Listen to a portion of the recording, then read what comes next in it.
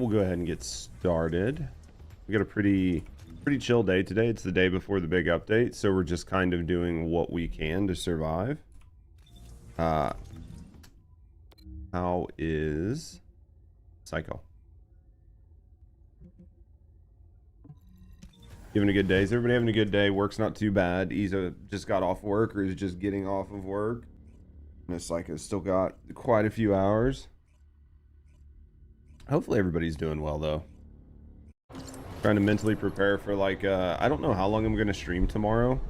I don't think I'm gonna pull like a crazy stream unless like something insane happens and we just like with the new update, like something just real crazy happens. Short of that, I mean, we'll stream a little late, but we're not going to stream like crazy. Snake.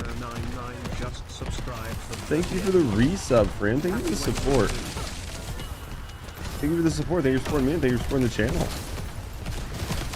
Is it 35 months? In a 38 months total? Dude, I cannot believe you've been here that long. It's such a long time. A little tired. You still recovering? Or are you good?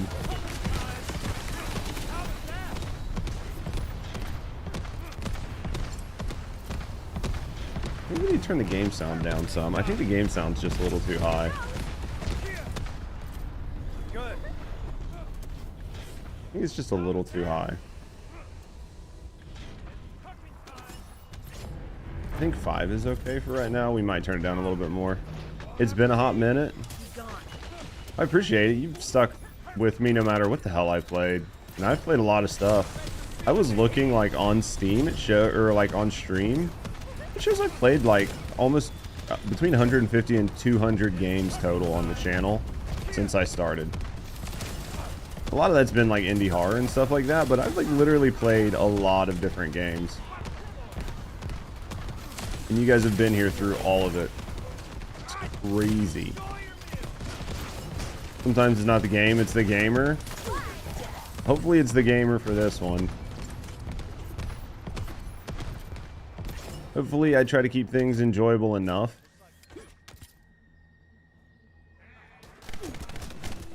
Hopefully I try to keep things enjoyable. Indie horror is often fun. It is often fun, but like recently I've just seen like a lot of indie horror is literally just the same stuff over and over again. Like Cabin Factory was like one of the more original games I've seen in a long time come out of indie horror. Because a lot of times they're just like clones of other games or like walking sims or, you know what I mean? Like hide and seek simulators. But I really do feel like Cabin Factory, they did a good job. Stuck with you? Dude, I love that I'm stuck with you. I love that I'm stuck with you guys. I wouldn't take it any other way, literally. So for today right now, what we're mainly focusing on is just prepping stuff for the update that's coming out tomorrow. I'm hoping that the new activity is actually slightly challenging. Like once you get to the higher tiers and it's not a literal cakewalk. If it's a literal cakewalk, I think it's going to be a problem. I think at the higher tiers, it needs to be a challenge. Go to break, you missed the start time. You hate the start. You were here, you just weren't here. Do you know what I mean? It's all the same thing.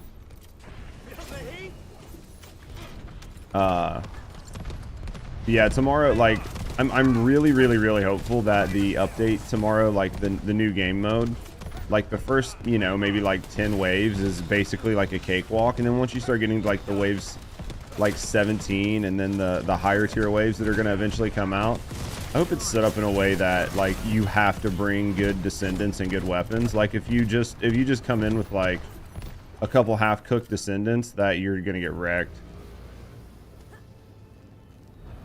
Rest of the week, they should unfinished meds. I can go back to eating whatever. Need to be easy on the system. Well, why are you wearing a hat in the house? Honestly, obviously once I do it all the time, but I think that I need to go get some more stuff for my hair. I have some stuff, but I just don't have enough, and I need to schedule a haircut. But this week's not going to be a good week for a haircut with like the new update coming out to the game and everything. Like I need to be more present because I have to do a bunch of YouTube and stuff. So, and then I've been letting Rusty use my car because her car's having some issues. So I like have less ability to go grab stuff. So just trying to do what I can to survive. It's okay. Today's going to be a busy day. So like my goal today, I got up this morning and worked on some YouTube stuff. Nothing major, but just like I want to update. What I've been doing recently is going back through and like working on my backlog of like live streams. And just making sure that like all the titles are like search engine like optimized in a way that like if somebody's looking for the first Descendant content, they can like find my different like live streams, like my past live stream VODs, and then putting like descriptions and timestamps in them. Nothing like that's taking me a lot of time because I mean there's like very little return on investment in it, but I do want to make sure that they're like usable and that people know what they're looking at. Because there's not a lot of like people creating content in First Descendant right now.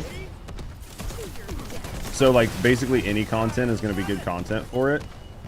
So I just want to make sure that it's like, you know what I mean, like decent. So I'm just trying to do that. And then the other reason too is because like I watched Moist Critical's video talking about, and he's a different, like Moist Critical is different than like a small streamer, but the concept still stands. Like I watched Moist Critical's video recently where he was talking about like his like YouTube like VODs of some of his streams that like really popped off, like his Starfield VOD and stuff like that. And some of those VODs, just live stream VODs, no edits, no nothing. And he's mega, right? But they made him like 80K just from the VOD. And he was like, in comparison, he made, you know, like 4K during the live stream on Twitch and maybe like $1,500 on the live stream during YouTube, like on YouTube. But people like going back and watching it made him a ton of money. Why can't I fucking jump? There's no way my spacebar is broken. Is it the game? It was like not connect. It's not connecting that I'm on the ground. It literally like doesn't think that I'm on the ground, so I can't jump for some reason. There it goes. If for whatever reason it just wasn't connecting that my character was on the ground. But because of that, like you never know if like one of your live stream VODs will actually do halfway decent. But if you're not doing anything to at least make them usable, at least searchable, then you're never gonna have anything. And a lot of YouTube VODs for a lot of people are just like straight VODs. So I've been going through and like pulling out the first like 10 minutes plus where it's like you know, just like starting screen because that's like boring to look at, and just adding some like very little like low effort things in it, but just to make it work. So we've been doing that. We've been trying to get that backlog caught up. We've got a couple other things caught up, but give it to daddy. How you doing, Connor? So did that, and then like today my goal is to like stream for quite a few hours. And then after I stream, I want to go work out. Then after I work out, I want to come up and take photos for IG. And then after that, I think I'm going to start working on a Keeling build guide into the night. It won't be done anytime soon because tomorrow is going to be more like focusing on the new content and guides to the new content. But I think it's probably a good idea to go ahead and get the Keeling build guide started in case people come back and want to play it. So we've got a little bit of stuff to do. How's Connor doing today? What have you been gaming on, mate? Still back on that Destiny grind?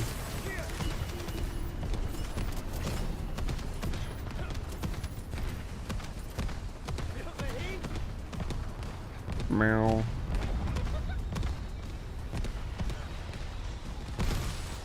I don't know. What do you think? If you are back on that Destiny grind, what do you think?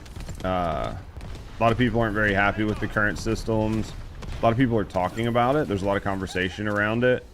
I don't know if they're actually going to do anything or change anything, or if it's just like the slow end of Destiny.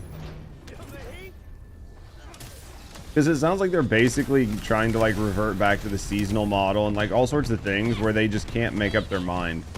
It seems like they change systems just to revert them all the time. I feel like they change systems and revert them just to buy themselves time. And then they go back to the old stuff because that's what actually worked. Or have you been playing Rivals? I feel like I could see you playing Marvel Rivals with your friends. I feel like I could see that for sure. Let's get up here. They can do whatever they want, dude. As long as you're just enjoying your time with the game, that's all that matters. You know what I mean? And if you're not playing Destiny, then fuck them. You know what I mean? Restart mission. Let's try to get some decent reactors. We're trying to get some reactors. So we're doing double duty here. We actually need more like the actual reactors that you can put on your Descendants and weapons. And we need some materials for it, so we're getting those materials from here. And then while we also need that, this is actually dropping reactors for Haley as well. So we're just doing double duty, maybe trying to get like a new Haley reactor plus. I'd really like to get a Haley reactor that had like bonus damage versus Colossus, and I don't know if I really want crit hit damage or if I just want, like, you know, singular damage or something like that. Basically, we'll take anything, but the damage versus Colossus is huge. So we're going to try to get that singular. That's what I'm thinking. 3 is, it's just, if I could get lucky enough to just grab a singular plus damage versus Colossus while I was here, I wouldn't be mad. I think that would be a good thing if I could get it. And then I'd like to have it on hand cannon and sniper, but we'll see what we get. It's also good for VS at the same time. Or you're just saying get a singular or get a reactor while we're here for VS at the same time. Chill singular, so it'd be, you're just literally doing double duty at that point. You could use that reactor on both of them.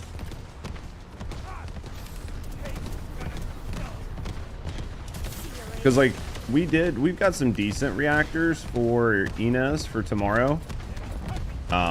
We've got some decent ones, so it'll be good enough to get her by. And then I'd like to just get a better reactor for Haley for sure. I just want to see how good Inez is before I like go crazy investing in her. Do you know what I mean? Because if she's really not that good, where she does the same stuff other Descendants do, and I've already got other Descendants like fully kitted out, then it might just make sense, you know, just to work with the ones that I have.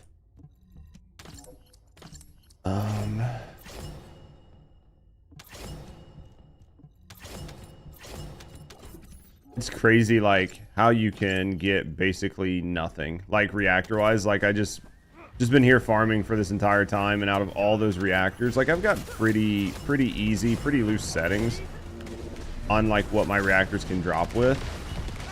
And basically I get none of them. Gotta love reactor farming though. What are you doing today? 3? Just kind of vibing, waiting for the update to come out tomorrow. Bro, I think they're saying the maintenance is supposed to be over at 4 a.m. PST, which is 7 a.m. EST, which is my time, which is about the time I normally get up. So I might be able to actually get up right as maintenance is like ending and be able to like buy Inez and start grinding her and getting some cats in her before the stream starts. Haven't watched the stream from last week yet. You're guessing not much has changed? You think it's probably gonna be extended? I would say probably, but I mean my start time's not till 10, so it's been pretty good so far. They're adding like they're modifying the weapon system. So like starting tomorrow, you're gonna be able to like put cores on your weapons to increase their stats and stuff. So there's gonna be a little bit more customization in the weapons. Inez is coming out tomorrow, and then like basically a new game mode starts tomorrow. We don't know if it's going to be any good or not. The hope is that it's going to be good, but I mean, I don't think it's going to be anything real crazy. It's not a bad time to like play the game or come back and play if you haven't played for a while, especially if Inez is going to be like halfway decent. If Inez is going to be decent, then it might be a good time to come back and like just, you know, put in like, you know, 40 hours or whatever and just enjoy the game for a little bit and then take another break. I'm actually, that's what I was saying earlier. I hope the new content, like the first 10 levels, is like pretty easy. You can go in and kind of like level guns and stuff. But I'm hoping once you start getting closer to like that level 17, because like level 20 or level 30 is going to be the cap. like in February. But I hope like the level 20 content, especially the level 30 content, is stuff where you can't just go in and run with like a half-built Descendant with just whatever weapons on. Like hopefully you actually have to have a decent team to grind it. But we'll have to wait and see what they do. Because if it's literally just another thing that you can no-brain, it would require some not everyone on Freyna. That's what I'm hoping. Because to be honest, this season you were a little disappointed. I think a lot of people were. Like the new Void Vest, like the Void thing they added was interesting, but it wasn't good. And Keeleen wasn't the best Descendant, so that was kind of a rough spot. Dog meat's definitely, or like the dog is definitely worth it. But like the new activity wasn't that great.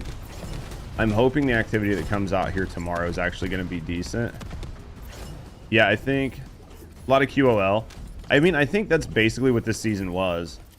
I think this season was a lot of taking the feedback from like preseason and first season and trying to like implement some of those quality of life changes, like changing the way some of the grind works, changing the way some of like the game mechanics and stuff work to help. I mean, like this season definitely wasn't like a banger for content, but the changes they've made to the game and the fact that they're listening and making changes as fast as they are is a good thing. I mean, obviously I think most of us really want more aspirational content, and I hope that's just something that's going to take a while to like develop as compared to like some of the QOLs, but we'll have to wait and see what happens. I think the game is fun. I think the game is in the best spot it's been in, but that doesn't necessarily mean it's like a banger. Yeah, I think the elemental system is going to be really big. Hopefully, like, like, hopefully it's really clearly displayed on the different waves, like waves like 17, 18, 19, and 20. Like, what sort of, like, elements and shit you need to, like, synchronize with. Because if it's just random when you go in, I think that's going to be a problem. Like, I think you'll need to know, like, hey, if you want to grind wave 18, you're going to need to have these types of, like, elements or whatever. I think if it's just random, that's going to leave it too much up for, like, people to get wrecked by just having, like, a bad team setup. You know what I mean? And I think that'll be a problem. Here's crit hit damage and attacking Colossus on assault rifle, though. That kind of sucks. Well, I mean, it's not even... These are the ones I'm looking for, and I don't think I got... This is Colossus and Tech, which I think I had before. This is Tech and Colossus. I need it to be singular. You know what I mean? I need to stop dropping the text on it, but whatever. Don't find the easiest stage and just farm it over and over again. I think if they do that, you'll need to be able to change, and you'll need to be able to change in there. Also, I know Valby's S tier. Like, Valby's become a pretty good Descendant here recently. With these new changes, I think it's gonna really push her up. I think they're doing a good job of trying to balance and make more Descendants like actually viable.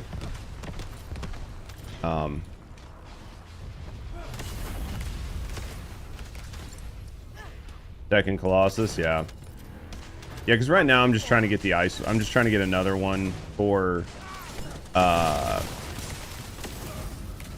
to get another one for Haley while I'm here, since I can like do double duty, right, and farm a Haley reactor while trying to get shit for like the implant reactors. So just running double duty at this point. And if I end up getting like something decent for Freyna while I'm at it, I'll take it.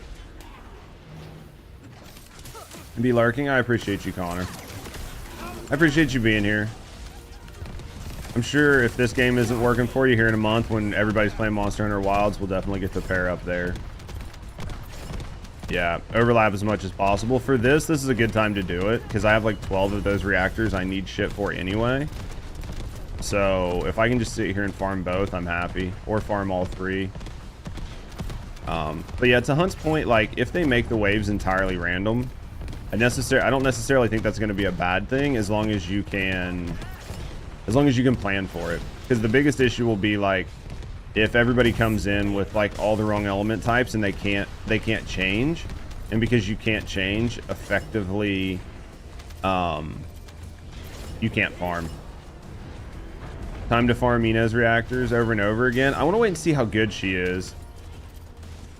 Might try Monster Hunter. I mean, I'm gonna be playing it when it comes out. I mean, the fact that I'm like basically back to being a full-time content creator since I got fired from my job, like, I might as well try to find the best stuff I can. So we'll get a bunch of people together. I think Monster Hunter is gonna be a good time. So, but yeah, I'm thinking if Ina's is like really good, that's why I'm like, we spent some time farming the reactors yesterday. I'll probably farm a little bit of them today because I think I have some okay ones. I've got some maybe like A tier reactors. They're not S tier, but they're A tier. I think that'll be okay until we know how good she is. Like, where the fuck is everything at? I think that'll be okay until we know how good she actually is. Fuck my life, dude. Can I kill anything?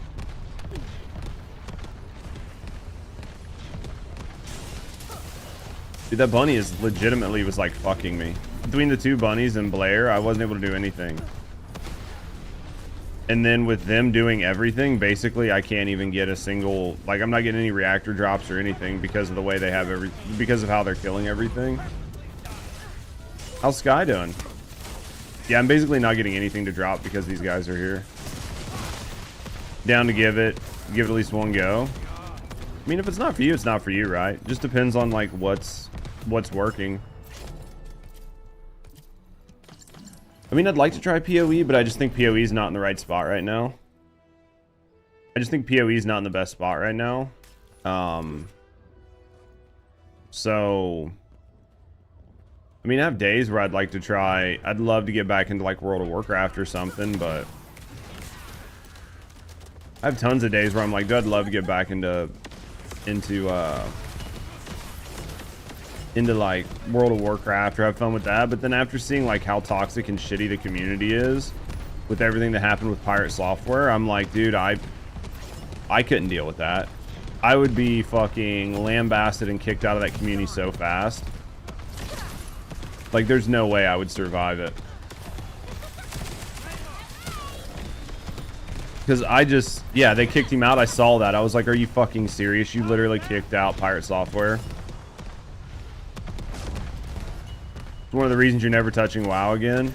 Well, like, yeah, like the whole Pirate Software thing, like, I'm in the camp of Pirate Software didn't do anything wrong. Especially hardcore. In hardcore, I firmly believe he did nothing wrong. I watched the playback. I watched it from a couple different angles. Like, there was nothing he could have done to salvage the situation. The shot caller fucked that whole situation up. The shot caller's the reason the healer died. The shot caller in the tank pulled wrong. They blind pulled. They didn't have line of sight. Like, there was nothing that Pirate could have done there to make that better. Like, Pirate did everything right, and then when they called run, Pirate ran. Like, he didn't fucking roach out and like leave his team to get fucked. Like, he did exactly what the call was. And then the shot caller was changing their mind, confusing people. They never should have like tried to stay and hold the line. They should have all ran. Like, there were so many mistakes made, but really none of them were Pirate's fault. And then for him to get bullied by like, not only he got bullied by so many other content creators communities and by like fucking media and everybody else, and he didn't deserve it. And then for fucking Soda to kick him out of like OnlyFans was crazy. Like, I cannot believe Soda kicked him out of OnlyFans over all that. I couldn't believe it.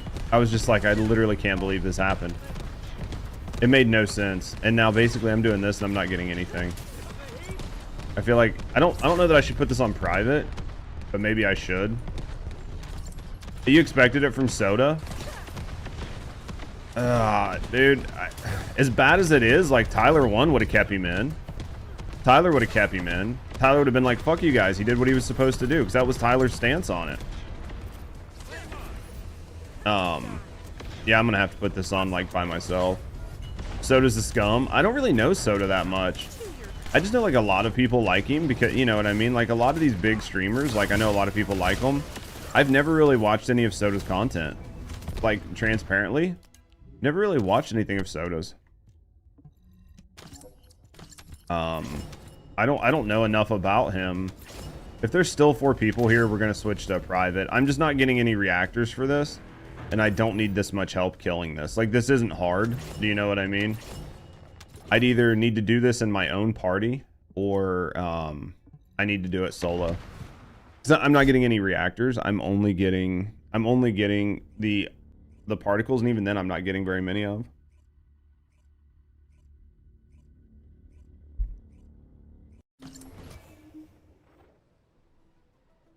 I like Final Fantasy 14. I like the community. I like a lot of the stuff with it, but I do like the different builds and the different things that you can do in like character identity that you can do in WoW. Having said that, I mean, at the highest tiers of WoW, you can't really have build identity. There is a meta that you have to follow. So you're basically forced into the meta in WoW if you want to play at the highest tiers, which is not really much different than just being forced into a specific like static character build in 14. So it's not that much different. Like a lot of people that like really like dick ride WoW over 14, a lot of the reason they say they do that is because of build diversity. But in all honesty, at the top ends, there is no build diversity. I've not really seen a lot of toxicness in 14. I played quite a bit of it, and I've not really seen any toxicity. Maybe in like the super high tier, like mega, like hardcore, like top 1%, like, you know, raid guilds or something. Maybe there's like a level of toxicity. But everything I've seen from it, everybody was pretty chill and pretty welcoming. And some of that's forced, right? Like if you're toxic in WoW, they'll just lock ban your account. Like they won't give a shit. They like the devs will just lock your account. If you're making the community a terrible place to be, people will just lock your account, period. Like it's just done.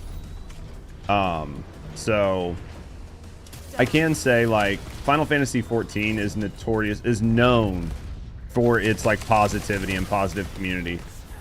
Maybe to the point of it even being like almost a toxic positivity where you can't speak out against anything because then you're the bad guy. But you know,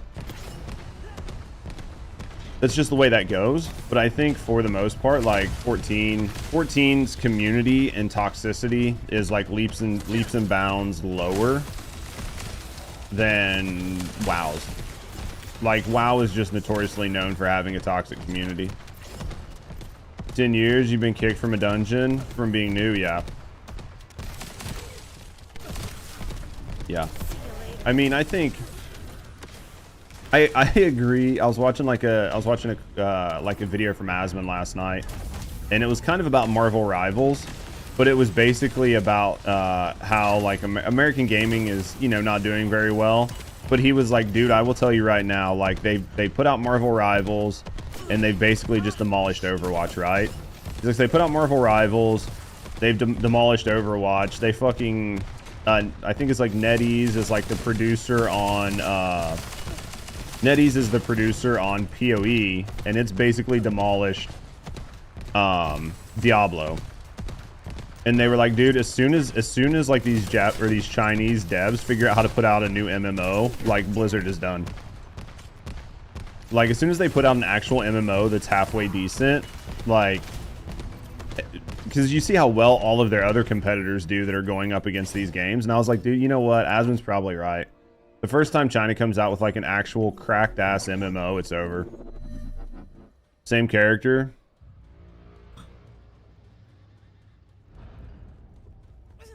So the diversity is there. That's true. I just think, yeah, for sure, like at the highest ends though in both of those games, like if you're one to play at the top end, I mean, there's only so much you can do, so. But I think if they put out like a crazy MMO, it could be really bad. Like really bad for Western devs. Because everything else they put out's done so well. There'll always be a meta. There's always a meta. It's just 14 puts everybody in the meta. Like, for the most part, you might have meta classes, but it's not like you can get on your gunbreaker and fuck up your skills. You can fuck up your rotation, but everybody knows what gunbreaker skills you have and what build you're rocking for the most part. You know what I mean? You might have like suboptimal gear or like not know how to do your rotation, but that doesn't mean that you're like fucked. How you doing, Joshua? Just chilling and vibing, talking about like WoW and Final Fantasy 14 and some games like that.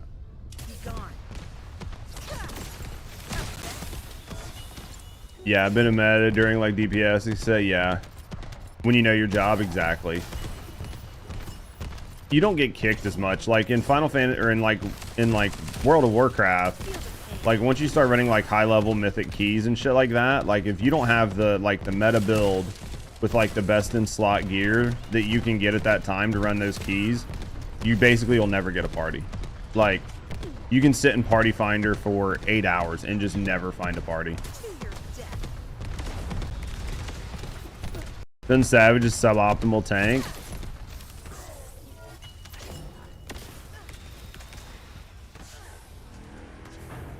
Oh yeah, well that's the thing. Like they definitely say like no mods, and I mean we understand that, but a lot of people in the 14 community definitely run like overlays and mods and stuff like that. I mean it definitely happens.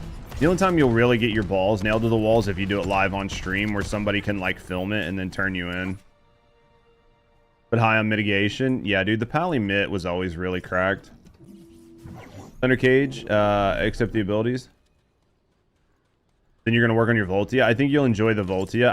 I mean, just like finish out your Thunder Cage for sure.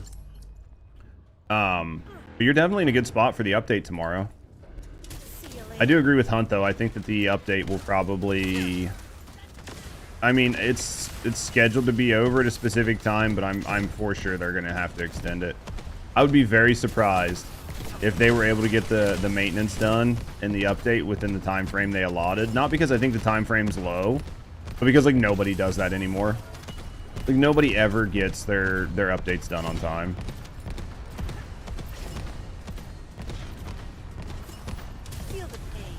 I really want to put out like some weapon guides, especially for like Voltia and Executioner and a couple weapons that I really enjoy doing or like using all the time.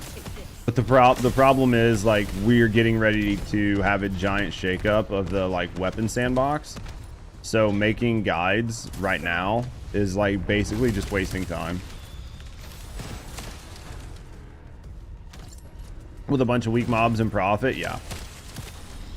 Oh, I know something I needed to ask.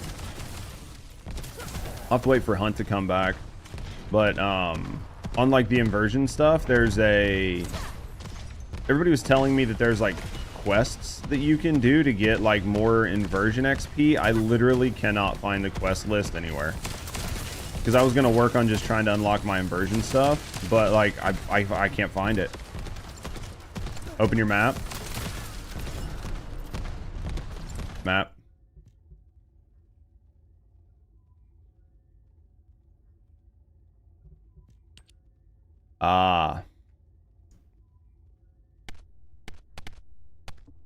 There it is.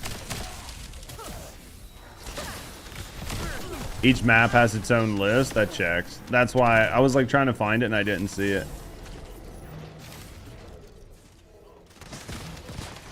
Because you're not ready for the Infernal Walker. It's okay though. I mean, like the Infernal Walker is literally going to be gone in like a day. So, I mean, you're not really missing much. And as far from what I understand, his drops are still going to be available. So you're not missing much. A little bit of the experience, but it's manageable. Maybe the new dungeon isn't going to be bad on hard. I imagine at the top ends, like I imagine once you start getting up in the waves, it's going to be harder. I don't think it's going to be the absolute hardest right now because obviously they're going to release 10 additional levels next month. But I think hopefully in order to do the 10 harder levels, you're going to have had to like upgrade your weapons from the previous levels. Because I'm actually looking forward to some content that's slightly challenging. Even if it's just running the same thing over and over again, as long as it's like a challenge and you can't just walk in and like fucking steamroll it, then I'm happy. Super cooling doesn't change much on Voltia. I mean, I don't even remember what's on mine.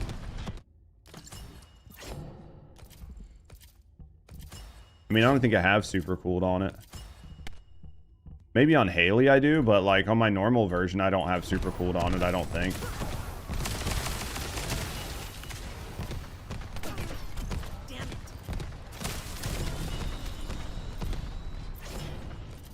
There's a lot of different ways to build it. I think Hunt uses like on his, especially the one for Haley, he uses like a couple extra cool mods and stuff like that versus what I use. Only drops in the dungeon on hard and infernal. Are you talking about like the super cool mod? I'd have to look it up to see where it drops. Because you can find where all that shit drops in access info. I don't... When you sneeze and end up biting your tongue, maybe don't leave your tongue hang out like a fucking dog, nerd. Don't use... won't be able to build up stacks. I could see that. Yeah, let me clear this and I'll look and see.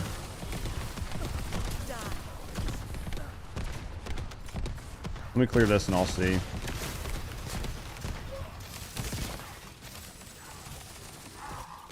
Alright, super cool plasma.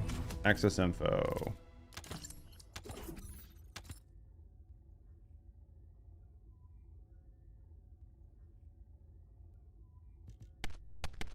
Acquisition info. I hate that it does that.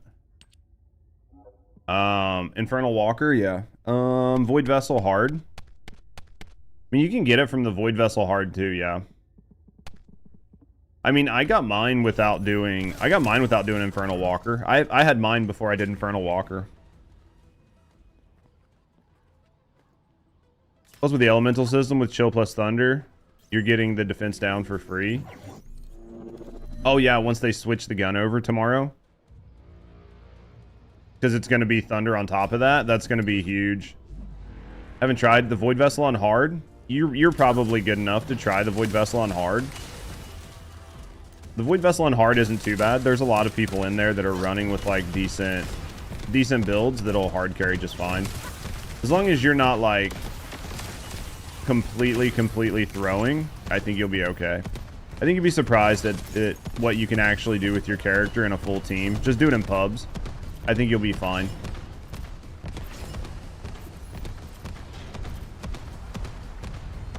I think you'll do just fine in it.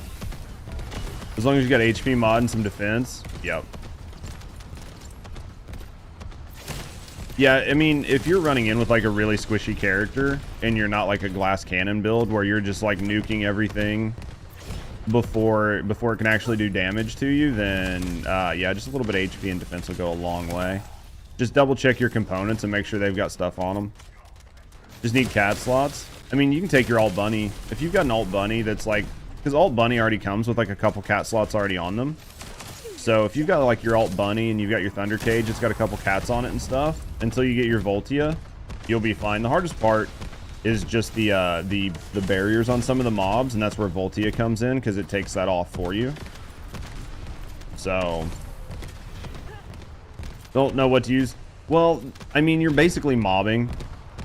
Like when people talk about for bossing, that's more for like taking alt bunny in to do like Colossus, like just doing bosses at the end of like a dungeon. It's not that big of a deal.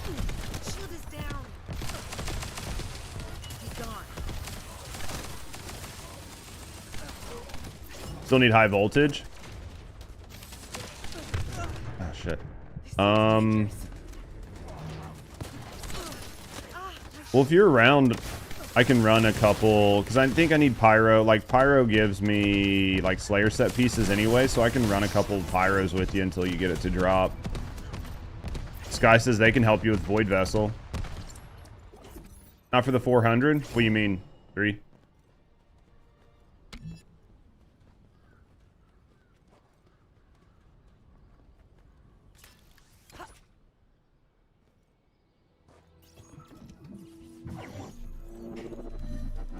Yeah, if you just need a couple runs to get high voltage, like I think we had probably like fucking 1,000 of them drop yesterday. And if it's just pyro, I can just nuke pyro for you real quick a couple times.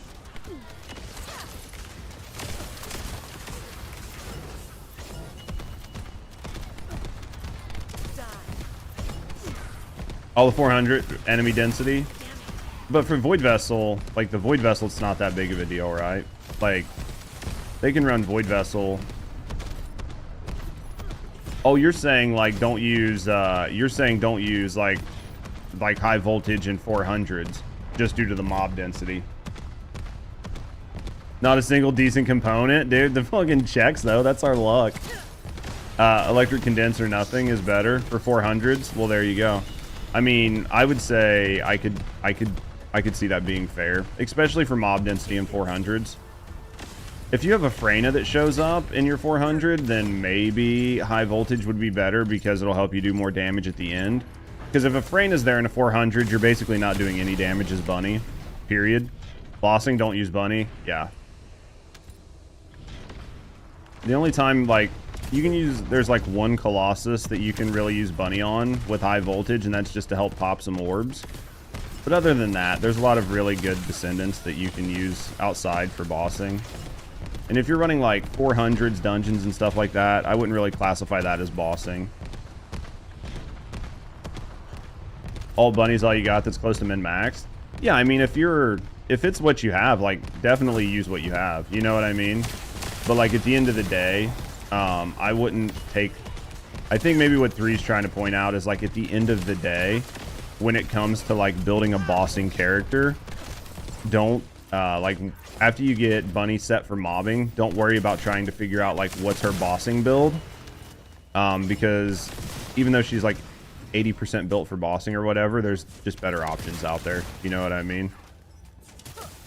Yeah, if you're in Discord, there's always like, if you're in our Discord, there's always people looking to run around and help and do whatever. You can always just ask and be like, hey, I'm trying to get high voltage. Is there anybody that can run a couple like pyros with me? Hopefully somebody's around. If not, you'll be okay. How you doing, Bunny? Feel free to join our Discord if you're not opposed to it. I mean, we have a lot of people that show up there, especially with the new update getting ready to come out. We'll have a lot of people coming back to like hang out and chat. A lot of times people just hang out in voice and just talk about whatever, like share build ideas, farming locations, stuff like that. I'm trying to get more guides set up, so then we'll have guides that you can like... that we can share to help people find specific things. Your Bunny bossing build, there you go. So there is, I mean, you can definitely make a Bunny boss, like bossing build. Like you can definitely do it. You'll find that over time, you'll use it less and less, and you'll start using some of your other Descendants.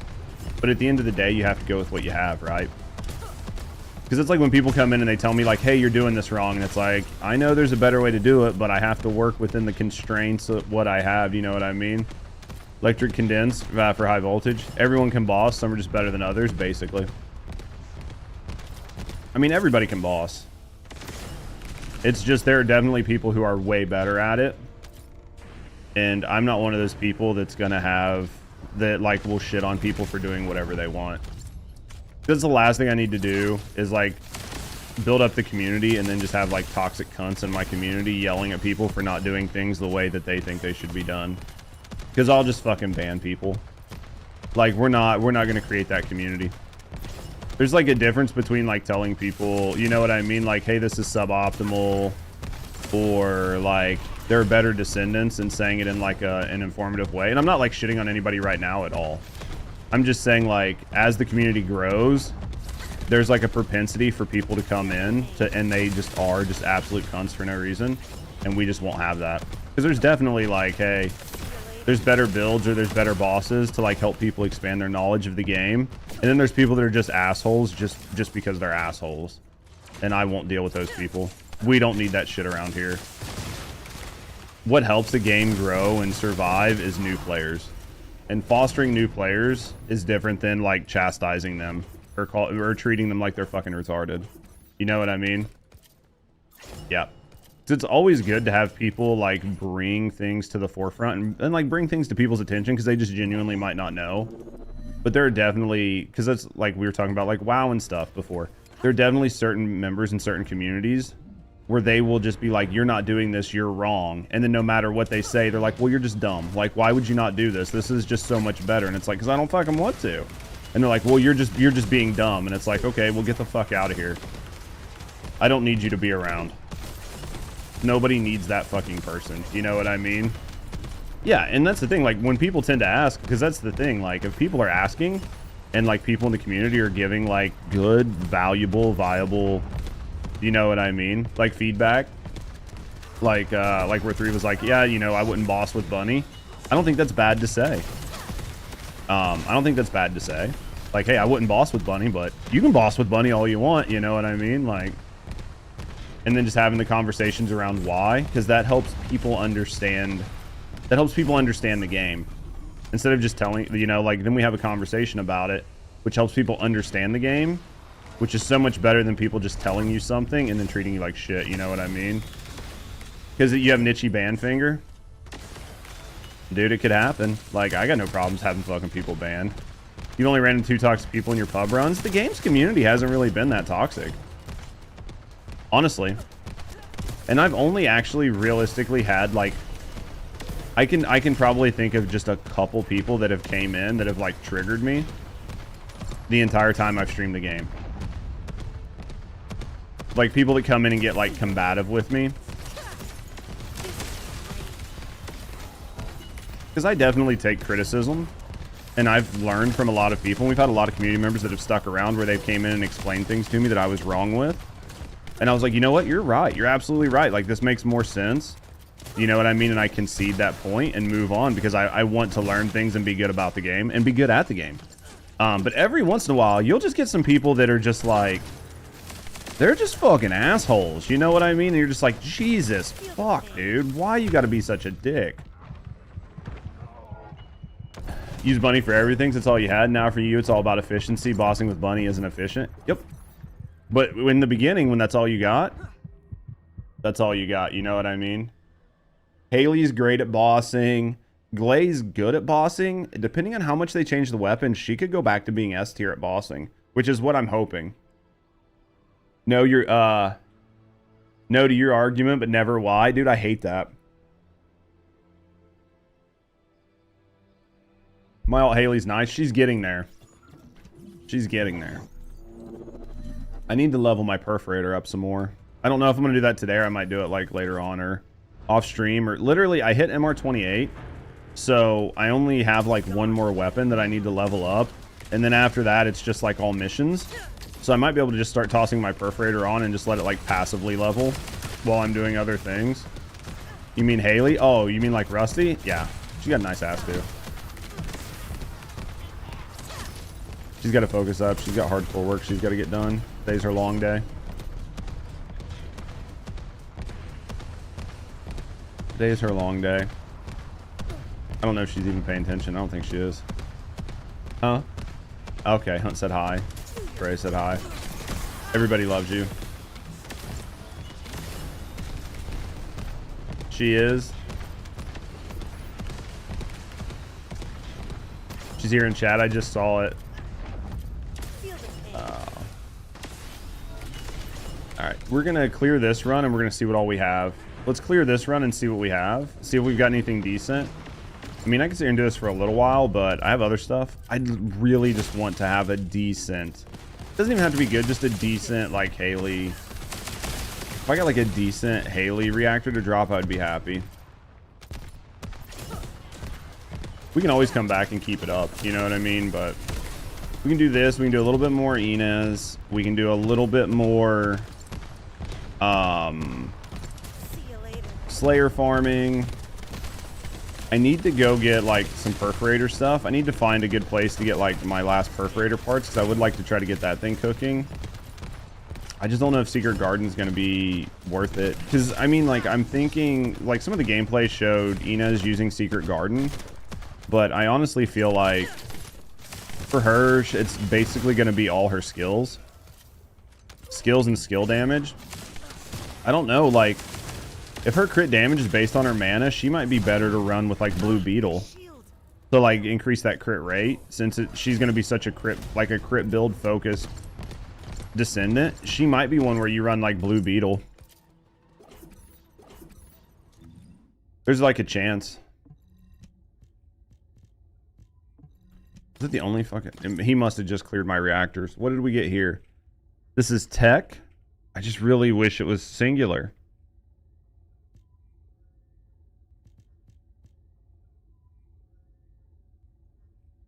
I got no fucking good reactors from all of this. Read the blue bill. Yeah, maybe I'm wrong. I don't know if I have Blue Beetle on me. I might have put it up. You're... is it not... Am I not thinking about it? I don't... Oh, let's go to... Weapon list. Blue Beetle.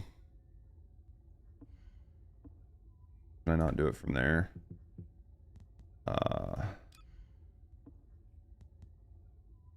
You can't read the abilities from here.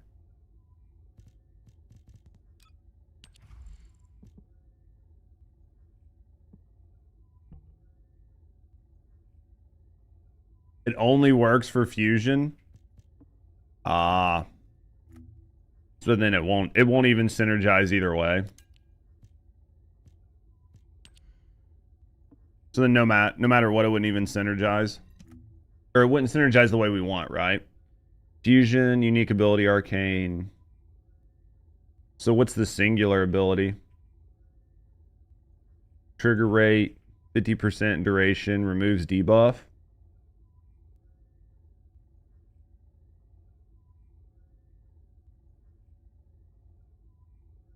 Yeah, so basically you wouldn't want to use that. They were running around with Secret Garden on her, why?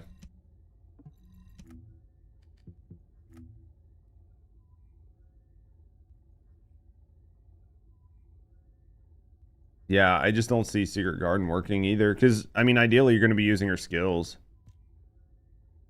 I don't know if there's anything that really buffs the skills like that. Or...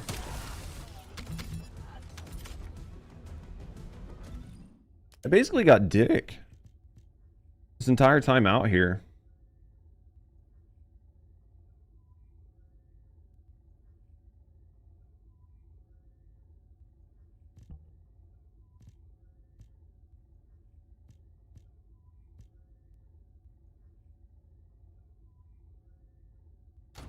I mean, we got that.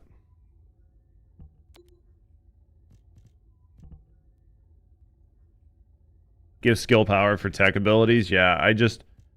Unless maybe you were trying to use it to maybe use her too more frequently. With just a 50% chance. I literally got nothing from these.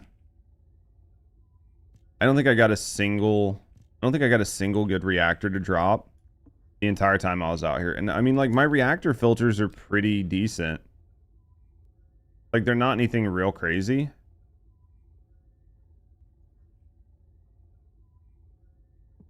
They are pretty tight.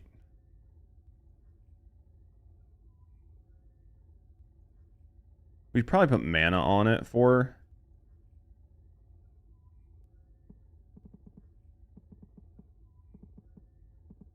I don't think you can put mana on it, right? Skill cost, skill effect, crit rate, non-attribute. Yeah, I mean... AoE ability is tech for her fourth. Something about Peacemaker has cooldown for abilities. I mean, if her... I'm hoping that the spam of her 1 and 2 will be okay, and that you won't really need to use her for a whole lot.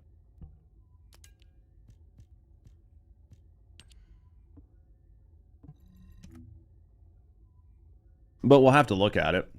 What is this? The fusion? Well, it doesn't have singular on it though, right?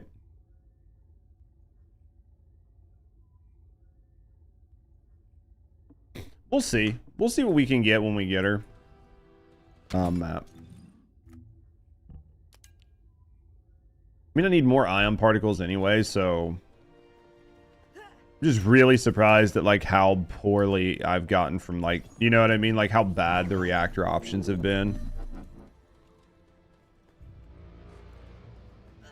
We'll see how her 4 ability does, because her 4 ability seems like it's going to be good, but I feel like you're going to mainly run like her 1 and 2. I feel like you're going to run her 1 and 2 or her 3. Like hopefully her 3 more for bossing, but we'll see what you can do with her 4 and how it's going to work. Alt Valby. Time for Lurk, I appreciate you. I haven't messed with Valby enough to know what her skills are, but it might synergize very well with her skills. It's like entirely possible, do you know what I mean?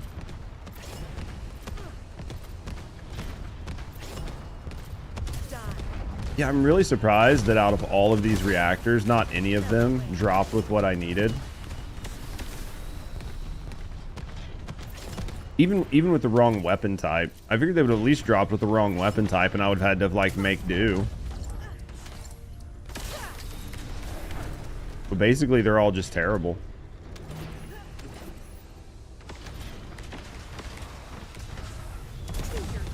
Oh no.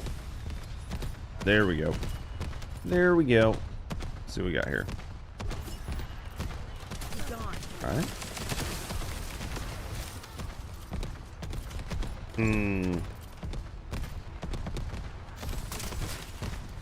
It's okay. We'll figure something out.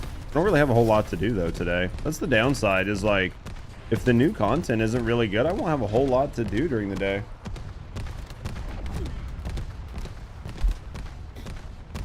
Or I won't have a whole lot to do like in the coming weeks on the first Descendant, because if the new content isn't very good and like it doesn't make that much of a change to your weapons, that could be really sad. I'm gonna imagine that it's gonna be kind of a big deal, but we'll definitely need to see.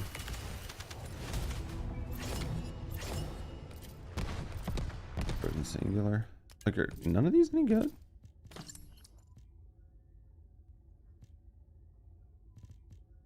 Colossus and Tech Boot. Oh, I already had that.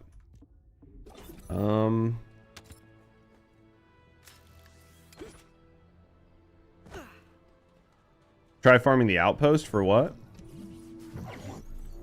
Not sure if it's good. For Freyna to reset farm might be an option. For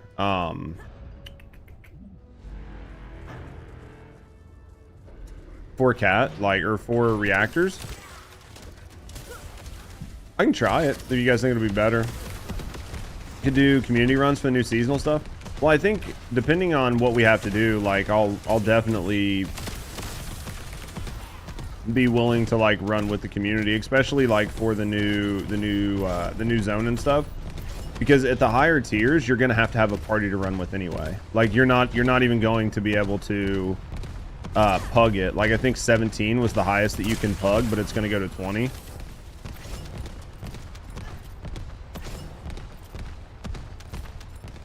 As a half stage.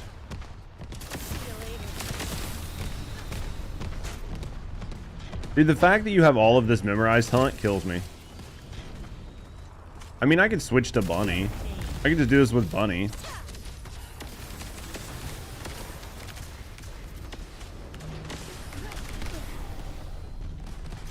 I'm just doing it with Freyna just to do it with Freyna, but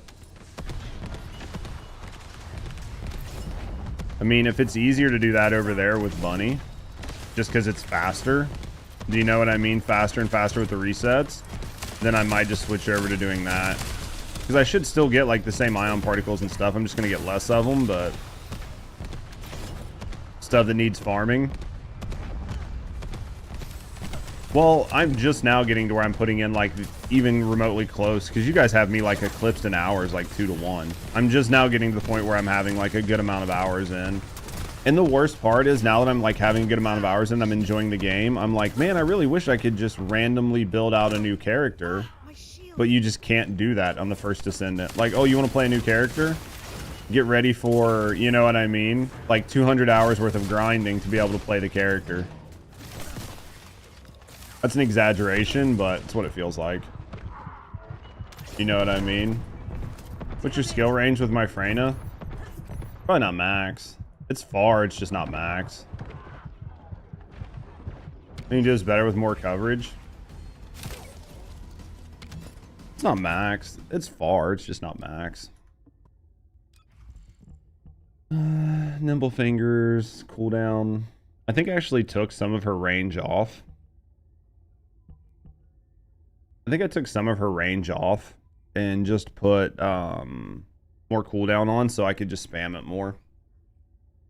Amp control with max range. I think I had this set up with like amp control. I had this set up for like max range. You can tell I did it like forever ago though.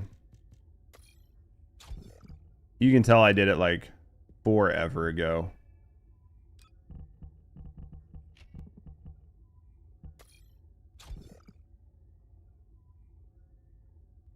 How you doing today, Sky?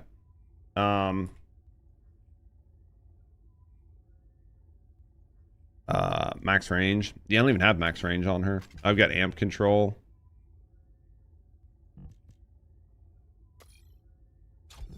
Do like max duration. I could do like max range.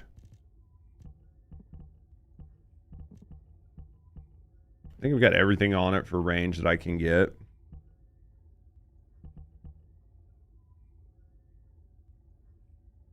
I think I just need to put on some more like skill damage maybe. I can't even remember what all I'm missing. Yeah, save settings. Need MP collector back on this bitch. I know that. MP collection.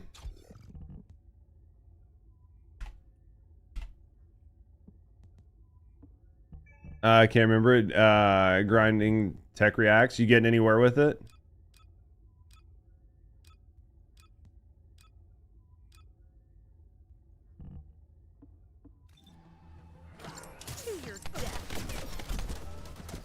I mean, it's pretty good size. I'll just switch to bunny and go run over here and see how that feels. We'll switch to bunny and run that and just see how it feels. My bunny's not the best, but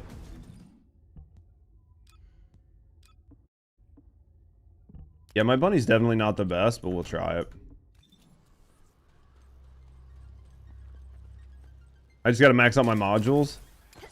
But yeah, it's a heavy price. Well, for bunny, like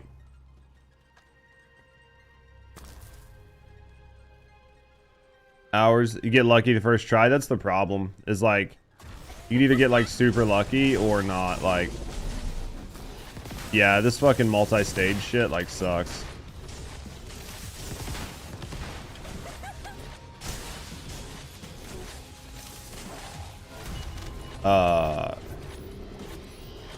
Like no reactors from that? Nani?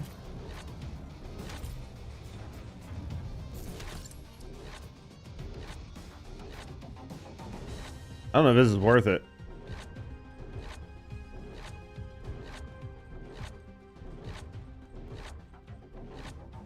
Dude, that cooldown, bro.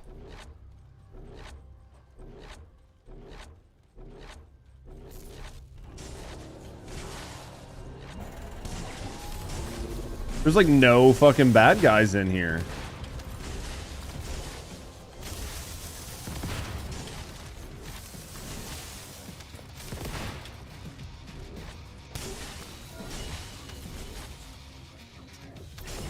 Oh, run bunny on the mission I was doing before? Yeah.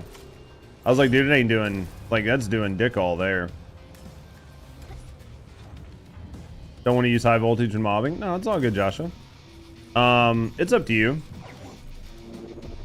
I normally always run high voltage, but just recently I started taking it off. I just recently started taking it off. It's entirely up to you. I mean, you definitely don't need high voltage for mobbing because it's going to be about, like, you should do enough damage without it and you'll be able to hit more mobs faster, but high voltage helps in case you get some tanky mobs. It's kind of like up to you.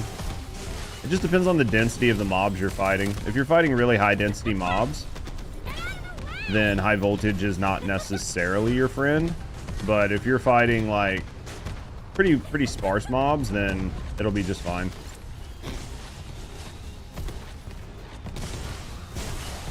least you got the little one down for a nap, though.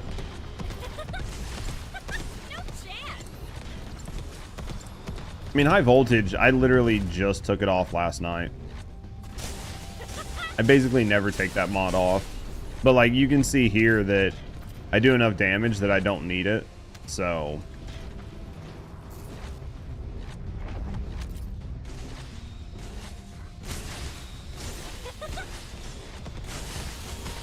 oh no. We'll kind of mess with this, though, for a little bit.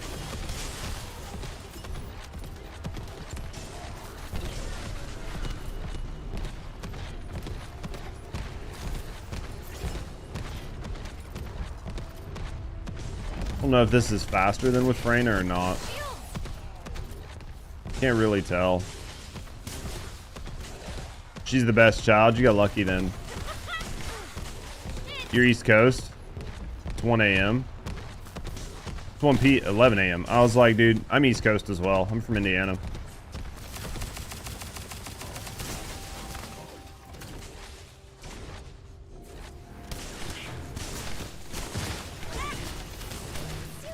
I hate freeze mechanics in games.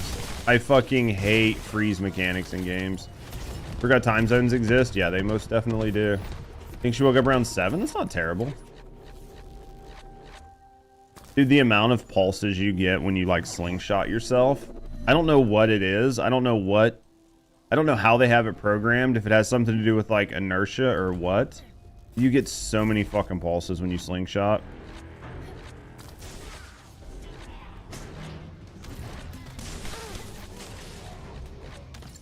I think it has to do with like speed. And I think if you throw yourself and then like, if you slingshot and then throw yourself with F at the end, it does something weird with their math. And it gives you more. I don't know why. But it definitely does. It's distance traveled. It's got to be distance traveled over time then or something like that. Because it breaks the, I mean, it literally seems like it breaks the equation.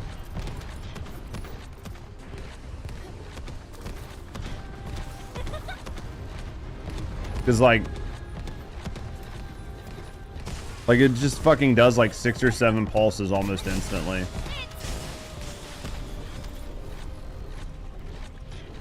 Farming shit in the first Descendant. Dude, I haven't spent like any time playing Raid Shadow. Do you still enjoy it?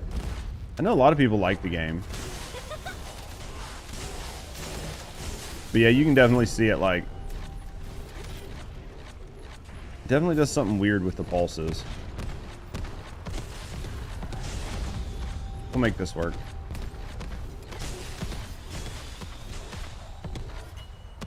Alright, let's get up here. Alright, we just fucked that up. I guess we're not getting up here.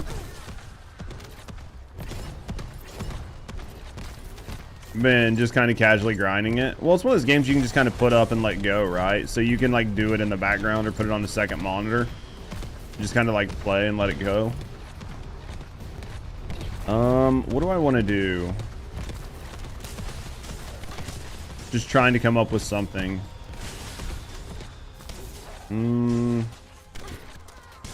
I don't want to sit here and just fucking run this non-stop all day. I guess we can probably do this for a minute and then... I guess we'll switch over and we'll go try to see what we can do for Inez again. Any guns? I need a ton of guns. For 4 of 4. Do you have all of your guns 4 of 4? Valby, you adore so much. Try to stay off your phone. I could see that. Do you seriously hunt? 4 of 4 everything. I need to go get shit for my perforator. And then which sniper should I be using? Because I think I've heard both. I've heard everybody talk about both snipers. I feel like maybe I'm building the wrong sniper for... maybe I'm building the wrong sniper for Haley. You build both. What's 4 of 4 stuff? 4 of 4 stuff is putting additional weapons, like enhancing weapons' unique abilities. So it's like stacking them on top of each other to make their abilities either stronger or proc more often. What up, Dart?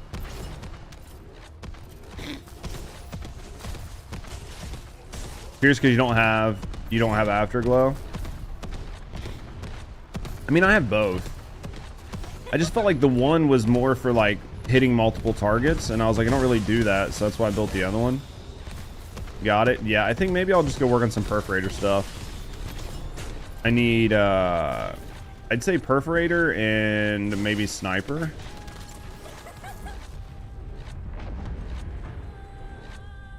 And just kind of like passively get everything while I'm doing it. It has better rolls in your afterglow. Can't you fix that though, Hunt? I mean, I thought you were it needed to be a 100% for a 4. I thought that's all we took. I thought if it wasn't a god roll, it wasn't worth having. The eye sniper, the scout rifle, it's okay. The problem is the range. The problem with that gun is the range that it takes to proc its unique ability. They need to nerf the range. Because right now, you need to be so far away to proc its unique ability. What am I even doing here? I forgot which Descendant I was using. I just tried to throw. But yeah, that's the biggest issue with it is you just have to be so far away in order to make the unique ability work, and it doesn't feel good. Doesn't give you roll luck, so you just keep rolling. That's 100% you. Oh, don't worry. You'll get used to it, yeah. There's certain weapons that there are like certain perks that you need. It's not a 5 of 5 god roll dismantle, basically. If it's not a 5 of 5 god roll, what are you even doing with your life on Destiny? I still think I got no reactors out of that.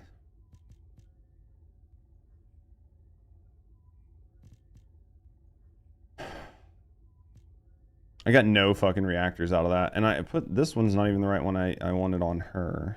Where's the heart one? Didn't I have a different one? There's no way it broke down. Oh, that's right. I was on somebody else. Destiny 2 farming equals pain. Destiny 2 equals pain. See you in court, idiot.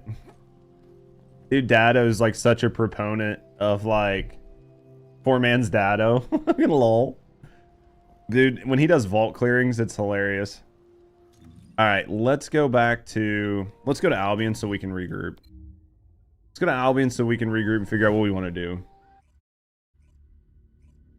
Well, I mean, it's not that bad anymore because they added crafting, right?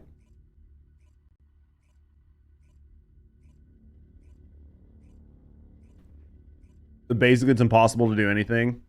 Yeah, I think a lot of people feel that way, and a lot of people are branching out to just look at other games to help fill the void for right now.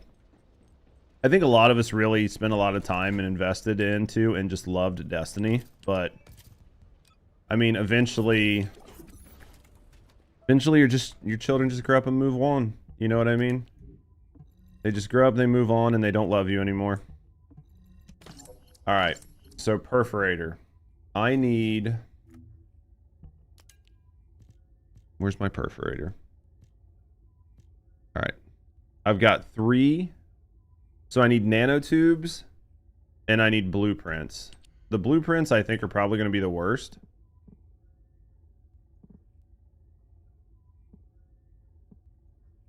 I don't think I'm going to get anything better than 10%. Final shape broke. You think you have over 1,500 hours? I'd have to go to time wasted on Destiny to see even what I have. I'm not as bad as some people, but I know I have a lot of time on it.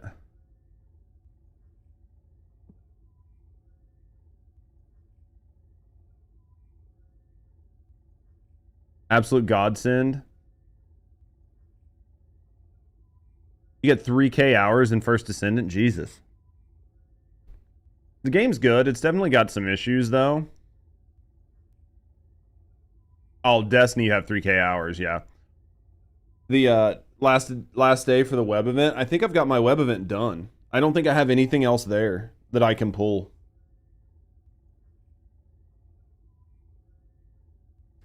I think the First Descendant's good. It's definitely not in like the best place, but they've done a lot to bring it from where it was when it launched to where it is today. There's definitely some grind and some stuff that really needs to be addressed, but I think that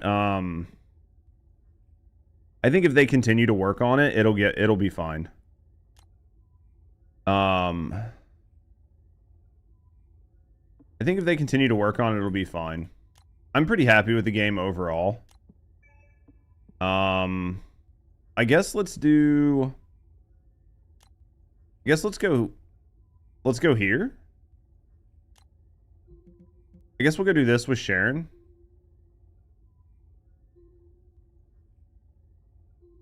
Was it pattern 80 that I needed?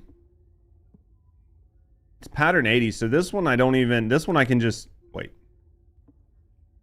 This one I can literally just... I can just get it for killing, right? I don't even have to infiltrate. This one I can literally just speed run.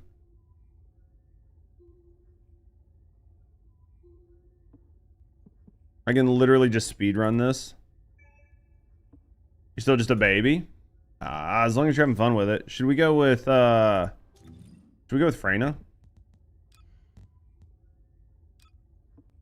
Let's go with Freyna. We're gonna go speed run that. It was like Seed Vault or some shit. Like, where was that? This one here.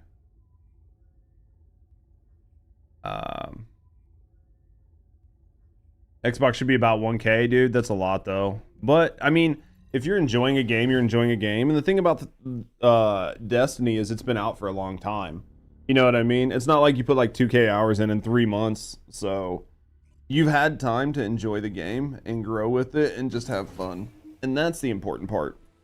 Is like actively having fun while you're playing a game. The moment where you stop having fun is where it sucks.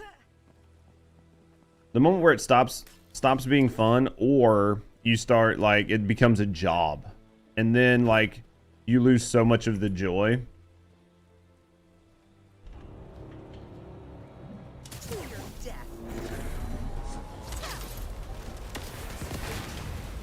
Might switch this back over to her farming build just to put a little bit more range on that, just to speed this up.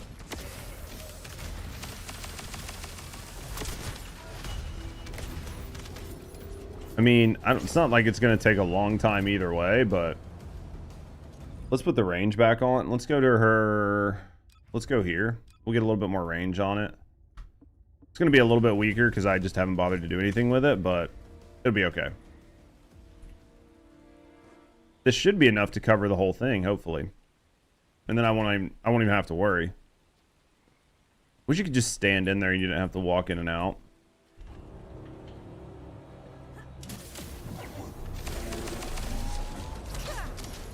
Here we go.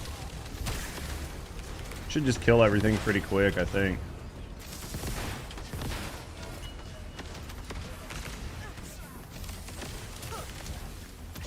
I think they just let the poison do its job, right? Let's just make sure I'm actually getting... Okay, there we go.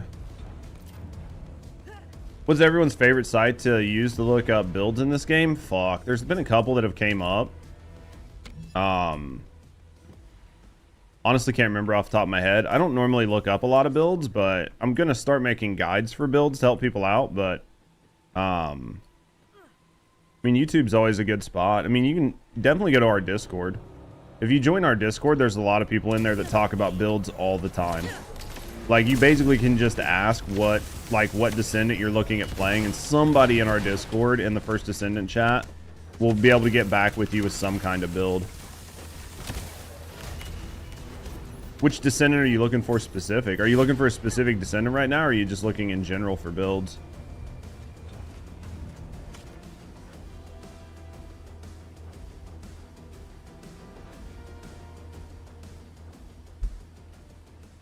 See what every CC is running and just build around your playstyle. That's about the easiest.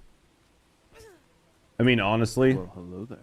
Yo, thanks for the follow. We do keep anonymous. We're just hanging out, chilling, and relaxing. Now, I appreciate you. If you want to speak and get to know me in the community, have a good night either way. Thanks for the follow. I mean, the good news is you can take meta, like what's considered like a meta or the best build, and then modify it to your playstyle. Because honestly, when it comes to the builds in this game, in the current state of the game, there's no content that just requires you to use something really crazy. You can get away with like using an 80% build and doing just fine. So as long as you have like a baseline to go off of, you can normally tweak it to your play style and it'll still perform very well. Yeah. Moxie's always done a really good job with his builds. So hopefully eventually in the next like month or so, people will be like, hey, go see Judge's build guides. But honestly, like for right now, Moxie's probably gonna have some of the better guides out until I get mine up and running. Problem is, I just didn't have the like 3 months head start that like Moxie and these guys had. You know what I mean? Yeah, there's like quite a few. The more the person can understand why it works, eventually they won't need to search. Yep. Eventually, like, watching people's build guides and stuff helps, and it helps you understand what you're wanting to do.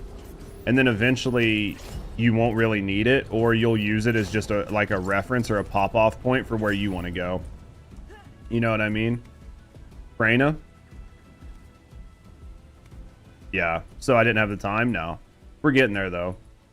I mean, if you literally head over to the Discord right now and just ask about Freyna, I mean, everybody's got a Freyna build. Everybody's got a Freyna build. What you're building into for Freyna is going to be, if you're just mobbing, you're going to want cooldown. You want a lot of cooldown, some duration, and a little bit of range. You want to be able to spam it, and then it's up to you and your playstyle. Some people love like really fast cooldowns and really long durations. They don't really give a shit about the range because they spam it. And then if you're somebody like me, I prefer to have like a little bit more duration with a little bit less spamability, and then fill in all the rest of your slots with like just damage mods. I can't read purple. It doesn't work. It doesn't work on my screens because my background is like fucking purple. Like it's a bluish purple, so I can't see. I have no idea what Hunt just said.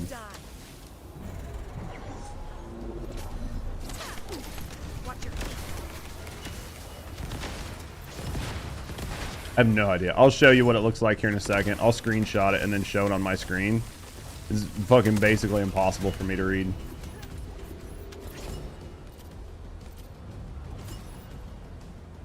He can't read. Here, I'll show you what it looks like on my screen.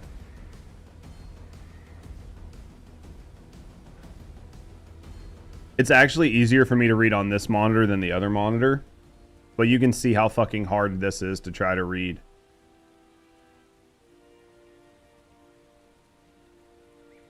It's literally impossible for me to try to read. Now, see, I can actually read that. That shows up really well in contrast to the background.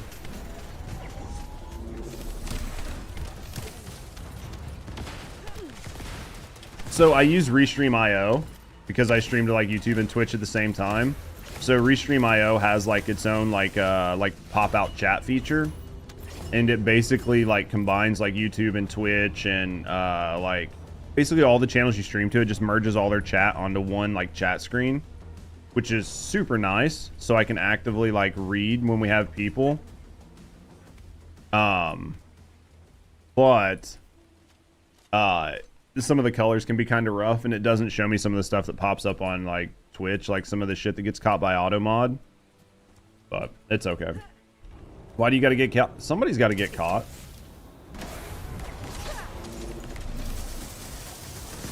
I don't know. I'm trying to give my new, because I just put a guide out on Frostwalker like yesterday, and I'm trying to see like how legacy guides are going to be the issue, because I'm so late to the party on a lot of things that I want to see how well legacy guides actually work before I invest a lot of time in doing back guides versus the new guides that are coming up. And then right now there's so much new stuff getting ready to come out. I need to swap my mods, or I need to destroy some mods.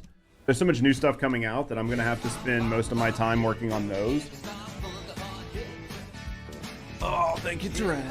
Drinking out of cups, being a bitch. This stretch brought to you by our community. Which short? Is it doing well? I haven't even seen the numbers on it. Did it pop off finally? I literally haven't seen the numbers on that short in like a couple days because it's pushed off of my... It's pushed off my feed. I'll show you the way it looks on my feeds.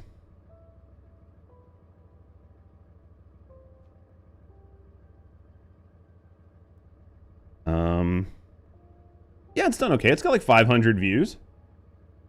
Yeah, it's got like 500 views. So like when I look at my... So when I pull up, I'll show you guys what it looks like. So when I pull up the app on my phone, it looks like this. Okay. You're going to get a lot of glare. But it shows like my last 2 videos. Well, it shows like my last 3 posted videos. So for here, let me turn off this light. So for here, you can see I did a YouTube short.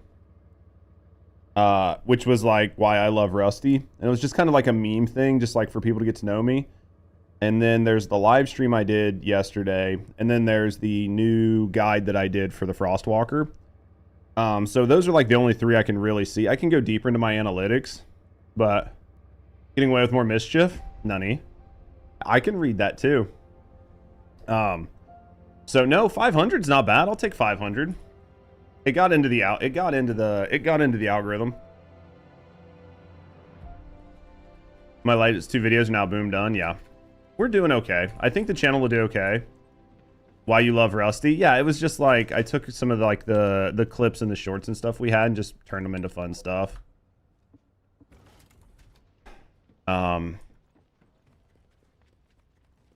It's doing okay. Like we've got some stuff scheduled. Dismantle. Duplicates. We'll end up with enough of these, I think, to be able to combine tomorrow, but dismantle these. No, I mean, if it did 500, it did 500. Like 500 for that YouTube short is really good given the like the current player count.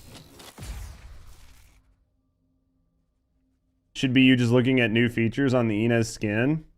Well, I have this. I don't know when the short's scheduled to come out. I have a short scheduled to come out, which was when we were talking about like how Inez's character got designed with like the boob slider. I just can't remember when that short's scheduled to come out.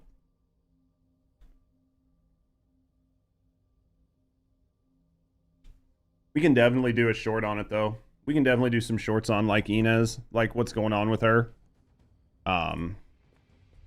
Honestly, don't know if I'm gonna buy any of the skins.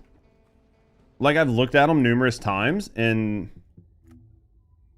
I don't know that I actually want to buy any of them. It's easy farm for gooning, definitely. It should be safe. So here's the rule. It made you laugh. As long as it made you laugh. You laughed but also evil. Well, some of those, like the short for like about like making you love somebody, that is more for like, that's not going to get a lot of views, but people that like enjoy the community and the content will get like, they'll enjoy that. Do you know what I mean? You're buying all the Oriental ones. I'm thinking about it, but we'll see how it goes. So when it comes to your mods, the rule of thumb when it comes to dismantling your mods, at least for me, is it depends on how long you've been playing the game. If you're still new to the game, I would dismantle, and people are going to get really mad about this. If you're still new to the game and you need a lot of Kuiper, I would use the shift thing to where it just selects your duplicate mods and dismantle your mods to get Kuiper. Because in the beginning of the game, or in the early stages of the game, you need Kuiper. So dismantling mods is a great way to get Kuiper. People will get really pissed because they'll say you should combine mods until you have all the mods. But what the fuck is the point in combining all the mods until you have all the mods if you don't have the Kuiper to upgrade them? So you're safe to dismantle everything but duplicates because it'll keep any mod that you've like put any levels into will automatically stay. So if you've added any levels to it, it stays. And then after that, anything that you have a duplicate of, it'll dismantle. So it's 100% safe to do it. You're not going to like screw yourself because you'll always have some mods. But then once you get to a certain point where you have tons of Kuiper, then you should start combining mods to try to get your missing mods. And then once you start to have all the mods, you need to go back to dismantling for Kuiper. Strong advice. 100% delete duplicates. People get really shitty when you say that, but I really think that's the play. As they see a red yellow mod and think it's insane, but they're go a long way. Exactly. I agree with that. Like in the early games, they see like those high tier mods and they think they need to like keep every version of it and stuff. And it's not worth it. Just delete the mods. Just delete the mods, get the Kuiper, and upgrade the other mods that you can use across characters, because you're going to get so much more bang for your buck out of them. I 100% agree with that. And then over time, when you start to realize, like, hey, you've got 600 of 650 mods and you're missing just a couple mods, and you have plenty of Kuiper, then start like combining mods, because you know what you're looking for and you know what you're doing. And then just kind of use it as your leisure. Like, then you just kind of pick whether you want to delete them or copy them. Yeah. I think you have like 40 mil Kuiper. It's seriously such a good play. And people, like, some people get really shitty about it, but it's seriously a great play.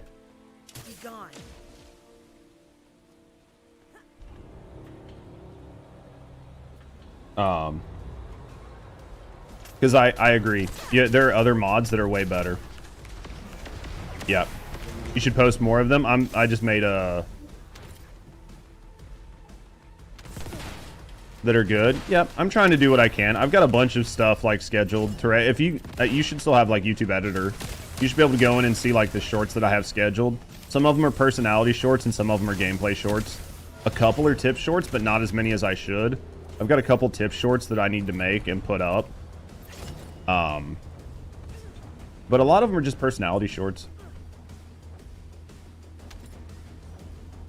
Yeah, dude, some people have tons of Kuiper. The problem is that Kuiper can go really quick. Like, you can burn through 70 mil Kuiper real quick if you're not paying attention. These random talks are just short. Yeah.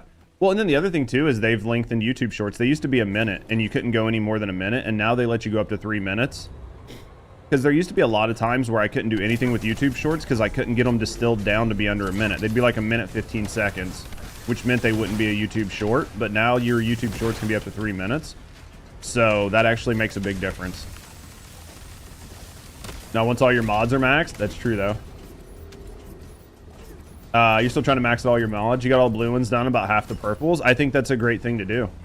Like, if you have the extra... It's trying to find things to do in the game. Do you know what I mean? Like, having things to do and giving yourself little personal goals isn't bad. And having max mods where you can just play around with things and play around with builds goes a long way. Like, once you're done. It's just trying to find the things to do. I do think the game is good. I think the game is in a good spot. I think the game's going to continue to get good. We were talking about it in Discord earlier this morning because, like, Paul Tossi wrote an article about how basically the first Descendant is fucking dying because it has, like, dick all players on Steam. And anybody that plays the game knows the Steam numbers aren't the entire numbers. I think we're probably sitting at between 20 and 30k average concurrent players. It's not as good as Warframe, but Warframe had 10 years to build on it. And I think that the first Descendant did some things really bad in the beginning with like hardcore monetization and grinding, and they've slowly been walking it back. But it's going to take time to get like the new systems in place, and it's going to take time to build up goodwill with players to get them to come back. Like, somebody might have like played for a while and then just decided that they didn't like the grind or whatever, but once they start hearing the game's doing well and their friends are enjoying it, they'll come back and check it out. And then once they figured out the grind's lesson and things are a little bit better, you have a better chance of people staying. But I think just like, there's no reason to be afraid that the game is like dead or dying right now. I just think that it needs time to cook. You know what I mean? Good morning, Steady. You're the most maxed mod. You're the fucking god tier mod. There's probably more players on Xbox. There's definitely more players on console. It seems super fluid with controller. I think it's a good couch game. I think it's just a good couch game because there's nothing in here that's like requires you to focus up that hard. If they start to add things to make you focus up, you know what I mean, and make it a little bit more of a hardcore game, I think you'll see more PC players. But as it stands right now, I mean, most of my lobbies are full of console players. Almost every time I play, like if I'm in a lobby, I'm the only fucking PC player. I jump in a lobby and it'll be like 2 Xboners and a PlayStation. Or it'll be like 3 fucking Xboners or 3 PlayStation. Very rarely do I see any Steam players. They mentioned it. I can't remember when though. They talked about it because I remember Hunt mentioned something about it. I don't know if it's going to be season 3, but I know it's not anytime soon.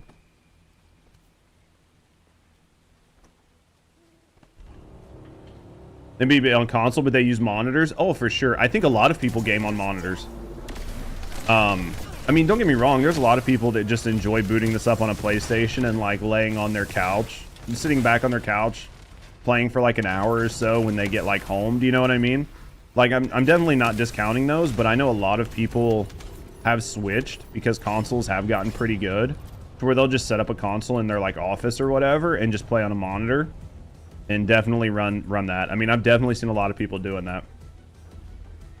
Sounds like a lot of stuff's coming in season 3. I think that as long as season 2 just continues to be decent, it just needs to be above mid. It just needs to be above mid. As long as the season just doesn't stay mid, like, it doesn't have to be a banger, but as long as it's just not like terrible, I think the game will be okay. And then season 3, if they really come out with something fun and awesome, I think you have a good chance of seeing a resurgence. Just depends on what they do, because like Warframe took a whole year to put out 1999. Like, a lot of people forget that Warframe didn't have any major expansions all last year. So if Warframe does something very similar where they don't do a lot of major expansions and the first Descendant's continually doing expansions and updates, and it's basically it and Destiny 2 that are doing it, then you've got a good chance of like player retention and like pick up new players just because there's new content. The new 5080, dude, the new 5080 had my attention until I got fired. I was very interested in the new 5080 until I got fired. When's the update pushing? Tomorrow. So the update should start tonight. It depends on what your time zone is. But I think the servers go down like around 11 p.m. midnight PST, and then they come up around 4 PST. Supposedly, we all know that maintenance will probably get extended, but that's the time window we're looking at, I think. Isn't it? Is it 2 a.m.? It might be. No, I thought it was like a 4 to 6 hour maintenance window. Oh yeah, well, you guys were talking about Warframe, EST. Now EST maybe, yeah. They were talking about Warframe. Just tell them, be like, I don't play a lot, but my boyfriend, he's not really high. He's only like MR20. Like, I'm around MR20, in between MR19, MR20. And then they'll be like, oh, he actually plays? And you'll be like, yeah, he plays that in First Descendant, and that'll shut him up. Hey, you tried it, though. To be fair, you tried Warframe. You can say you tried it, at least. Yeah, I think I'm expecting the game to come up around 7 a.m. EST is what it's scheduled to come up, but I wouldn't be surprised if it wasn't down until like 9 or 10 a.m. January to 6 a.m. PST, right? If that's PST, then the game won't even be up till 9. And they were bench, you didn't know the lore? Nobody knows the lore. Did you tell them you don't... Next time a student is like, yeah, but you don't know the lore, be like, well, true gamers don't read, so why would I know the lore? And then just fucking trigger them. What am I using? Like a 3070 full size? I really wanted the 5090, but like I have to buy a whole new PC because of like, I just have to buy a whole new PC. So, and literally I just got fired, so I'm trying to like survive on the like the leftover money I had, plus like the money I make off of Twitch, plus YouTube, plus unemployment. So like getting a $200 a month PC payment is just not a good idea. 3090. Stream looks good and audio sounds great. Well, the first Descendant has some issues, but for the most part, we've been able to keep the video quality looking decent. And then like, yeah, right now I'm only doing a 1 PC stream. I used to do 2. But after the divorce and moving in, I just don't have the room to do the 2 PC like I wanted. But if I got a new PC, I would make it work. And then the audio, yeah, I use an SMB, like Shure mic with a really nice boom arm and like a Go XLR. Like my audio setup when I bought it was like between $1,000 and $1,200. So yeah, like my audio setup was about $1,200 at the time. And then we've worked like tirelessly to ensure that the audio quality is good, that the sound mix is good, that my voice comes across clear, that we don't get like any noise pollution and stuff. because I think that audio quality is really big on streams. I think audio quality is more important than face cam quality, because most people don't actively watch your stream. Like, there are some people that actively sit down and watch, but most people have it up like on the side or in the background.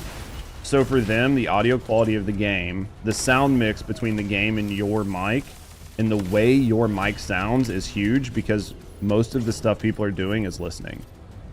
So like, that is by far the thing you should focus on most when it comes to like setting up a new stream.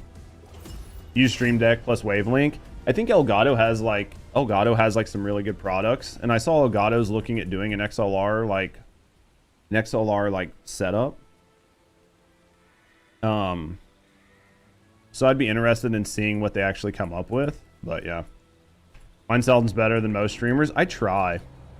Well, like, so Rusty and I were watching like the Tyler one, where like Tyler one was like talking to the Rogue from the World of Warcraft, like when they were all bitching about pirate software, and Tyler one just uses a headset mic. Like, I don't know if you like know anything about Tyler one, but he's like a League of Legends streamer. He literally just uses his headset mic to stream from. And Rusty was like, what the fuck is wrong with that dude's mic? I was like, he just uses a headset mic. She's like, it sounds terrible. I was like, yeah. And he's like one of the biggest League of Legends streamers in the world, and he just uses a fucking headset mic. But those guys can get away with it. But in the early stages, when you're trying to like set up a stream and stuff, when you're not some mega god tier streamer, you need to pay attention to those things. Like, those guys can get away with that shit, but like a normal average streamer, you'll never get away with that. Not in my view, because if I hear poor sound quality, I fucking turn a stream off almost instantly. Like, low key. Yeah, and he was talking to Pirate Software, and Pirate Software's mic sounds like mine. So it was like somebody in a conversation with like me and somebody with a headset mic from like, that was like 5 miles away from their PC. It was just like so much of a night and day disruption. It was so funny.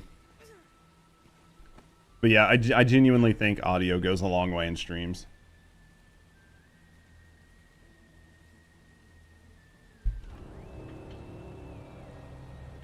Bro, I need so many of these. Because a 10% chance basically means I'm not going to get these.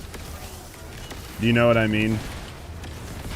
Like, a 10% chance is basically a 0% chance that I actually get what I want.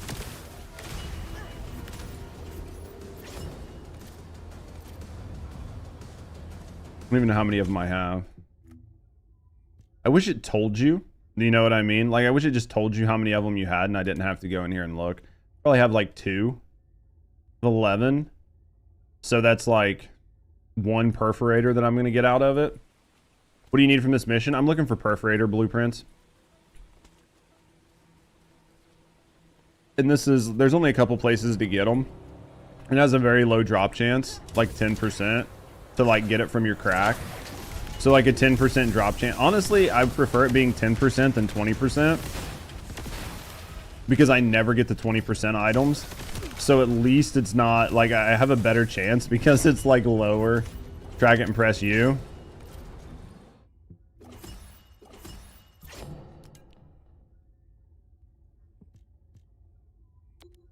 Oh, and then that'll put it like right here. Yeah, I forgot about that. At least I have a chance. But I mean, honestly, I need 3 more. It's a trick and a scam. I think the 20% is a 0.2%, and they just fucking scuffed it. I think they just don't know how to do math. Oh, and then it'll move it over to the side right there. See you later. Dude, imagine being like an actual god tier gamer like Hunt. Literally couldn't be me.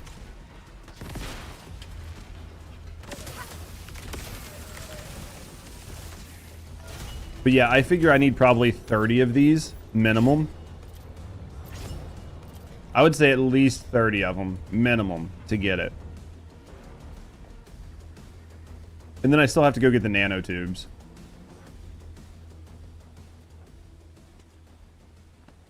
Because 30 would give me, like statistically, 30, I should be able to get it. You read the mechanics? fucking reading. We really need to discuss your ability to read in games. I'm just lazy.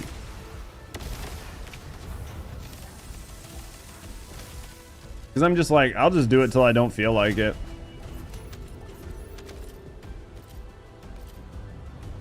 What are even dropping here? Infusion? So basically, like, nothing.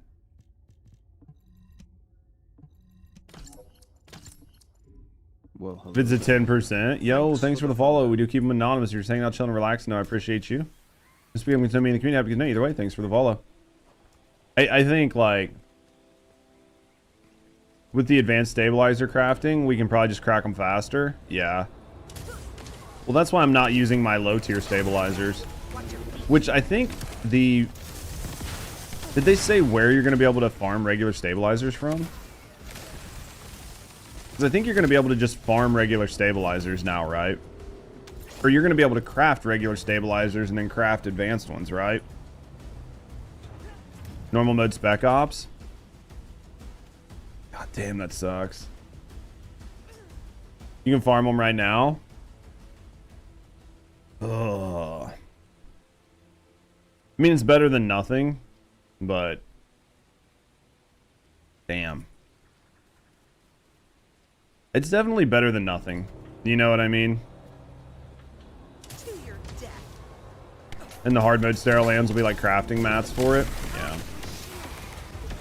Well, I mean, we talked about it before. I'm happy that they're at least making that be something. You know what I mean? Because as it stands right now, like, don't get me wrong, it's nice for like leveling like weapons and Descendants, but that's all you use it for. So if they're going to make it to where it has a use, like an actual physical use of something you can't get anywhere else, then that's an overall W. Even if I'd prefer that they had done something a little different for it. What the fuck? Am I still in another group message? I like tried to leave all of the group messages for work that I could.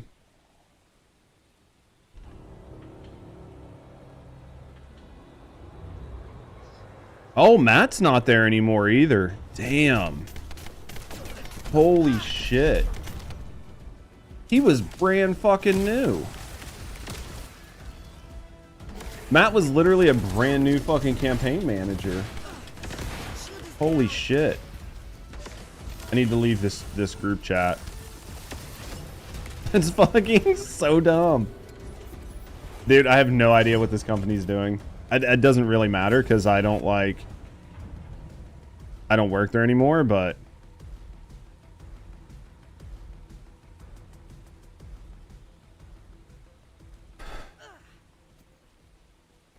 I find that if you own a company or you work at a company and you have like, well, if you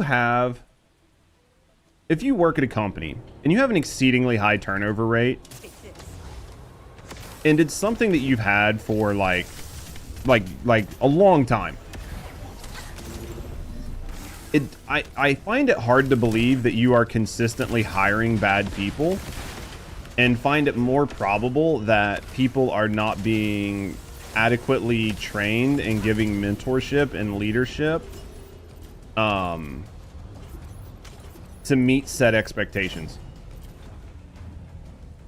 I just find that's more probable. If you're like firing people and having people quit across like not just your entry level, like entry level all the way up to like directors, then to me it seems like there's a problem. And this isn't like a referendum on like my prior company. This is just a general statement about business. And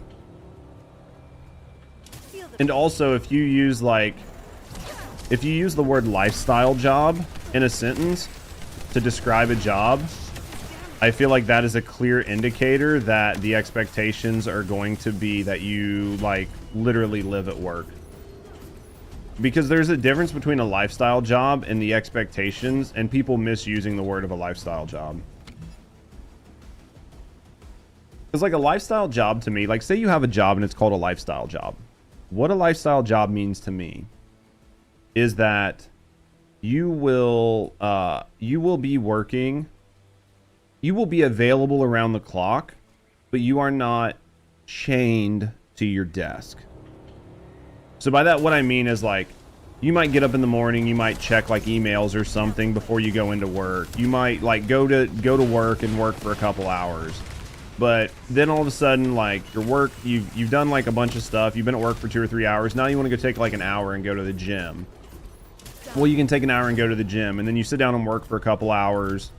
And then you're like, oh, I want to play some video games. And you play video games for a couple hours. And the goal is that you like make yourself available all day. But in doing that, you don't necessarily have to be present all day. And then you do that throughout the course of the day till you go to sleep. So the idea is you're completely available all day. So like you adjust your life to be a cohesive lifestyle with work. Basically, your work-life balance is that you work all the time and you have life all the time. And the balance is that you do them both cohesively. And that's like normally what like very high-level management do. Like very high-level management at jobs like C-suites and stuff like that. That's how it works, right? Like they don't sit at their desk and make chief executive decisions 24/7. They just make sure they're available all the time. But I think what ends up happening too much is people say this is a lifestyle job. And what they mean by that is I expect you to give up your lifestyle and work on this job around the clock. And there is no downtime. There is no time for you. There's no time to do anything else. And people are so desperate for either that job, a job similar, or to get into a specific industry that they're willing to do that. But the problem is they get burnt out really, really fast. And then once they get burnt out, they're basically no use to the company. So then the company just gets rid of them and just says, yeah, we've used up your usefulness. And it's time to move on. Because you are not willing to do this anymore because you're burnt out. So you're like, hey, I'll come in, I'll work 50 hours a week, I'll do whatever, but I disconnect, I have a work-life balance. And then as soon as that happens, companies are like, yeah, you're just not meeting expectations. You're not available enough. You're not X, you're not Y, you're not Z. And then they just come up with an excuse to get rid of you and then hire somebody else in that they can basically abuse. And then they just continue to rinse and repeat that cycle.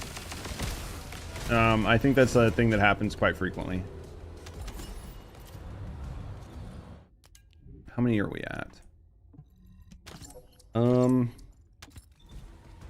We are at 15. Should we go crack 15? Let's go crack 15 and then we'll come back. We'll see what we get after 15. 15 is never going to get us what we need. But we'll go crack and see what we can do.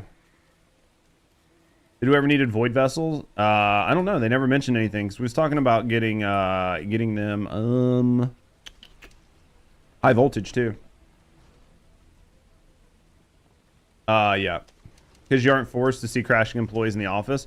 Well, I think the other thing too is the expectation is that you have to work more because the expectations are higher.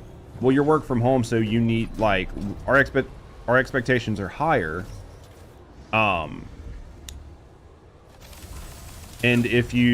so because of that, they put more work on you than what you can do because they consistently feel like in their mind, employees, if you can't see an employee working, an employee's not working. So it's their way to offset that.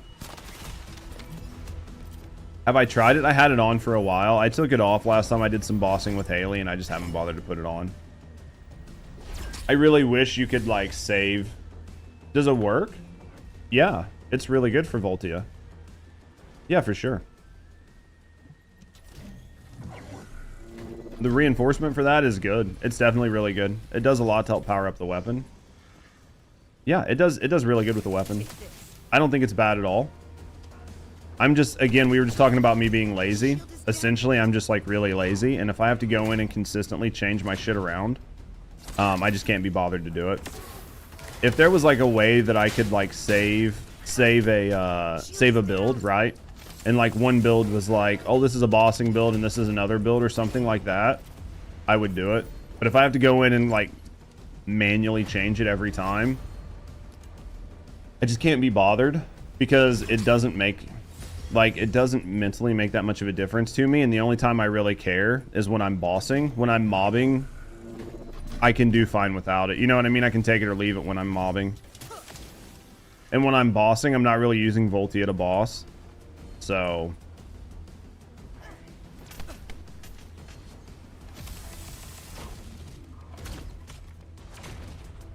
they should add it to presets. I mean, I'd be happy if they did. I'd be very happy if they added it to, like, a preset. I think the problem with that is that, one of the reasons they probably don't do it is because the game's not coded to wipe that. So if you had presets from the last season... well, what I think it is if you had a preset from last season and the like, everything rolled over... that you would probably still be able to pull the preset from last season.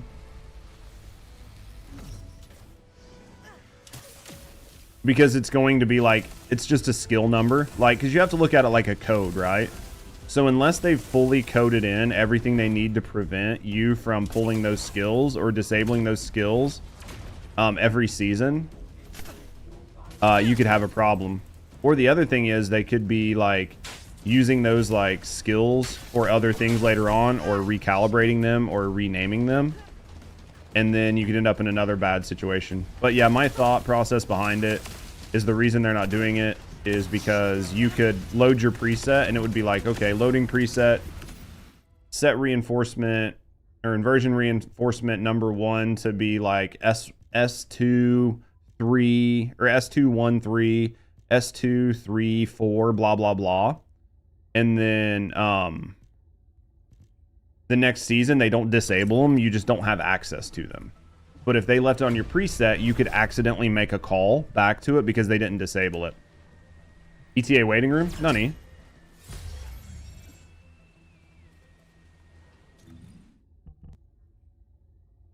That's my guess. That's fully my guess on why they just haven't done it. Or they just don't have the data set up for it, but either way, it's similar enough. Because they might just not have the data storage set on the character right now, which then would also be another problem. That's bad coding on their part. It is bad coding, but I mean, if there's a 0% chance, if there's a 0% chance of it happening, then, I mean, the best coders code for all eventualities, but at the end of the day, if there's a 0% chance something could happen, I mean, you can code around it, but, you know, it is what it is. Code can be expanded? Oh, for sure, 100%. 100%. And so can character storage. Like, data storage on your character can always be expanded. It just depends on the make it right. Oh, yeah. Well, if you're going to charge for it, but yeah, I mean, if they're going to charge for it and make it a possibility, then yeah, but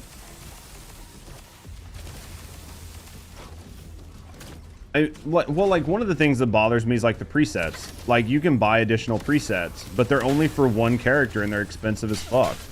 Why can't I buy additional presets and then have it be like, okay, I bought a 4th preset, I can use this 4th preset on any character? The fact that it's tied into a single character is bad design and money grabby. Especially for how expensive they are.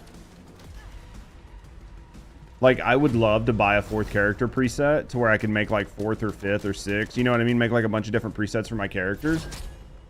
I outright refuse to do it at 100 caliber a pop. Or 150, whatever it is per pop. And it only be on one character. That is literally ridiculous.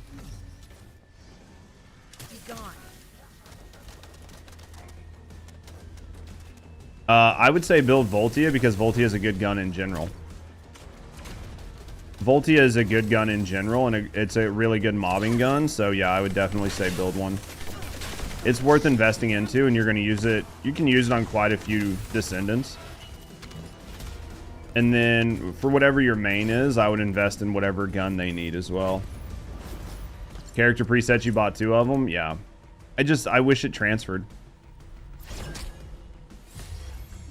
Isn't that Eugen code like really, really low drop chance? Or am I just dumb?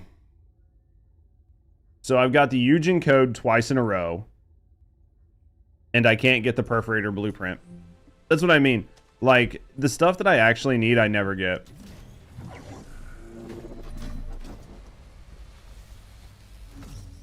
Like, I literally just got the Eugen code twice in a row.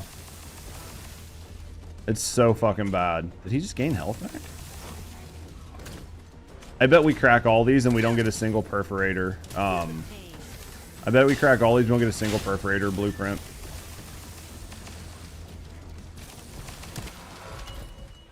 Voltia fire enhancement, I think it'll be fine. Alt source and try it there.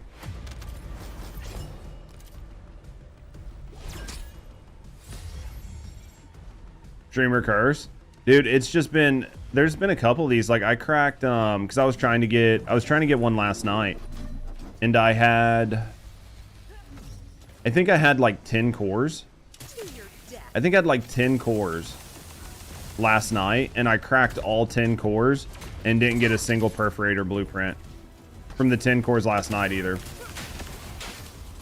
So I cracked, you know what I mean, like 10 cores last night plus however many cores I've cracked today and haven't got a single one. I've been using perforator and enduring. Enduring's another gun that's really good. Perforator, yeah, it just depends on who you're using, but like perforator, I mean, those are 3 really solid guns to upgrade. You grinded to 4 stack every weapon. That's what everybody was saying. That's why I'm doing it now, is because I need to, but this perforator blueprint is literally going to be the death of me.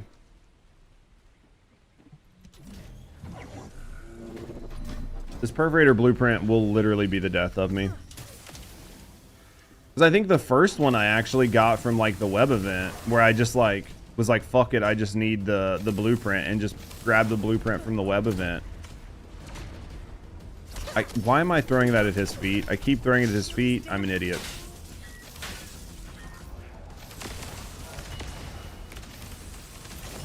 We'll take this out.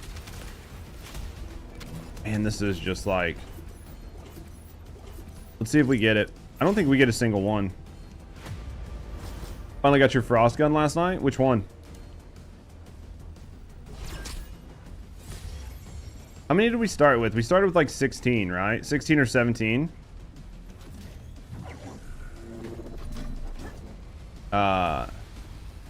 Free weapon parts because everyone, because you hate everyone. Oh, that makes sense. This ticket's just expired on you. That sucks, but they're definitely good for new players.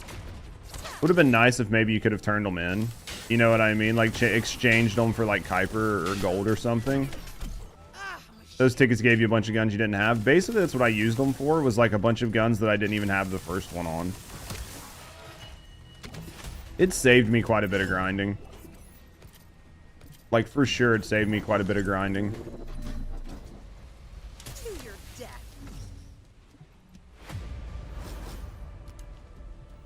I just don't see me getting one. Oh, the one you get from the Final Colossus? Okay. The scout rifle? I'm hoping that they change its abilities sooner than later. Because I really would like to use the gun. It just doesn't work for me in my playstyles. You have 2 perforators, both are max stacked. Fuck that. That's a lot of effort. Those are such a slog. Yeah. I'm telling you, I'm not going to get it. I'm going to crack 16 of these, and I'm not going to get a single fucking perforator blueprint. From 16.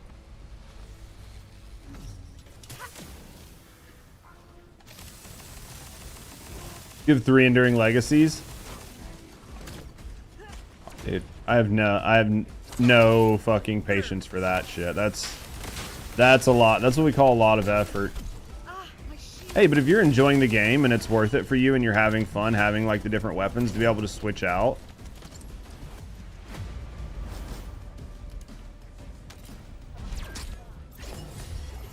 I'm telling you, it's not happening. It's really not going to happen.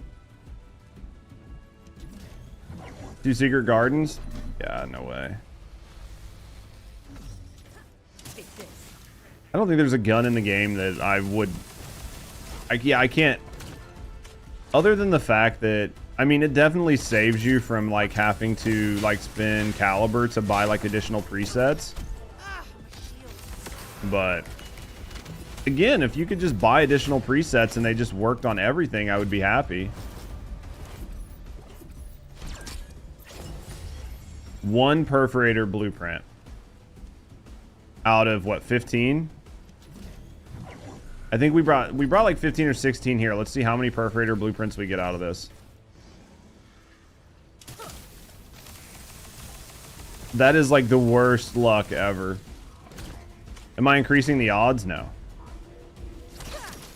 No, I'm not using like my good shit on them. It should definitely be a thing. The fact that it's not is dumb. It's just a money grab. A fucking actual pity system would be nice to get what you want. Like if it's a 10% chance, I should be able to fucking put it in as a pity. Use the pity system. You can't specifically ask for, you can't ask for a specific item, can you?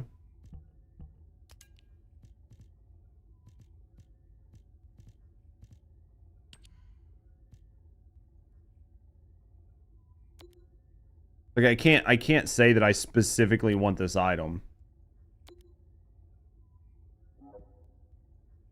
Set as target reward.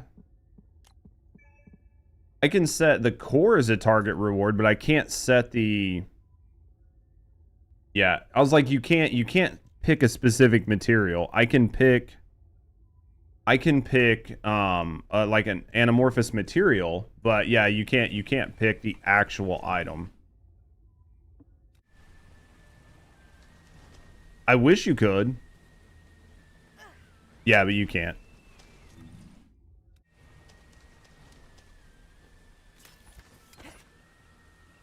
Still though, we got fucking 1 out of 16. Such a bad fucking feeling.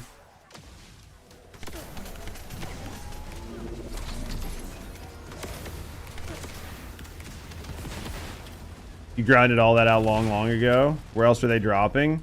There's a couple places, but they're all 10%. Nothing is above a 10% drop chance. I can get one that's a 6% drop chance, but...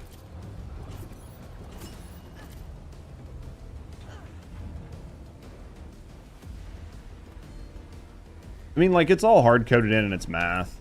Like, it's all hard-coded in. So... Because the anamorphous materials...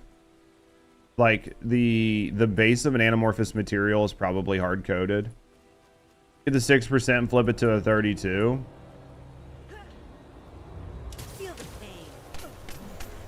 I mean, I could, but... I'm really bad about not liking to use my mats. Because I'm always like, what if something actually good comes up that I want? Do you know what I mean? Because I'm always like, well, I could use my mats on this, but then what if like something god tier broken comes up and then I need those mats? Flips it to 38. I can craft the mats next update. I mean, I can use it right now and still flip it from 10% to like whatever. I've got 5 of them. I don't know. Maybe we use the mats and just flip. Maybe we just use the mats. I don't know.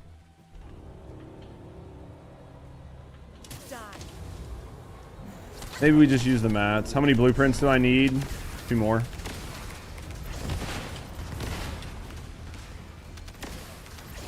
Pretty sure, because my perforator's... What is my perforator right now? My perforator's a 1. I just got a blueprint, so I need 2 more blueprints. Yeah. So, I mean, it's definitely like big sad moment, but... And then I still would need to go do like the snipers and everything else. Have like 15 of those or 20, yeah. Oh, it'd be great for trading. Like if they would allow trading, it'd be great. Because like these Eugens that I just got, like I just got like 2 Eugen parts that are like a 6% drop rate. I got like 2 or 3 of them during that time. So I got like 2 or 3 of those. I'd be happy to trade those to people who don't have Eugen. Do you know what I mean? It's a grind game. Get to grinding. They can definitely minimize it some. I would be happy if they implemented like the crack system that Warframe had. If they implemented the crack system that Warframe had, I would be okay with it.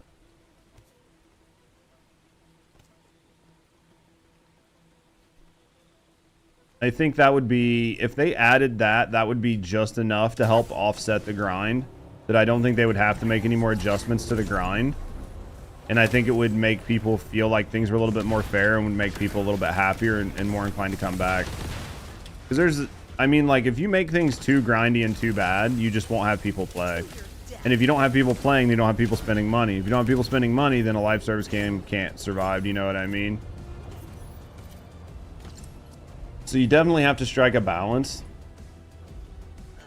Outposts have went from 5 minutes to 30 seconds. Well, there was no reason for them to be at a 5-minute cooldown. That was just 5 minutes. That was like 5 minutes of wasted time. You know what I mean? That was literally just a time sink.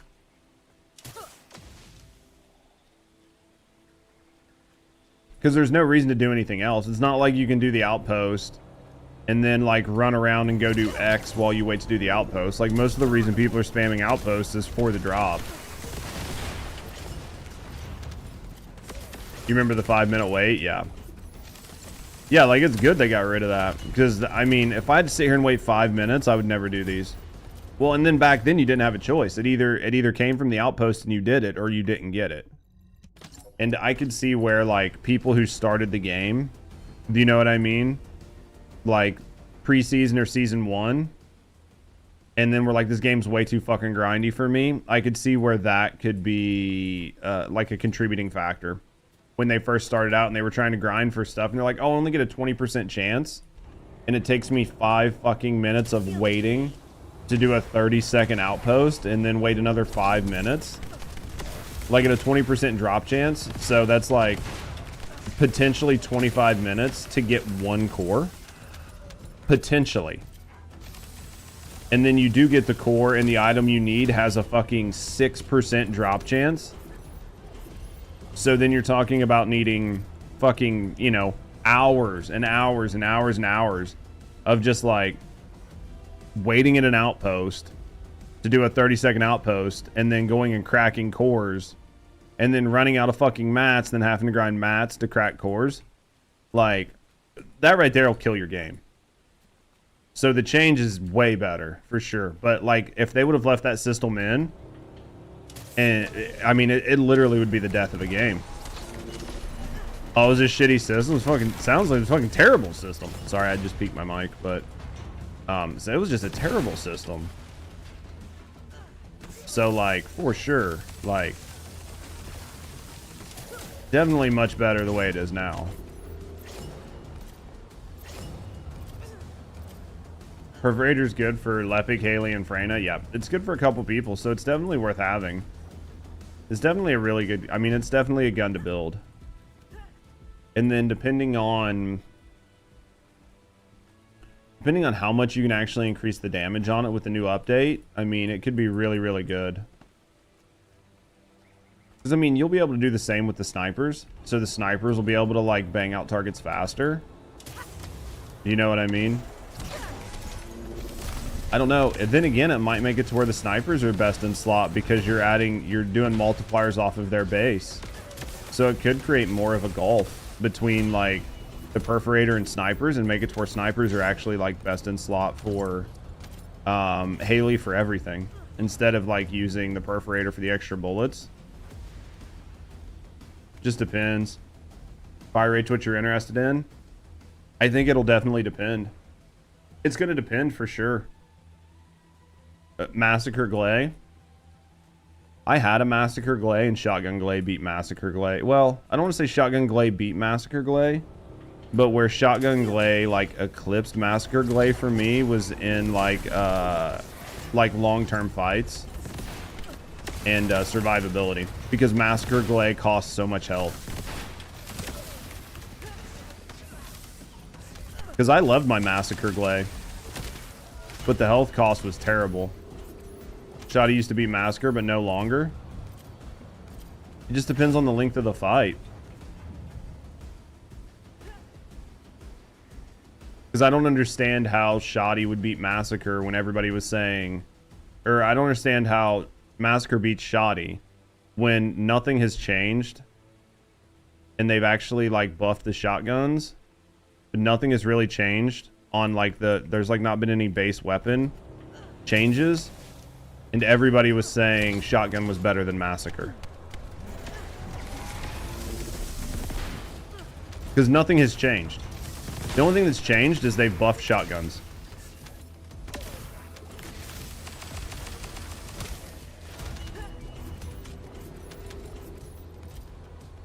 Non-crit mods?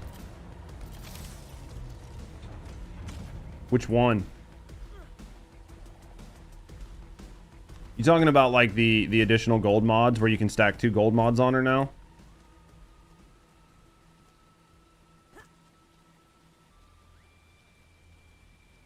Non-crit mods.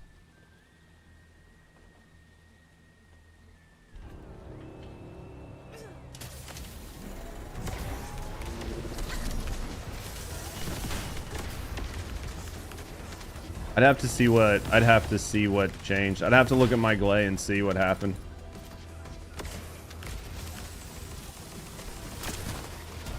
I'd have to see what changed. I'd actually have to sit down and look at my Glay and see what the change is. To see if it's to see it. Your Glay's still on the old build. I would need to see it. I mean, I would need to look at my Glay to see the difference. We'll crack these. If I can get the 2 I need, I'll pull up my Glay and look at it.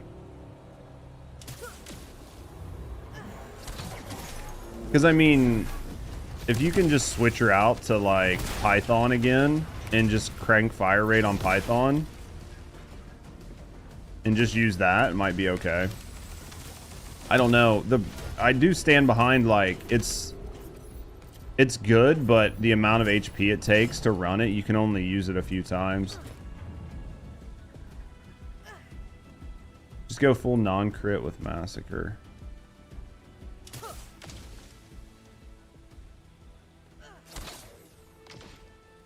And Python. I need to look at it. So the whole goal is not to crit with her build. You'd only use it bossing? Well, yeah, you'd only use it bossing, and you'd have to be really careful. Because if you can't take the boss out fast enough, you're basically dead. Which is, like, fine, right? Like, you can die a handful of times. Like, people normally kill themselves or get killed when they do, like, the Haley Infernal Walker to solo it.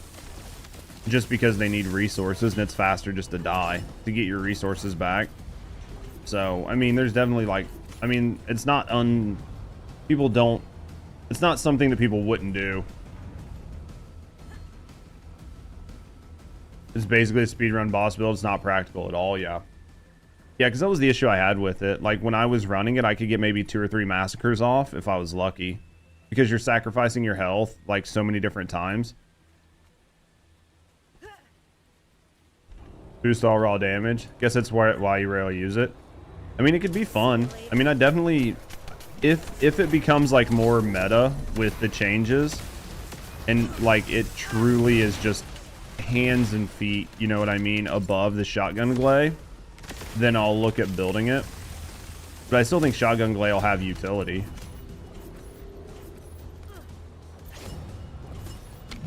And Annihilation setup? Yeah, we'll look at it.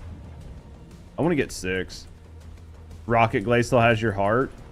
I just wish it was good. It's just barely better. If it's just barely better, you know what I mean? That's where it's just going to be, like, it would have to be, like, post-weapon changes, it's going to have to be, like, considerably better. Yeah, it's more for, like, min-max people, right? People that just really like to min-max. But, like, for me, if I was building a guide for, like, general use for gamers, I would probably still tell most people to build out Glay for the shotgun over the Massacre build, because I think it's less hoops to jump through, and it's, like, more survivability for, like, a general gamer. And the amount of damage you're putting out is still very respectable. Rocket Glay may be back in March, if they make some really substantial changes to the rocket launchers. I think Rocket Glay's fun. I just remember when people found out, like, during the beta that Massacre, that, like, you could increase Massacre with fire rate, and I think, like, Massacre at that time had, like, a set damage that it did, and it was, like, purely based off skill power and not your weapons damage. So people were like, during the beta, like people were finding like 900 RPM, like SMGs, like blue SMGs, and using that with Massacre and just fucking like demolishing bosses during the beta. Like I remember just like going in and just evaporating bosses. Like before, realistically, almost as soon as they spawned in. And that shit got nerfed in like 4 days during the beta. It was fun though. We had a lot of fun with it. Especially as like a Glay main at the time. It was a lot of fun. It was definitely a lot of fun. Yeah, I just want to see what they do to rocket launchers. Because right now, rocket launchers are basically just a meme. They have to be really careful with what they do with the guns because of Glay. Like, I feel bad for them because, like, balancing guns around having Glay is the hardest part. The devs are fighting to fix it now. Oh, yeah. Well, like, there was a time during the beta where Jaber was, like, fucking nuking stuff with his turrets. Like, I remember people cooking with Jaber. And now he's basically a full fucking meme.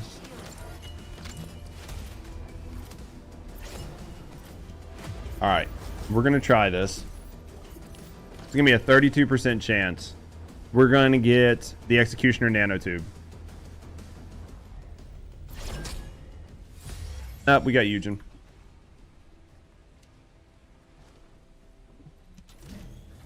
Why? I don't understand why I've gotten 3 fucking Eugen parts and literally cannot get a fucking perforator part to save my life.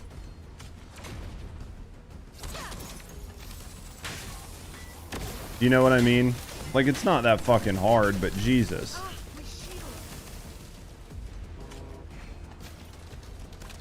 Where'd the motherfucker go? Try a different one. I mean, I get what you're saying, but I'm just not like... I mean, at the end of the day, it's just coded, and changing will only do so much. I mean, maybe it works, but... Oh, look! A 4th Eugen code. I got 2 fucking 4% or 6% Eugen codes when I wasn't using anything. Now, I've used the thing and got 2 fucking Eugen codes at the 32%. RNG's a gamble. Well, it's just random. I just truly think they waste stuff and they don't talk about it. I truly think there's waiting in this game and they just don't talk about it. I don't know how they do it, but I know I genuinely believe there's waiting.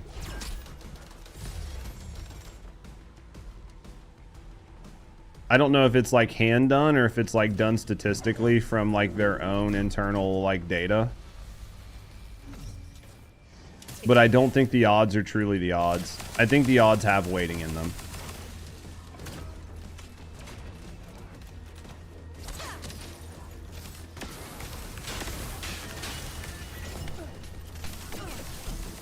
Because, like, some of the stuff I see, like, statistically is just hard to reconcile.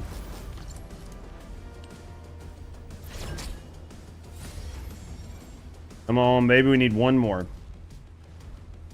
Just statistically, some of the stuff is hard to reconcile. We got a couple more attempts. We might get it. We might get it. Finally, I know. That literally went right through. I was hoping that the hitboxes would just, like, catch it for me. Because I've had a couple that I've thrown that were just, like, egregiously bad.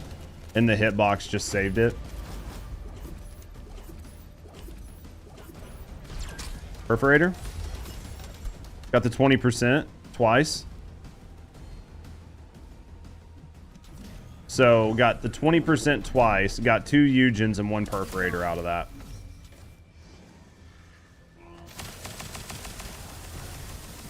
Just like statistically, some of this stuff just kills me.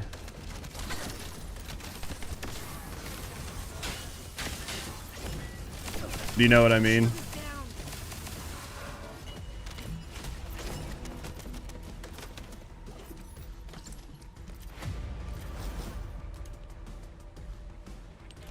16%. Come on, baby. Give it to me. Lepic. Fuck my life. Oh, it's a butt. Best butt you'll see all day today, Danny. Oh, fuck, dude. It's just so bad. It's just such bad luck. You know what I mean? Just such bad luck.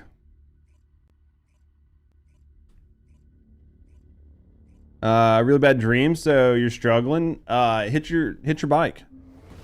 Hit the bike. Shake off those bad dreams. They should help. Oh, dude, I don't even have nanotubes. I don't even know why I came back because I still gotta get fucking nanotubes.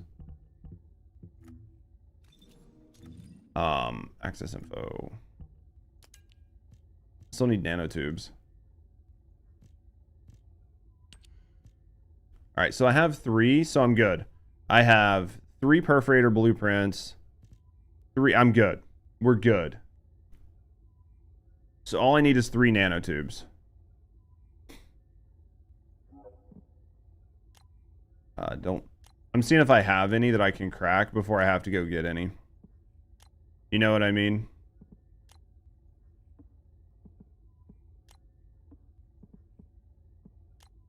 I don't have any. All right, let's see what we got here. Trying it didn't help. I'm sorry, Danny. All right, let's see.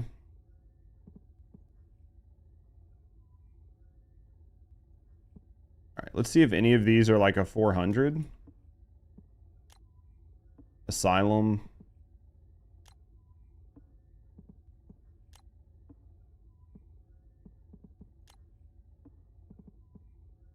I was literally running Old Mystery last night, I think. All right. So none of them are a 400, so it means we need to do... You can try to help? Oh, yeah, if you're... I mean, more than likely, these are going to be fusion reactors. More than likely, I'm just going to do this off fusion reactors. I'll try to find the easiest one, like the one where I can just speedrun it. And then we'll farm fusion reactors again. I mean, the 32% chance I'll have a shot. Like, hopefully I won't have to farm like 30 of them. But ideally, we'll get enough and we'll be able to get our perforator capped. And then we'll work on... We'll pick a sniper. Which sniper should we do? Should we do piercing light or afterglow? Do the Hagio one? When does the update go live? Tomorrow. Ideally around like 6 a.m., 7 a.m. Eastern. It's close to the outpost in the reactor. Okay, we'll do that. Give me a second, guys. I'm gonna get some coffee. I'll be right back, and then we're gonna work on this. Give me a second, guys.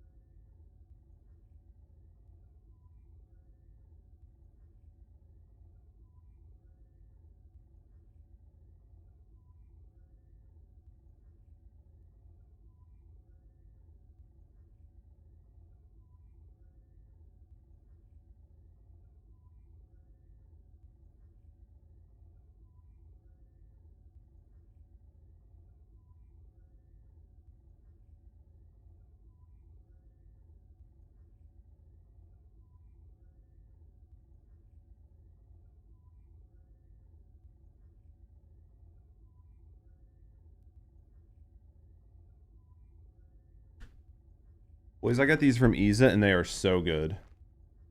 Also, please keep in mind when it comes to like, when it comes to any update with any game, like if you're just like scheduling time off of work or whatever, keep in mind that most of them don't.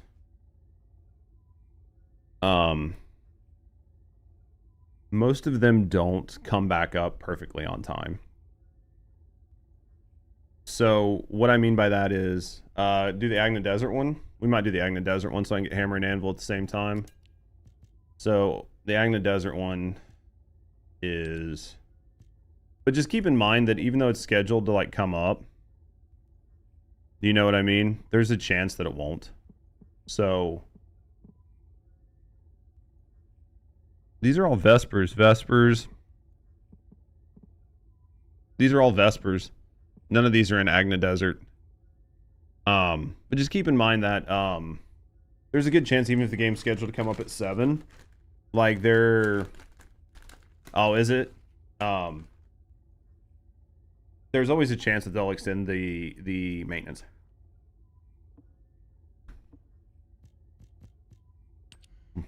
Why do they pay you all that money? 100% why I pay you all that money. This one here.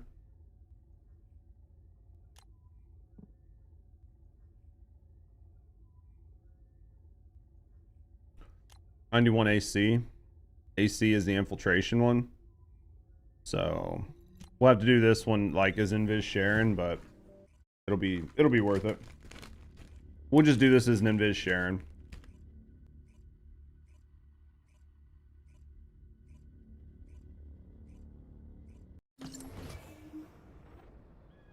Alright. Preset. Sharon.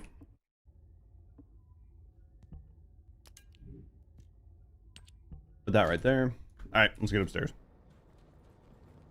That's just what they say it's scheduled for. Absolutely, Merc.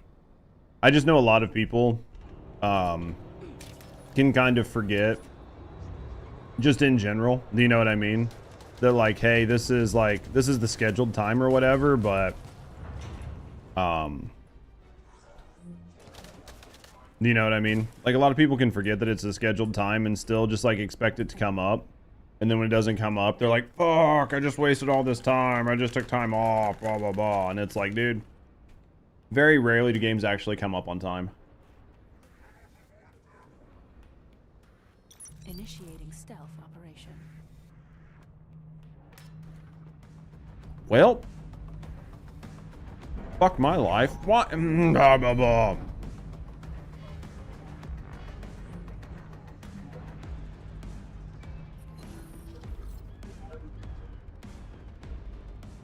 Let's see if this fucks up. We'll go back in and try it here in a second. Right. I'll make sure Wrong I button. deal with you. If it's still fucked up, I'm gonna be really mad. I remember doing this for Hammer and Anvil. I can't remember how long my invis lasts. I think I took some stuff off. My invis isn't gonna last long enough. It's right on the fucking line.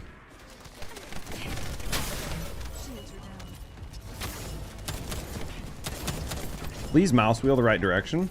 Okay. I do hate this one. Use the time. Oh yeah, say goodbye to family for the next week. I think that there's going to be a lot of people losing a lot of time that week, depending on how good the grind is. Bro, I really need to build my Sharon.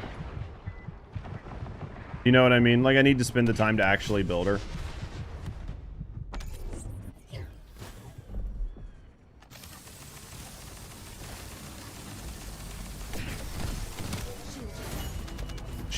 She's gonna be cutting it so close on this.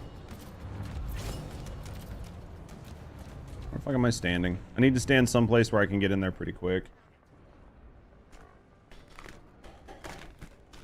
I think it's gonna be a good time. I'm just hoping that the new...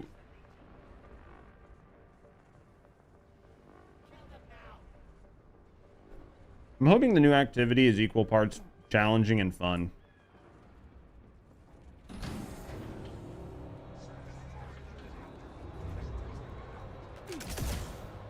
Firing.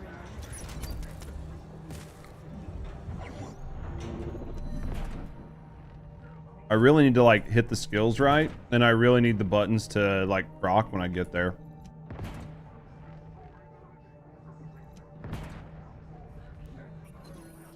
This is the end.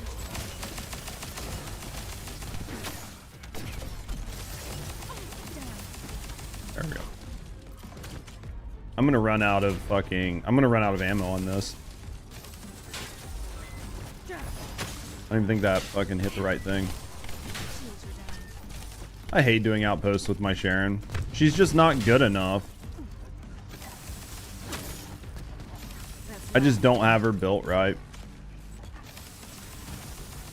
I mean, I should probably be using a shotgun just to make this faster. But I'll end up running out of shotgun ammo anyway, so...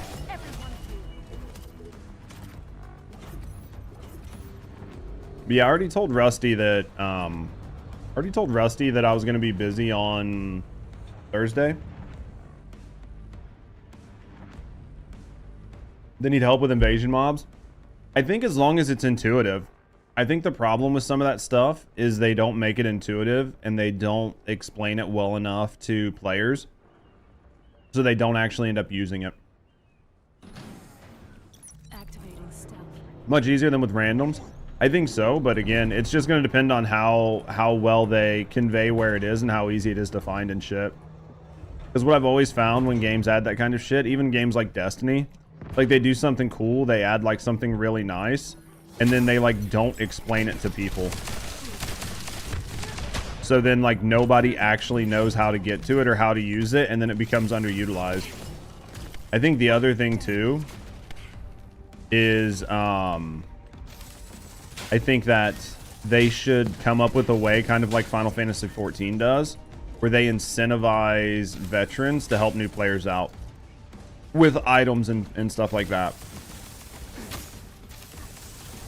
Because if you incentivize like veterans to go help new players out when it comes to like clearing some of this stuff, I think it'll go a long way to keep it populated and keep people helping. Because where it'll suck is if the only people using it are people that don't know what they're doing and they aren't using it, then eventually it'll just fall by the wayside.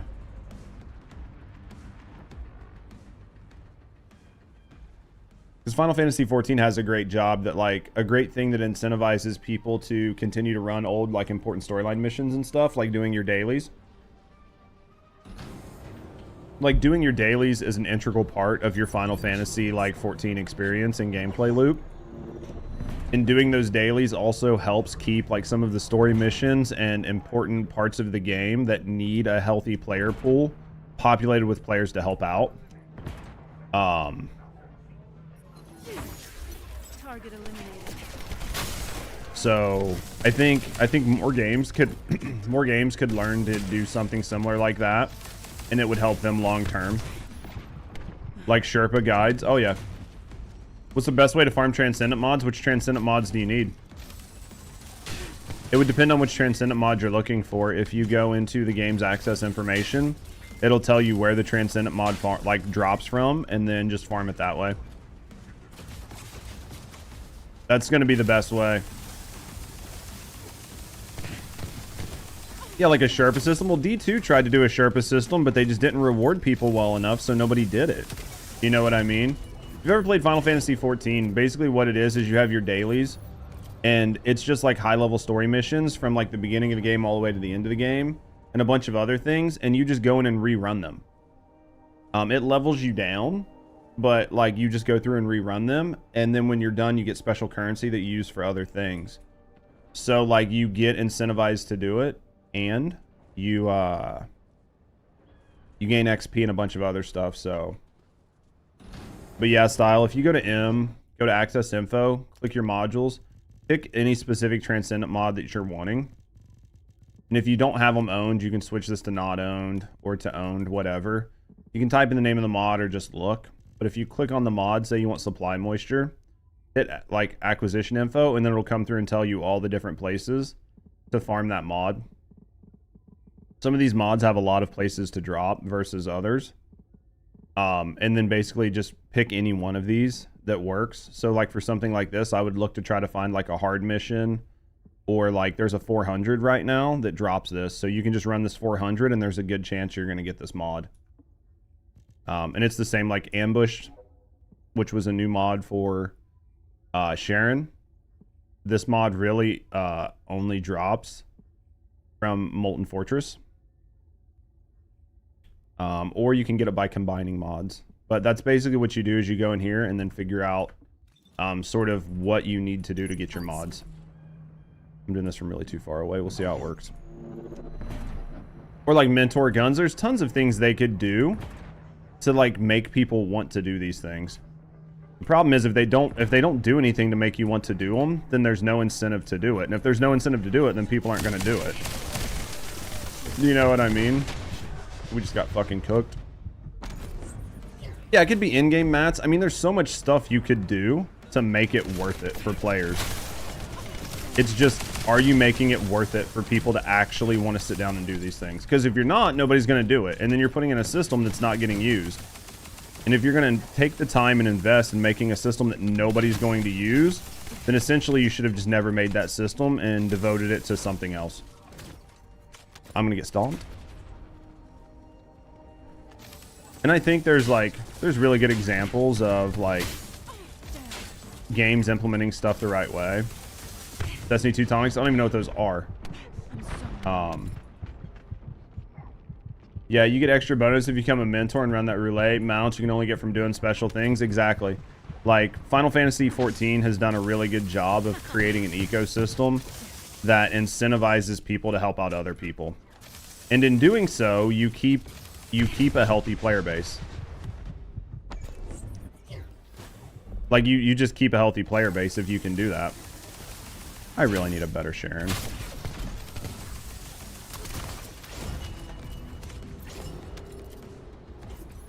Because at the end of the day, if you don't have a healthy player base, you don't have a game.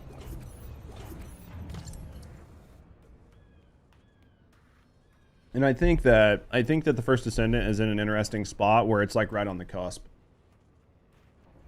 I think that there's enough players to keep matchmaking and stuff fine right now, but if they don't start getting like a good solid return of like lapsed players plus new players, things will start to dwindle in the game. And as things dwindle, the developers get less and less budget. And we all want the developers to have plenty of budget so they continue to like expand the game and grow. So I really wish people wouldn't stand directly in the spot you need. Like I wish it was programmed where they didn't do that.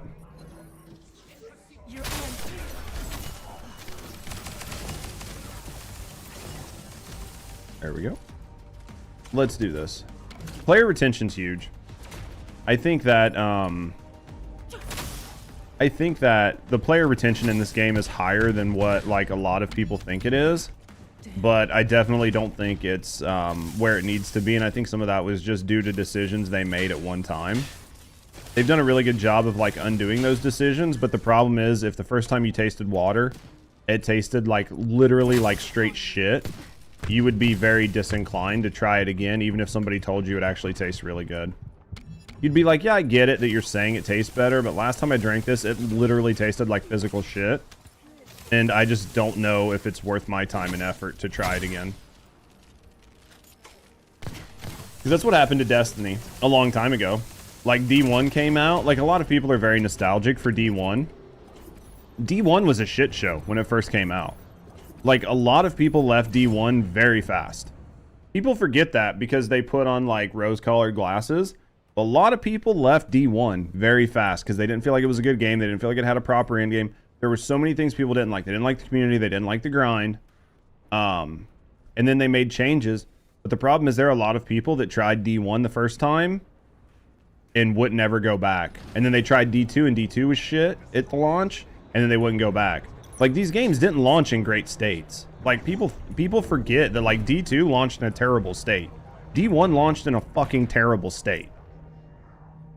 How you doing, Fabio? I need to read what you say. Oh, give me a second. I'll read what you said. I jumped for that. That fucked that up. I'm gonna die.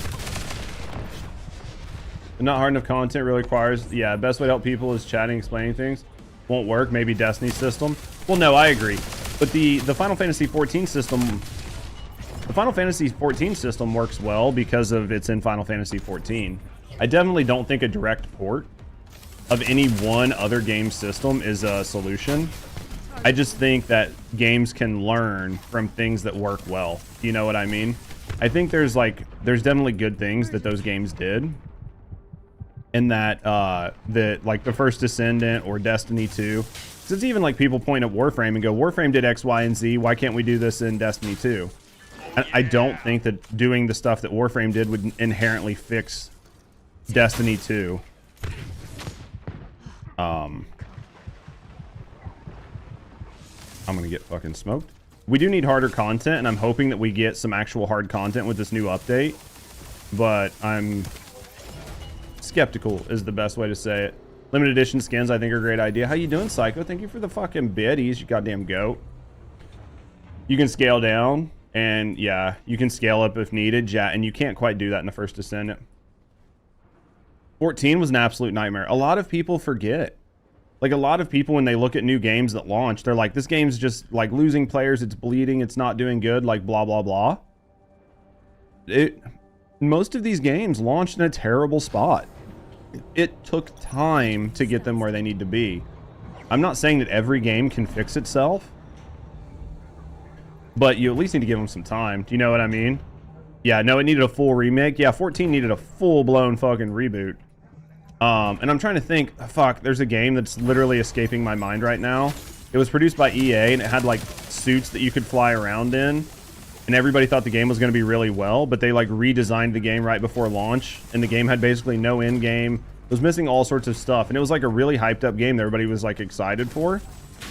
And it probably could have been a good game if they would have been able to take it as a live service game. Anthem, yeah.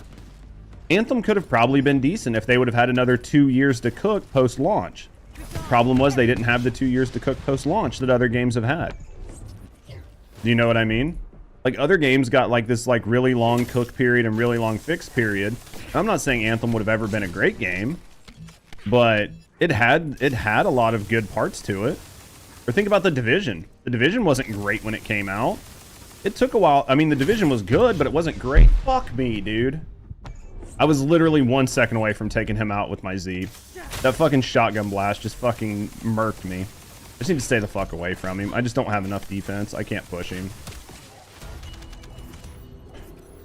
Is the best for this type of game? I think so. No Man's Sky? No Man's Sky took a couple years to be good. And it launched in a bad state. Like, people were really pissed. Felt like the rug was pulled out from under them. And people were lied to. Like, No Man's Sky was a straight up lie. Star Wars? Yeah, you can look at numerous games that just took some time. And I genuinely think the first Descendant didn't launch in as bad of a state as a lot of those games. And I think that the first Descendant definitely has some problems, but they're working on addressing them. But the state of the game overall isn't terrible. A lot of those games launched in just just an absolute terrible state. I think the first Descendants went a long way to try to minimize the grind.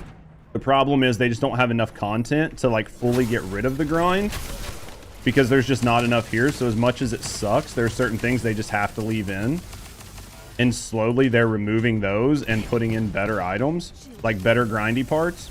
So I think the game just needs some time to cook. If Anthem, I think it could have. I think Anthem had a lot of things that people liked. Like, it had a lot of really good systems. Like, it had good basic systems in place. It just didn't have what it needed to survive at the time. But the problem is everybody looks at games and they compare them to other games. So if you look at a game and you compare the first Descendant to Warframe that's been out for 10 plus years, that's not a fair fucking comparison. Do you know what I mean? If you look at, like, a brand new MMO that launches, like Ashes of Creations is getting ready to launch, and you're like, well, it's just not as deep as WoW or Final Fantasy 14. Well, fuck no, it's not. Like, it can't be. Because if the game stays in development to get to that point, by the time it comes out, it's going to be irrelevant, and they're going to have sunk hundreds of millions of dollars into a game, but they have no idea if it's even going to work. The early releasing, is pushing, I think so. I think the early release is a problem because games are releasing in more and more like increasingly broken states, and players are being asked to just deal with it for longer. You don't think Anthem could have been saved? Really? Thanks for the follow. Yo, thanks for the follow. We do keep it honest. You're just hanging out, chilling, and relaxing. No, I appreciate you. If you want to speak and get to know me in the community, have a good night. Either way, thanks for the follow. What do you think was the biggest... Like, I'm not disagreeing with you, Fabio. I'm just wondering what you think the biggest issue was with Anthem and what would have made it unsavable. Like, just as a conversation point. Do you know what I mean? Because I'm always good about conversations. Always like good conversations. Thank you, Seiko, you fucking nerd. Thank you for the viddies. I think that a lot of games can be saved if they're given the time. But I just think that player expectations are set too high. Actually, I don't really want to say player expectations are set too high. I would say that player expectations are actually really, really fair in line. I think player expectations are actually very, very well in line with like what's manageable. I just think the games are releasing in increasingly broken states. And then I think that content creators and people who are perpetually online and perpetually playing games are setting unrealistic expectations for games. They're setting a standard that games cannot possibly live to. And then you mix that with games releasing early in early access and in broken states, and you're creating a recipe for disaster. When they hired us, the VAs, they only paid us a flat fee. No shit. Oh, did you VA for them? Dude, a 5-year NDA is rough. Initiating stealth operation. That's fucking rough. You didn't like working with them? EA is a fucking interesting studio. Hold on, I'm gonna read Fabio's stuff. Let me just make sure I pull all these. You just like a lot of the mechanics just weren't polished out.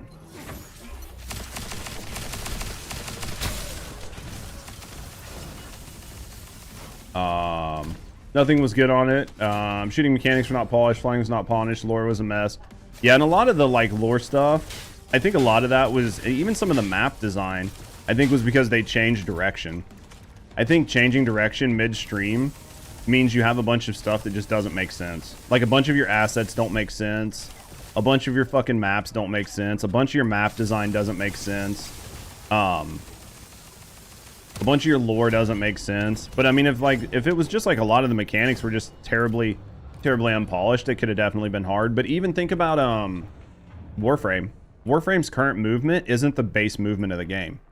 Warframe's base movement was not what current Warframe's movement is now.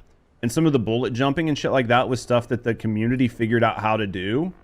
And the devs were like, hey, if you guys like it, we'll just expand on it. Like their whole movement, they had a whole movement 2.0 engine and all sorts of stuff.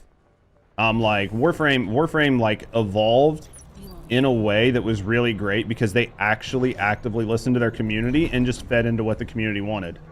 That's like right now how you can pop motorcycles in like normal missions. That was an accident. They just forgot to turn that off. But the community loves it. So now that the community loves it, they're like, fuck it, we're leaving it in. Like, you want to pop a motorcycle on a normal mission? Go for it. And they're just like running with it. Whereas where like a normal studio would like shut that shit down instantly. Normal studio would have been like, this isn't what we intended. We don't want you guys to do this. This circumvents like game mechanics and blah, blah, blah. Warframe's just like, nah, fam, you like it? We leave it. Do you know what I mean?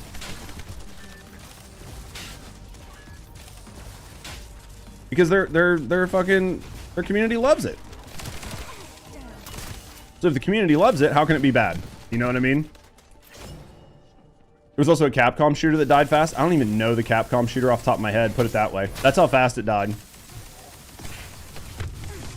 I let my guard down. Dude, I was like one fucking... No. Fuck, I had to reload. You stupid fucking bitch.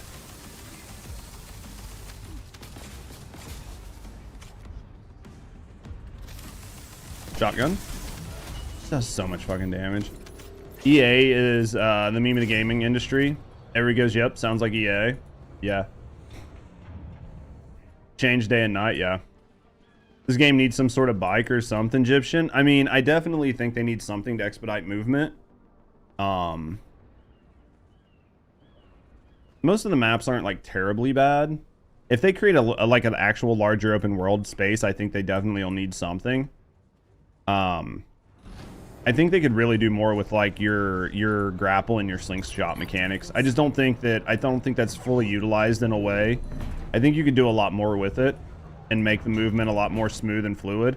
Or maybe like a slide mechanic to where you come out of it and you hit the ground and crouch and you slide and maintain speed. Like, I think they can definitely make some improvements to this game's like move speed. We'll have to see. I would definitely like them to do something though. What yeah, it was night and day. Dude, that's the worst part. Because I think like a lot of it is just like, I think a lot of these games had really great developers, like, or really great like talented people working on them, like between VAs and programmers and designers and shit that like really cared about the game. But when it comes down to just like the end of the day and money and people worried about how much money they can make off of a game and changing like some of the design, like just some of the directions really late in, there's nothing you can do. I think once you make a decision, you need to commit to it. Not committing to decisions fucks things up. You can see that all over the place in business and everything else. Like, even if you make a bad decision, sometimes you just have to commit and see it through to the end. No one remembers a better game than Anthem.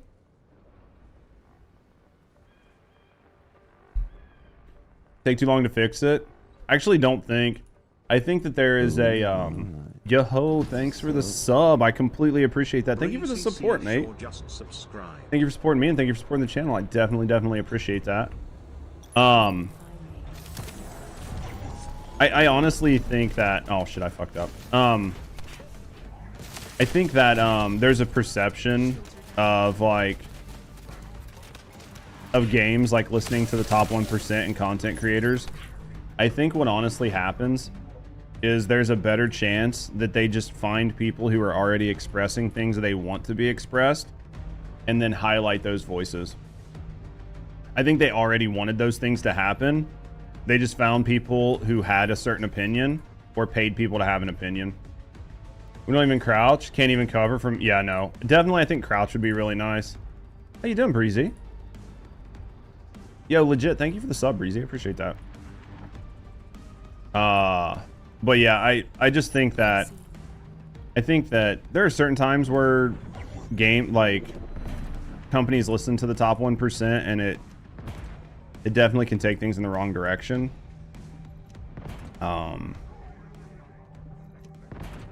Destiny's had a lot of major missteps. Like, Destiny has had a lot of missteps over the past couple years. A lot of very like public ones, especially like separating from specific key members of the team and not, yeah, they've just done so much bad stuff here recently. They've just kind of put themselves in a bad spot and it just sucks. There's nothing you can do about it. And it doesn't translate. Well, I think money spent on advertising is sometimes spent in the wrong spot. I think that the companies are advertising sometimes in a way that doesn't translate into being like really good marketing wise. Don't get me wrong, I think like content creators and influencers like definitely hold sway in the market, but I don't think they hold sway in the same way that like companies think they do. And I think that companies spend way too much money on influencer marketing versus just like traditional standard marketing. And there are a few other things. Is this worth downloading? I think so. It's free. It's getting ready to come up with a new update. It's a grindy game, but they've minimized a lot of the grind. Like, all in all, you're out essentially nothing for trying it. If you like looter shooters, it's a good game.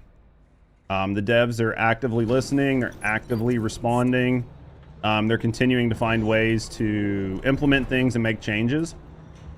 I think that overall, it's not a bad game to invest your time in. Personally, Darts. Like, I would say to do it. Their QA team kind of fucked their game. Well, I mean, like...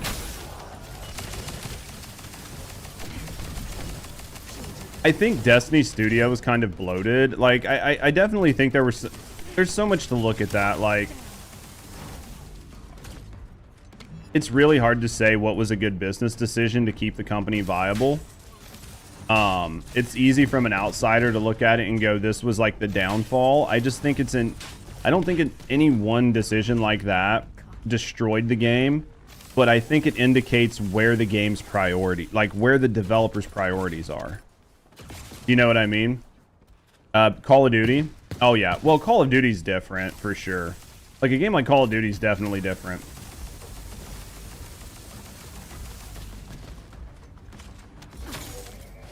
Game like Call of Duty is definitely different. Monster Hunter, hub-based monster crafting sounds boring. But it is what it is. We'll just have to see. We'll just have to see how. I mean, I think Monster Hunter is going to be fun. It just depends on the grind. Doing well. Big first Descendant.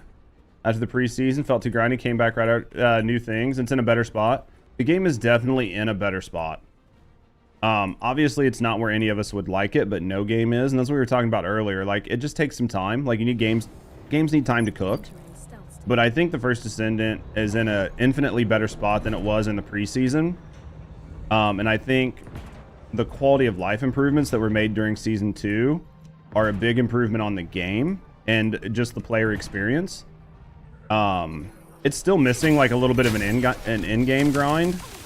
We're going to kind of see what the new weapon system is. Maybe that'll be more of an in-game grind. It's still got some ways to go. But I think if you're looking for like a good game, like if you're looking for a game to just like sink some hours in and just have fun with, I think it's a good game. About to do Fortress? Nah, the only reason I was in Fortress last night was for MR. That was the only reason I was in Fortress. Was I was just trying to get MR. Because I basically had all the guns done, and I had all the guns done but one, and still wasn't like MR 28. So I needed to go get MR, so I just started doing like quests and stuff. Hyping the games is what actually kills them. I think, and Trey, I love you. I think that's a big thing. I think oversetting expectations is terrible. I think it's better to underset expectations and over-deliver than do it the opposite way, Fabio. I'll agree 100%. I think you can actually do very severe damage to a product by overhyping because it's so hard to deliver on. Do you know what I mean? Like, I feel like that is 1,000,000% fair. Like, if you pitch something as, like, way better than what it is, all you're doing is setting yourself up for failure.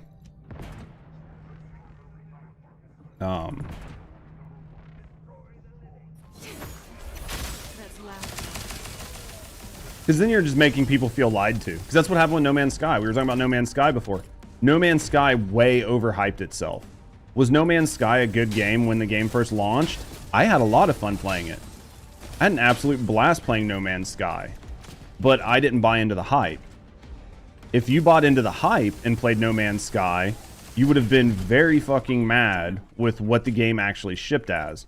Because the game didn't ship as what it was billed as. And that would have put a really bad taste in your mouth. Who are you playing on right now, Breezy? You got a specific main, or are you just kind of coming back, playing everything and just enjoying the whole experience?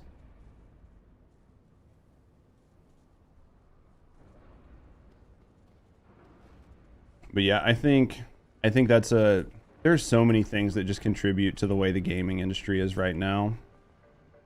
I don't think there's any one specific fix. I think there are a lot of bad things that have just lined up, and there's no real easy way to fix it. And you can't have an industry reset. There's just no such thing as an industry reset in an industry as big as this. So we just have to hope that however long it took to get into this mess, it takes less time to get out of it.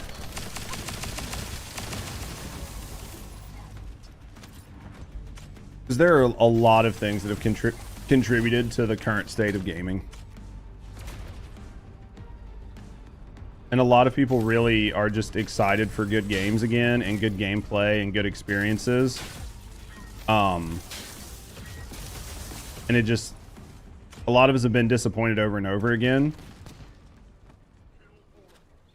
So it's definitely just setting expectations. I think as long as your expectations are set adequately, it won't be too bad. It's not even close to where I'm at. Alright. Let's go over here. Well worth it. And you like the Voltia? The Voltia is a great gun. It's so much better than the preseason and the season 1 gun. It's actually a gun worth using, which is like a nice item to actually have something like in the season pass that's worth having. There's nothing better than getting something free that you'll never use. Do you know what I mean? Let's get back over here before we fuck up. Need to look and see how many of these I have. I think I might not have time to do all 4 of these, but we should at least be able to get 3 of them done because I was fucking around. Because my timing's pretty tight on this. It was like right at the last second. We might die right here. I need to put them on my track list and see how many we have. Because ideally I shouldn't need as many of these as I needed the last one. Do you know what I mean? Because it's like a 30-something%, but I do think Voltia is a good gun. Hopefully it synergizes well with Inez, because it didn't really have a synergy with Keeling, and I think a lot of that is because Keeling was just bad. Like when Keeling first launched, he wasn't in a good state, and then in post he does plenty of like mobbing damage, so you don't really need a gun for him. What he really needs is something to help him spike damage. I don't even think this motherfucker has any fucking damage on it. There we go. I might actually have an issue killing him right now, because I don't have a lot of ammo. What the fuck was up with that jump animation? There we go. We'll have to see. I don't think we have any ammo. Like, basically. Did we get some when we died? Alright, let's see what we got here. Access info. We are farming for what? 91 AC? 91 AC. We have 6. Dude, it doesn't feel like... Feels like we should have more than that.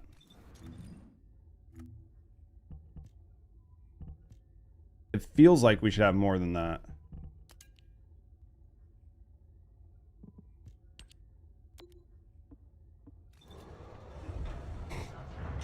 You can see it. Keeling. His name's Keeling.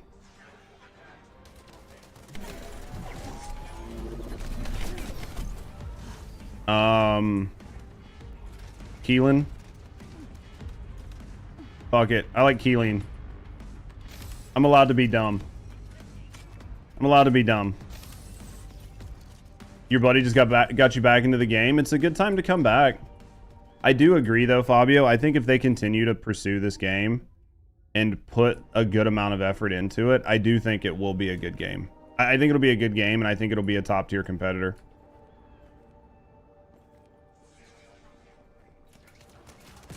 The comments for the Keeling guide.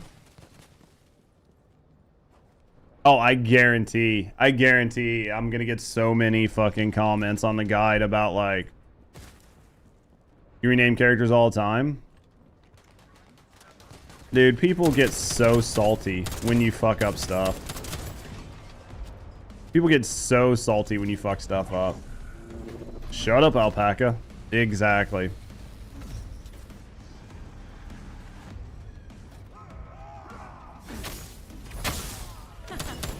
People get so salty, though. Would you stop fucking teleporting? That's so irritating.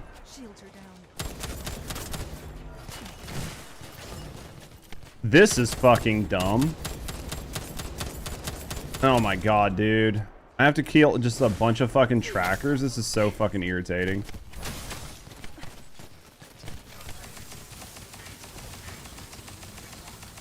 Look how much fucking damage these assholes take.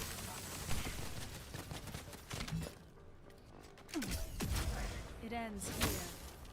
I'm doing enough.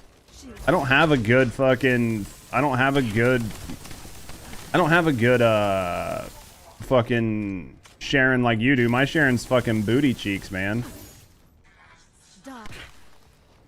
Viesa whips them. I mean, I could switch over. I have a couple other that I could switch to. We might switch to somebody because like there's no reason for it to take this long. We're not gonna get these nanotubes anyway, so. Shields are down.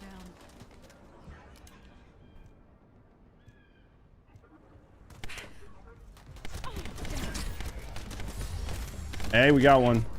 Would you fucking get off my nuts, man? Why do they put patrols that walk in the dumbest spot where you're trying to do stuff? That is like by far my biggest pet peeve. You already like it way more than Warframe? I think Warframe is like a really good game, but I think Warframe has so much stuff that it can be very, very overwhelming. And if you're not used to the movement systems in Warframe, it can also be very overwhelming. I genuinely enjoy Warframe. And I think Warframe is a great game. But if you're not, like, if you don't know exactly what's going on, it can be very overwhelming. And this game is, like, still a little bit more distilled, where it doesn't feel like that all the time.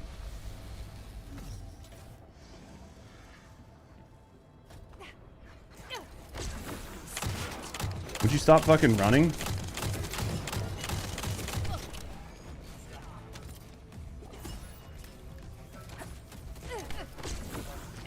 Come here. Come here. Wasn't even in range of that, but whatever. There we go. Tempted by Warframe.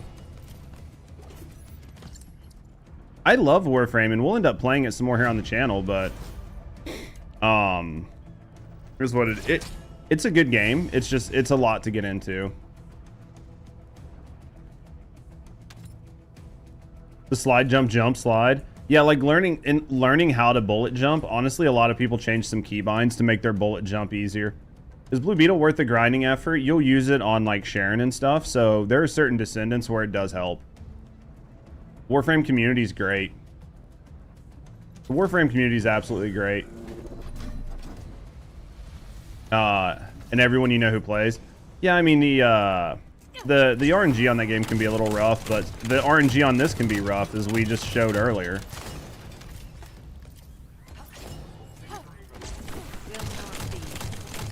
It can just be rough for everybody across the board. But I do think it's a good game.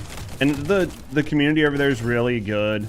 They're very welcoming. They don't really have like too many like toxic content creators.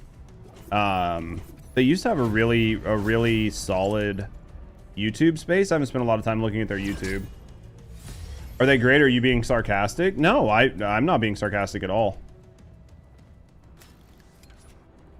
I had a lot of good times. The only real thing about Warframe is people who play Warframe play Warframe.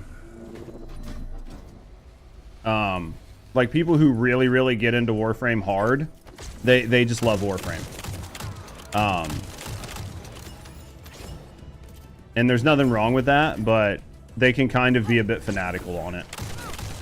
They can definitely be a bit fanatical, but I mean, it is a good game. Got a guy with MR30, AFK. New City Hub, 10 blessings. Oh yeah.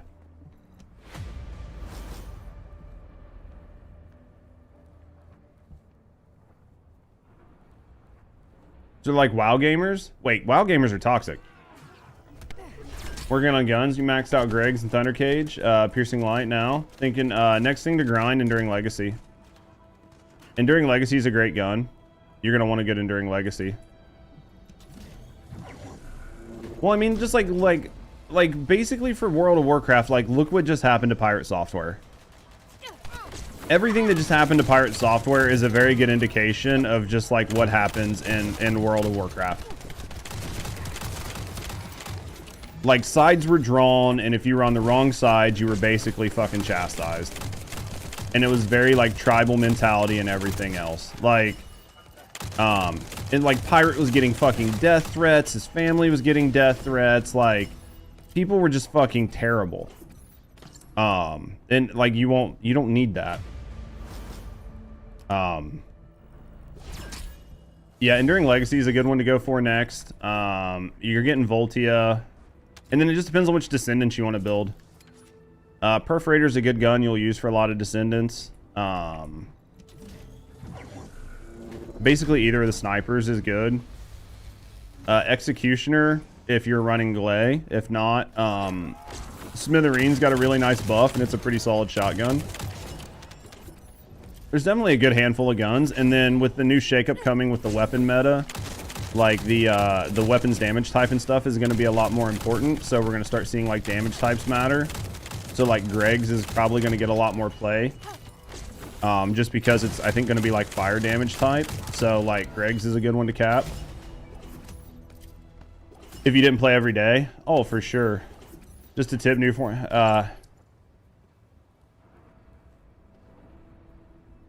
I've never, like, the blessings thing is, like, definitely not something I've ever dealt with. Like, I don't even think that was a thing last time I played. Like, I came back to, like, there's a lot of stuff that's changed since I've been gone from Warframe, because I took about a year off. In a game like Warframe, actually I took about a year and a half off. A game like Warframe, taking a year off or a year and a half off, you come back to a lot of changed things. Warframe's a great game. I really, really think Warframe's a great game. There's really good frames. There's just a lot of good things about it.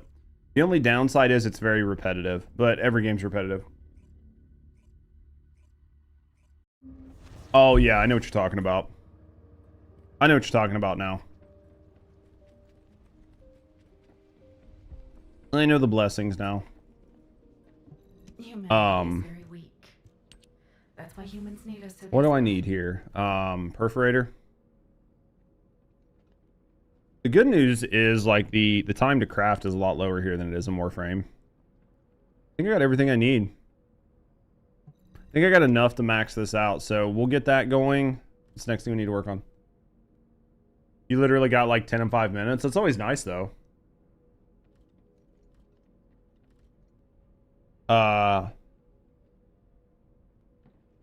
There's definitely going to be a good one. I would say like once the next bathing suits drop, or like the what's the other one coming up? It's not like sauna, but basically there's like another set of skins coming up. There'll probably be some other really good skins here soon. I would like a really good skin for Glay, but there's not any that are really, that's like the Enos skins.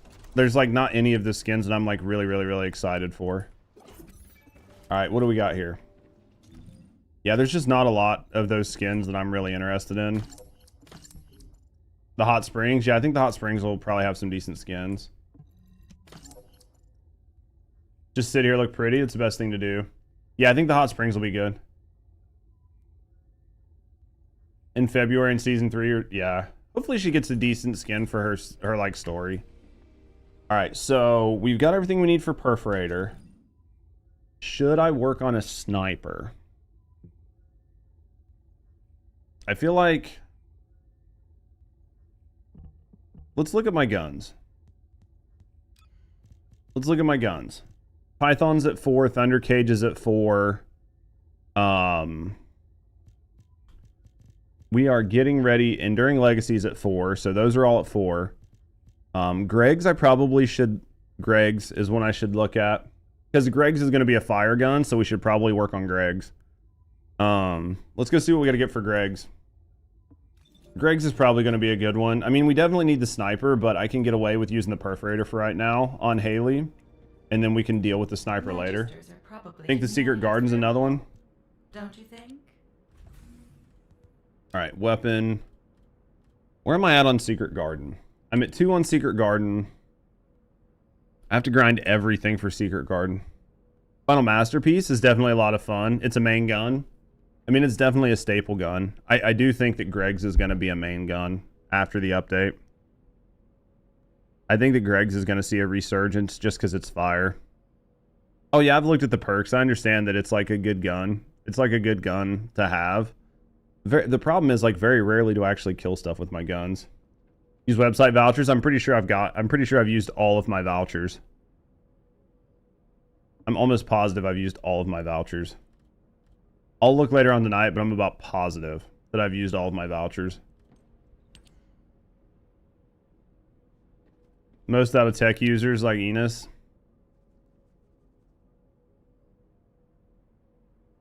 Damn it.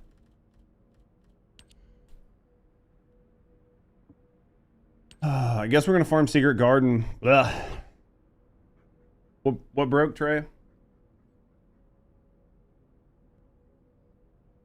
Hunt's got hot takes. Somebody's got hot takes. Greg's gonna be okay. I don't think it'll buff due to the gray use case. No, but it's gonna be a fire weapon. And going into the new game mode, they talked about in the dev live stream that they're going to try to make damage types matter more. And I'm also thinking, like Hunt 9, a couple people are thinking that they're going to make defenses matter more. So that if you go in and like enemies are like resistant to one thing or they're weak to fire, that you're going to want to take fire weapons in, especially in like the highest tiers. Because I think it's going to matter. It might not. It genuinely might not. But if it does, I think you're going to see a lot of Gregs. Because I think it's going to be less about the buff. I don't think they're necessarily going to buff it. I think that they're going to set resistances in the new activity to offset just regular damage. I don't actually think it's going to get any buff. I think it's going to get an inadvertent buff to the new game mode and to the general play style of the game because of the changes they're going to make to defenses. Does that make sense? Again, that's only speculation. We need to see how much of a difference this is actually going to make. But if it does actually make a difference, then it might be useful. Because they put a list out of the weapons that were going to get changes, right? Like Hunt was talking earlier. Like Voltia is going to get electricity added to it. So then Voltia, like Hunt and I and a bunch of people run like cold, like frost on it to like slow enemies down. But then it's also going to intrinsically have electric on it, which is going to strip armor.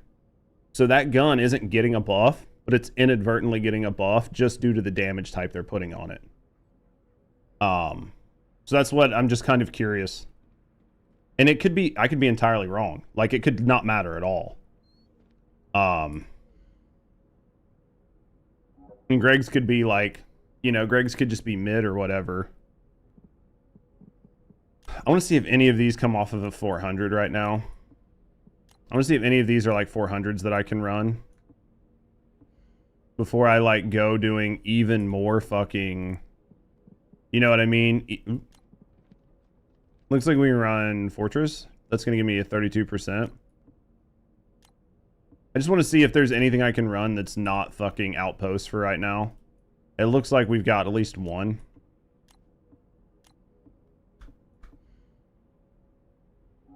I've already got three plus the one, that's 4. We're good there. So I think it's going to be, it's this one. And it's from the Fortress, right? Or Quarantine Zone. Okay, so we're going to run Quarantine Zone. Give me a second, guys, to like use a bathroom and get something to drink. And then I think I'm going to run, I'll run Quarantine Zone for a little bit. We'll just run that 400. We'll get some cores from that. And we'll just chill and vibe. I don't know who I'll run on it, though. All right, guys, give me a second. I will be right back.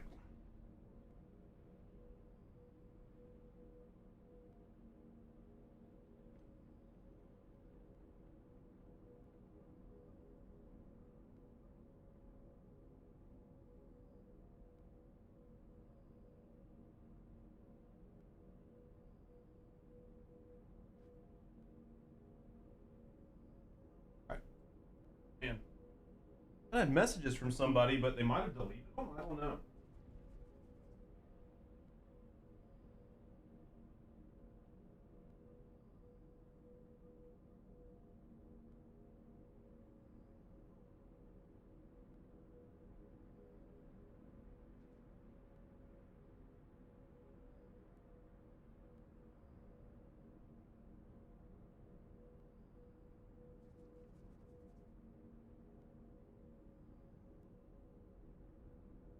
No idea.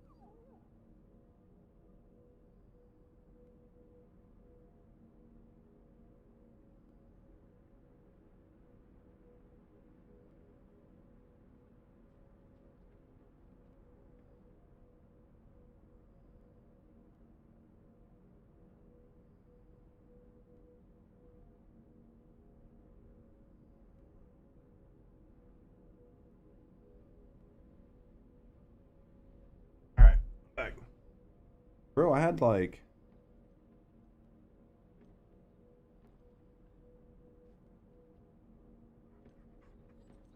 Pretty sure I had somebody message me earlier, like 3 messages, and then like delete them. Delete them on Discord. Could be wrong, but I thought that's what happened. All right. So where are we at? You get 3 copies of your Greg. Should you try to finish it? I mean, from what we understand, you're going to need to have weapons at tier 4 before you can put cores on them. We'll know more, but I mean, if you have to have them at tier 4 to put cores on them, then you might as well just finish it while you got it so close.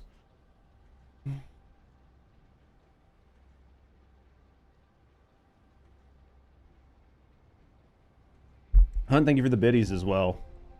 Fabio, are you coming back for the update tomorrow, or are you gonna let it kind of cook for a little bit and come back after you spend some time in First Descendant or in Warframe? What were we doing? Oh yeah, we were running a 400. Which one were we running? You're coming tomorrow? Sorry, repeat that. I have no idea what I said. I think tomorrow, like I want to get, because I'm just gonna go ahead and buy Enos, and then after that I think I'm gonna try to do the boss a couple times, the new boss, and see if we can beat it with just what's in the game. And then after that I'll be ready to run like the void erosion or whatever, and just try to like grind that. So obviously if any of you guys are around, we'll fucking grind the void erosion really quick. Who do I want to take? Man, I hate that I'm just like that fucking guy. I'm gonna buy Anus, definitely. Yeah, we'll buy her like as soon as she goes live, basically. I think it was Quarantine Zone. No, I don't. So the only reason that I'm going to buy her is for content. Like the only reason I would buy her over like grinding her is literally because I need to like make a guide on her and stuff. That's the only reason I'm doing it. I want to make like a gameplay guide on her and a bunch of other stuff. If it wasn't for that, I would literally just grind her out, because I don't think she's going to be that bad to grind. What was I coming in here to get? Secret Garden. This. I really don't think she was. I don't think she's going to be that bad to get. I would say for most people, just go ahead and grind her. Especially like you guys that have everything else done. I would just grind her, because nobody knows if she's going to be any good. 4 hours to grind, yeah. But there's a build for Ina's already on YouTube? Probably. Probably.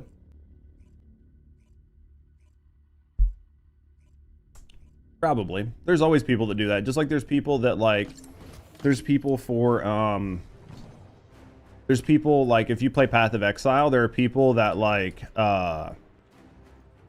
basically pre-build guides like for like what they think the metas and shit are gonna be based on like everything pre-season. So people do it all the time. They might be good guides, they might not to be. The difference is like my goal isn't just to be like, here's the build, put this on and win. Mine is going to be like getting in, testing, explaining to people how to use it. Like there's going to be a lot more that goes into it, but hey, at the end of the day, it's about who makes good guides, right? Like at the end of the day, like it's about who makes a good guide worth watching. So, I mean, you're never going to be first to market. Like as a small to mid-sized content creator, you're never going to be first to market. And if you are, and you're wrong, it's going to be the death of your channel. So, I would much rather just put out like a really quality guide like relatively early and be one of the first to market than be the first one out to market and put out something incorrect. Because that's just as damaging. It's literally just as damaging. Because if I went and saw a guide and I really wanted to, like, you know, build the character the best and not like waste a bunch of cats and do stuff wrong, and I didn't know exactly what I was doing, and then I fucking used somebody's build guide and built shit wrong because they put out incorrect information because they didn't know things, or if they fucking outright lied, I would never watch their videos again. And then in the video, build doesn't translate. That happens all the time. Or the other one is people lie. Like, I don't want somebody to get on and give me a build guide and be like, Inez is gonna be a game changer. She's gonna change the way you play first Descendant. She's got like the best skills and the best synergies. And you just need to go get this reactor and this, and then put these cats on, and like she's just gonna, and then you're just gonna spam her 1 and 2 and blah blah blah. And then they're just like saying whatever. The thumbnail's like all clickbaity. And then you go through the effort and find out she's fucking complete dog shit. And it's like, bro, why even lie? Well, because they had no fucking idea what they were talking about. Big damage number, easy clicks, not judge's face. Honestly, yeah. I think face thumbnails work for some things. And I think face thumbnails work really well if you have like a really, like if you're a big name and you're recognizable. But I honestly think for something like this, you're gonna do much better with like a really good picture of Inez, and then yeah, something like that. You want a moonwalk that aren't baiting? Yeah. But like with this game, I mean, obviously, like a really good like picture of Inez is gonna go a long way.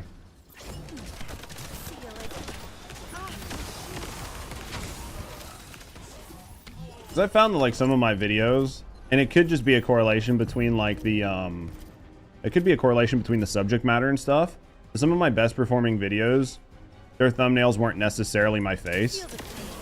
I don't necessarily think that my face makes a video underperform, but I don't think that my face inherently makes a video perform better. As compared to like if you were like some super mega recognizable name and people were scrolling through and just saw your face and then decided to look at the rest of your thumbnail. Do you know what I mean? Warframe 1999 can goon from now on. I don't know. I think the body proportions in Warframe 1999 make it complicated. Because, I mean, they finally added faces, right, to, like, their frames. But they look fucking weird. Like, the body proportions and shit on their frames look really weird. Like, on the people that are pre-frames, like, I looked at them and I was like, I think these guys all look really fucking weird in body proportion.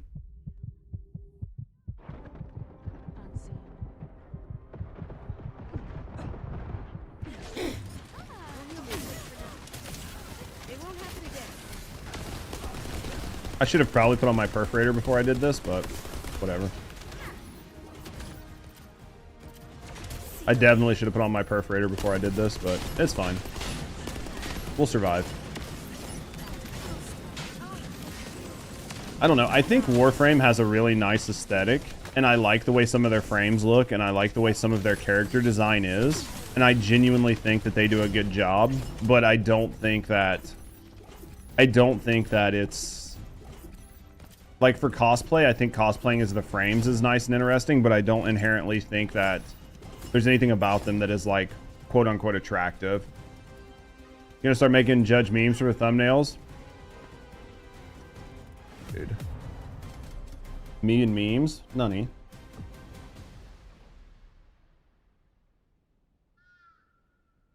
don't know, I think, we'll see.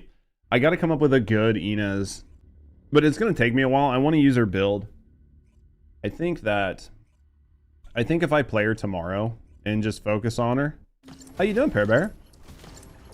I mean, I'll be able to make a build guide for her. Out of my way. I think, well, depending on how many people, like, I can probably make a build guide based on her skills. I just have to really, really, really pay attention. You want a shirtless judge Valentine and when Valentine's is around? We gotta find a video. We gotta find a video for it. Applied for a few jobs, got an interview? Dude, that's awesome. Those are like big wins. Those are huge wins. Happy you got some interviews and stuff lined up. That's gotta make you feel a little better. A shirtless judge meme. I mean, we can make it happen. We can definitely make it happen. It's just a baby Glay. So cute. What was my first prime? Ember. Back when Ember was good. My first prime was Ember Prime. And I think I ended up buying her. Because I really liked Ember, and back in the day, Ember was like the GOAT for like defense missions. So I was like, dude, I have to have her. Like, I have to have her. I think she might have even been out of rotation at the time, and I just fucking bought her. Rhino Prime was yours? I could see that. Rhino was a good frame back in the day. Shirtless judge on stream. You owe us a shirtless judge on stream? Dude, I took like all my supplements, but I didn't go to the gym last night. So I got off stream. I got off stream yesterday, and then I had a friend of mine call me from like my old job that just needed to like discuss some stuff. And ended up on the phone for a lot longer than I planned on, and then it just like the way the day went, I just didn't get a chance to go to the gym yesterday, so we definitely got to go to the gym today. I think today is Mag Prime. Is she in rotation? Like the prime parts, like, and then it takes like almost a week to like craft a prime. If I remember right, it takes a while to craft all the pieces and then craft the actual prime. Mag's a good frame though. I think Mag's a really good frame.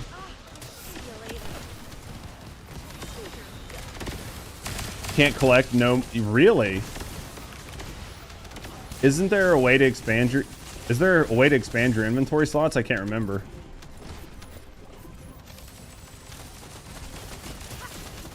Or is there just a cap on them? Like on the, there's not a cap on the quantum cores, right? Dude, that's a huge problem though. She's not. Mag's definitely fun. Is there, I want to look. Consumables, bag 254. You're having like a first world problem. Because there's no like 254 of anything here. You're having a definite first world problem right now.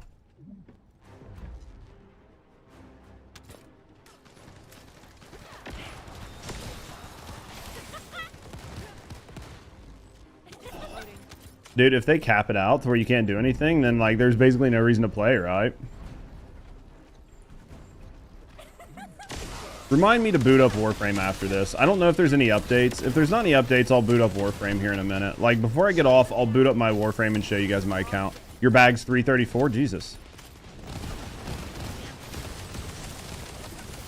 Go in and trash some blue stuff? I don't know, like some of the old stuff from like normal mode. As soon as this fucker goes away, I'll be happy.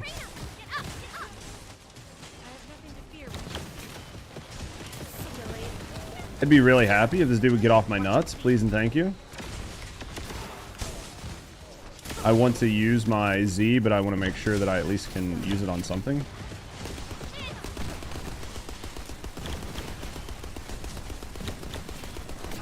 Please don't down me, please don't down me, please don't down me. Jesus fuck. Lol Warframe. I'll boot it up. I'll boot it up after. Like when I'm switching. I'll boot it up and show you guys where I'm at. It's been a while. Just remember that like some of my guns and stuff are dated. Like they were meta back when I used to play. Like now you can like evolve like the Braxton and shit. Like you couldn't do a lot of that back when I was playing. So like I don't have a lot of those evolved guns. But the guns I have were still good. Like they were still good at the time. And they still work, but I'll show you what I have. It's been a little while. Everything they want you to delete. No, that's crazy. No, I agree. You shouldn't have to delete. You shouldn't have to delete your items. I agree 100%. I didn't even know there was a hard cap like that. While romancing them, dude, the romancing options are fucking hilarious. The romancing options are literally hilarious. I didn't do anything with the romancing. Hopefully my Warframe's updated. I don't even know if my Warframe's updated right now. Hopefully there hasn't been an update.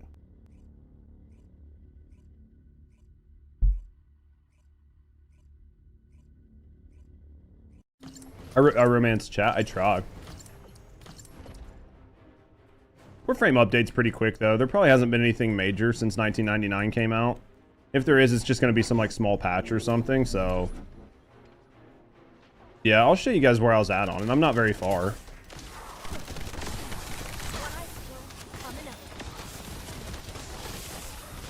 Just a bug fix, yeah, but it'll still take a sec. I won't be able to just boot right in. But still, I mean, I can just go on face cam while it like updates really fast.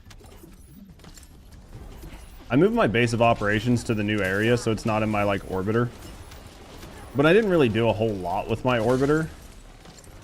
Like my orbiter's not bad, but like I didn't go through and do like a crazy amount of customizing in my orbiter, and I think they just added like new zones to the orbiter or some shit. So, or I saw like somebody, I was like looking on Twitter and somebody posted a picture of like some sort of like bar. I don't know if that's in the orbiter or if that's in the new zone, but it had like, you know, like painted and everything else. I don't think you can paint the new zone, so I'm assuming it's in the orbiter.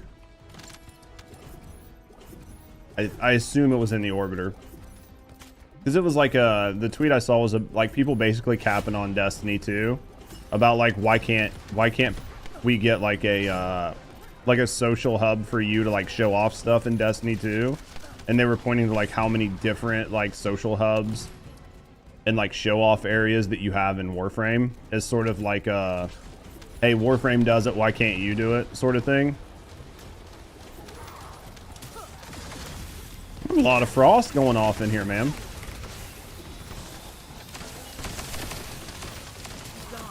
A lot of freezing.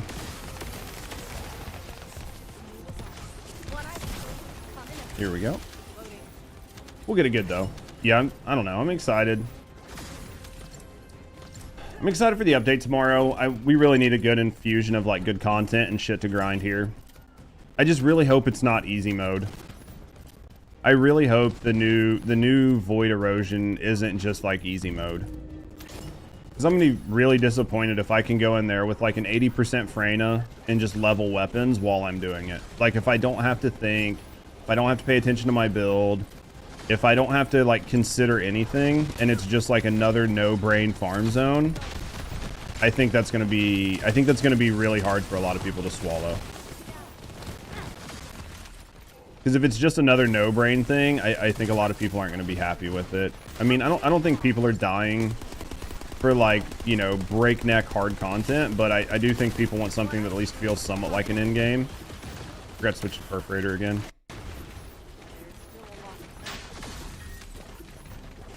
Customization in Warframe. Well, and that's the thing, like the amount of customization in Warframe is nice, and it's where you can spend your money in monetization. You know what I mean? Like that is like a very proper way to allow for like a good series of monetization where people can customize shit, but they can still play the game. Do you know what I mean?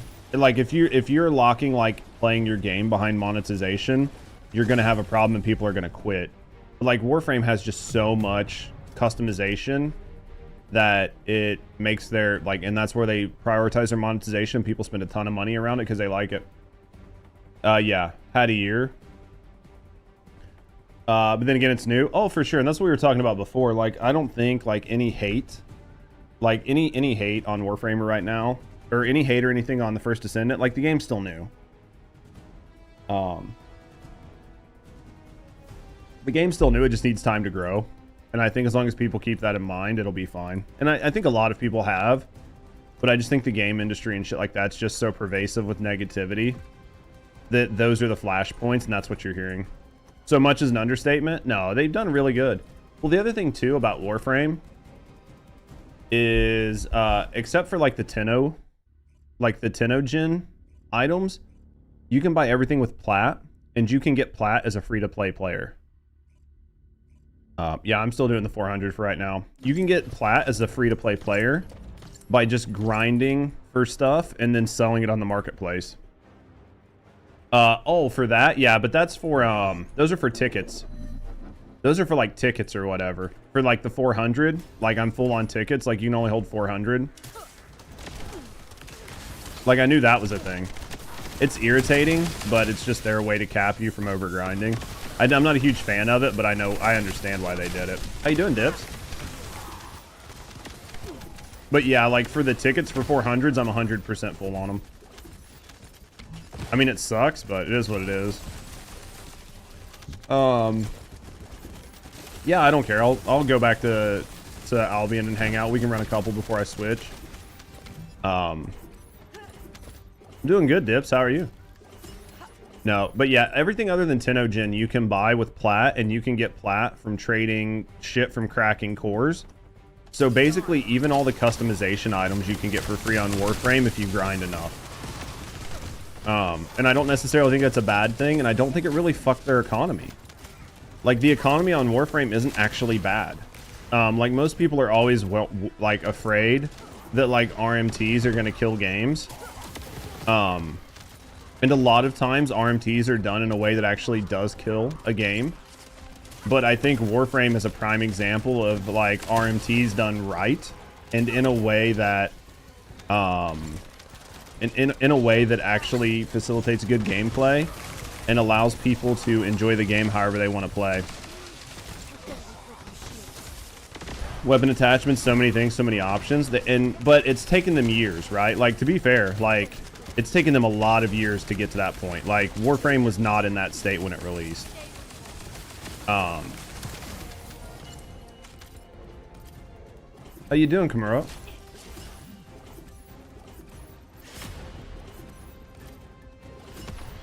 When you get to the end monster, the gold items, yeah, the gold items should be the tickets. Those gold items should be the tickets from running the 400s, right? You hit MR28. Oh yeah, you got this, Dips. You ready for tomorrow? I'm pretty sure those gold items, Egyptian, are just the tickets from running this. I don't think it's it. I think that's the material that I'm, like, capped on. Because I noticed that, like, a few days ago, or like a week ago, 2 weeks ago when we were running, and I pointed it out, and somebody was like, oh yeah, it's just the tickets. You're capped on tickets. I mean, it sucks dick, but it's a thing. I wish they would remove the caps, but I mean, it is what it is. Are they still going to be available? As far as I know. As far as I know, they're not taking the 400s out. They're just adding a new system, like a new game. Pretty good. That's what I like to hear. What are you up to today? Oh, fuck, dude. Getting wrecked. Dude, I'm excited for the update tomorrow, guys. I'm excited to try the new boss. I'm excited to get hands-on with Inez. And what I'm really excited for is the new weapon system and to see how it changes things and how the grind is. I think Inez is going to be good, but I just don't see her as a game-changing Descendant. Like, I just don't see her being, like, another Haley. I think she's going to be very fun, but I think she's just another mobber. And I just don't see her being, like, a huge game changer. But I see her being a Descendant that you can, like, mix up with. Trying to cat your alt Lepic, do grinding. Grind never stops. See her being a bunny. Yeah, I just see her being a decent mobber. I see her being a decent mobber, something good to look at, and something for fun. I'll be really surprised if she's, like, a good mobber and a decent DPSer. Like, if she's a good mobber and like, boss, I'll be very excited. Because we don't have a lot that are just, like, cracked-ass mobbers plus good bossers. You know what I mean? Be surprised if she's good day one. I really think they're going to have her nerfed into oblivion the same way they did Keeling.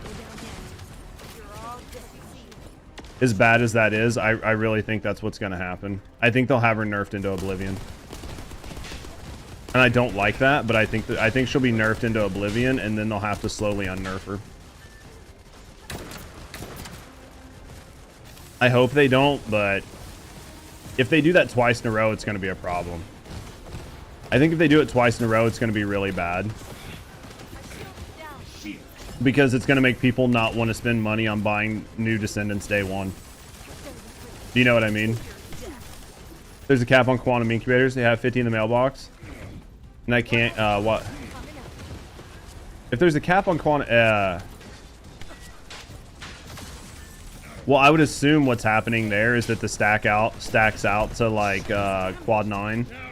And then because you're trying to pull more than what you have, do you know what I mean? I'm assuming it just stacks out at quad 9. At least it'll like stack up in your mailbox though, but it doesn't make it suck any less. It sounds like it's just a stack cap. And they don't allow you to have it. They're lifting the cap. They're lifting the cap right now. What do you mean right now? Did they like put out a statement saying that that's going to be, they're removing the cap? Because I'm pretty sure this is like tickets. Did they say they were lifting the cap with the newest update? Another Freyna situation, but they can't release them too strong and accidentally, yeah, that's the problem. After the update, okay. You wouldn't consider Valby an insane mobber? I heard she's pretty decent, like post. But then again, I don't have one built, so I just can only go off what everybody's saying. You're just spoiled by Freyna? I mean, Freyna basically spoils everybody on mobbing. Valby's very good at mobbing now. I've heard she's pretty decent now. But I mean, it's hard to compare anybody with Freyna when it comes to mobbing. Because Freyna is just like staying in one spot and fucking AFK. You know what I mean? Like, Freyna is like the epitome of no brain.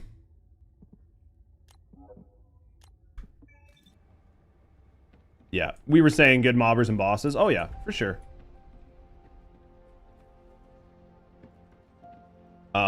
It does suck though that they have to avoid that situation. Because if you nerf a Descendant into the ground, you're basically fucked. And you can't really release another Freyna. You in there? Yeah, if you want to come, Egyptian.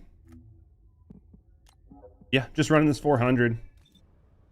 Valby can even boss in dungeons with Peacemaker. Jaber's just, he got fucked. He just got fucked. Yeah, I think Valby's, everything I've heard from Valby, she's pretty decent. And then I'm hoping like post buff, she's even just a little bit better. Which she doesn't really need a lot, but even just being a little bit better is going to be helpful. Do you know what I mean? Yeah, I think the QOLs for Valby is going to make her a lot better. Jaber got deleted. Dude might as well have. Jaber got fucked. I don't know when or if or how they're going to fix him, but I don't think this next buff is going to fix him. I don't think this next buff is even going to come close to fixing him. I think he's still got a ways to go. I don't know. We'll see. My biggest thing that I'm I'm definitely looking forward to the new Descendant, but I don't think Enos is really going to change anything for me. The big one for me is like the Void Erosion, and is it going to be fun? And is it going to be a fun gameplay loop? Is it going to be fun? Is it going to be rewarding, and am I going to enjoy it, and is there a challenge? I know that's a lot of things, but that's what I'm actually looking for, is like, is the new Void Erosion a challenge at the higher tiers, and is it rewarding? If that happens and it's like a pseudo end game, then I'm okay. Like if this is like, no, you want the end game, you go grind Void Erosion. It's kind of like mid, but the rewards you get are game changing and it's difficult.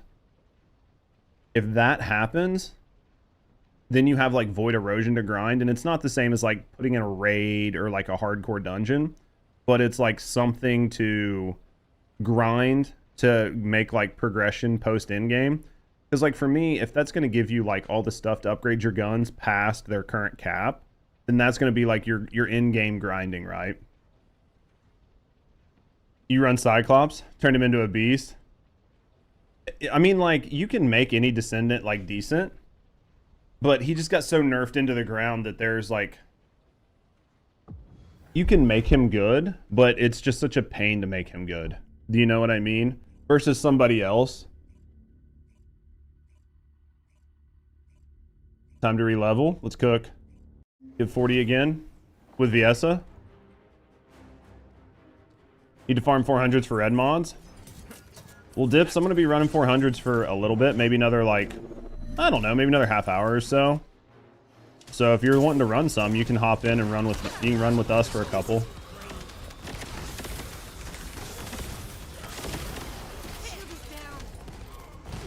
Oh, you're playing Scott Summers. It's a completely different character. Yeah, it's like apples and oranges. You know what I mean? They're both fruits, but yours is just, you know, the better one of the two. Yeah, Dips, if you want to run, you can run with us.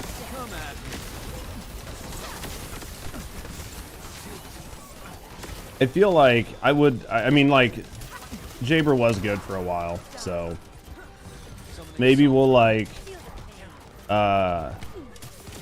make Jaber great again eventually, but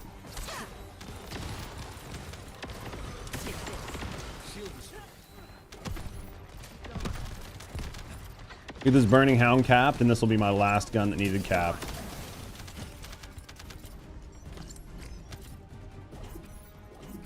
I think if you know how to use Jaber, you can probably make him like usable, but alright, yeah. We'll do this, and then like I said, probably around like 2:30, quarter till 3, I will I'll switch over. I'm not gonna play Warframe, but I'll like log into Warframe for like my friends here to like want to see like my Warframe account. I'll log into Warframe, I'll show you guys my account and stuff, and then after that I gotta go like work out, I gotta go to the gym, and then I need to probably do some, after I get back from the gym, I need to eat and then probably take some IG photos, because I've been like putting that off. So I'll probably spend like an hour or so trying to take some IG photos, and then after the IG photos, I think I might start working on, the question is, do I do another like boss guide for the bosses that are already out and I already have recorded, or do I just start working on a Keelan guide? Because if I start working on a Keelan guide, then I need to sit down and just like come through, like go through, I might start working on the Keelan guide, not because I'm in a hurry to get the Keelan guide out, but because it'll get me thinking about the sort of flow I want for like character guides. That way I have one in place for when Inez drops tomorrow. So I'm not like trying to come up with like a workflow for like the video and the content that we need in it. You know what I mean? I'll know like this is the shit I need. This is what the info I need. And then I'll just make sure to get all of that, and then I can work on the guide from there. I think that's probably like the play. Any last words?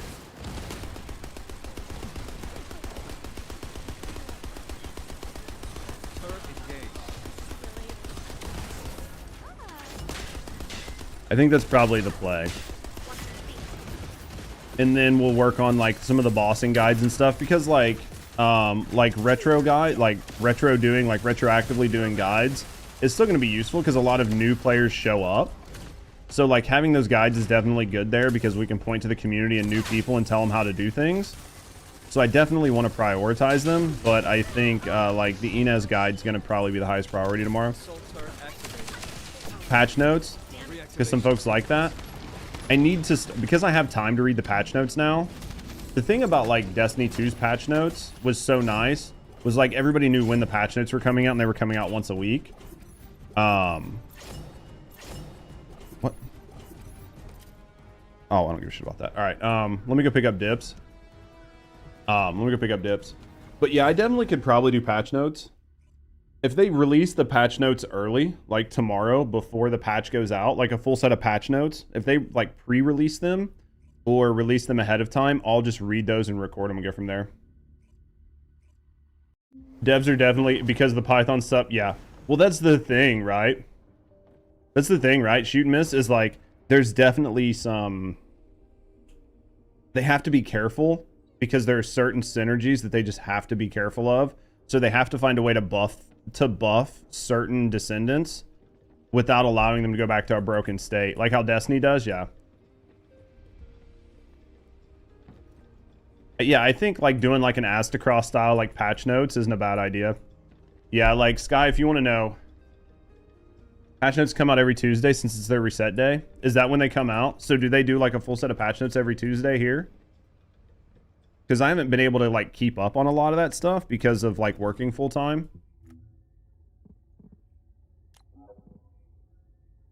But if they come out on like on Tuesday, I can do patch notes on Tuesdays.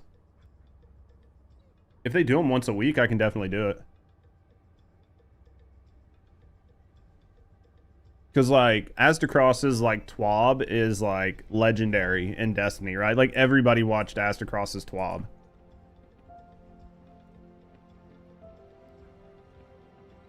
If you use Python with Jaber, he does a lot of damage. Just due to the fire rate, or what? Because we've got, like, Egyptian in here plays a lot of it. So, like, plays a lot of Jaber. Most of it's just meme on him.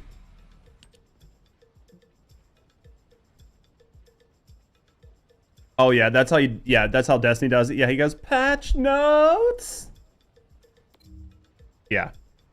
I mean, that's what he's always done. But the thing was, like, Destiny 2 was so religious about putting out, like, their TWAB that you could realistically make a video for it every week and you wouldn't have to worry about it. It wasn't like a no, like, oh fuck, it's like 6 p.m. I'm sitting on the couch and I get a fucking tweet. Now I have to jump up and run and try to fucking scramble a patch notes video. The other thing too, for Cross and why it's so successful, is because it's so successful because he did it. Like his This Week at Bungie and like his Twid readings and stuff were so iconic because he did it. So because he had done it forever, people just slowly started watching it. He has quite a few editors. Cross is part of Mythic Talent, and that's where I was. Cross is a great content creator. Astacross is by far one of the best content creators on the market.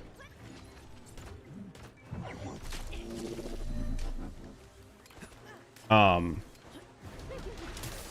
let me put it this way. He's one of the best gaming content creators on the market.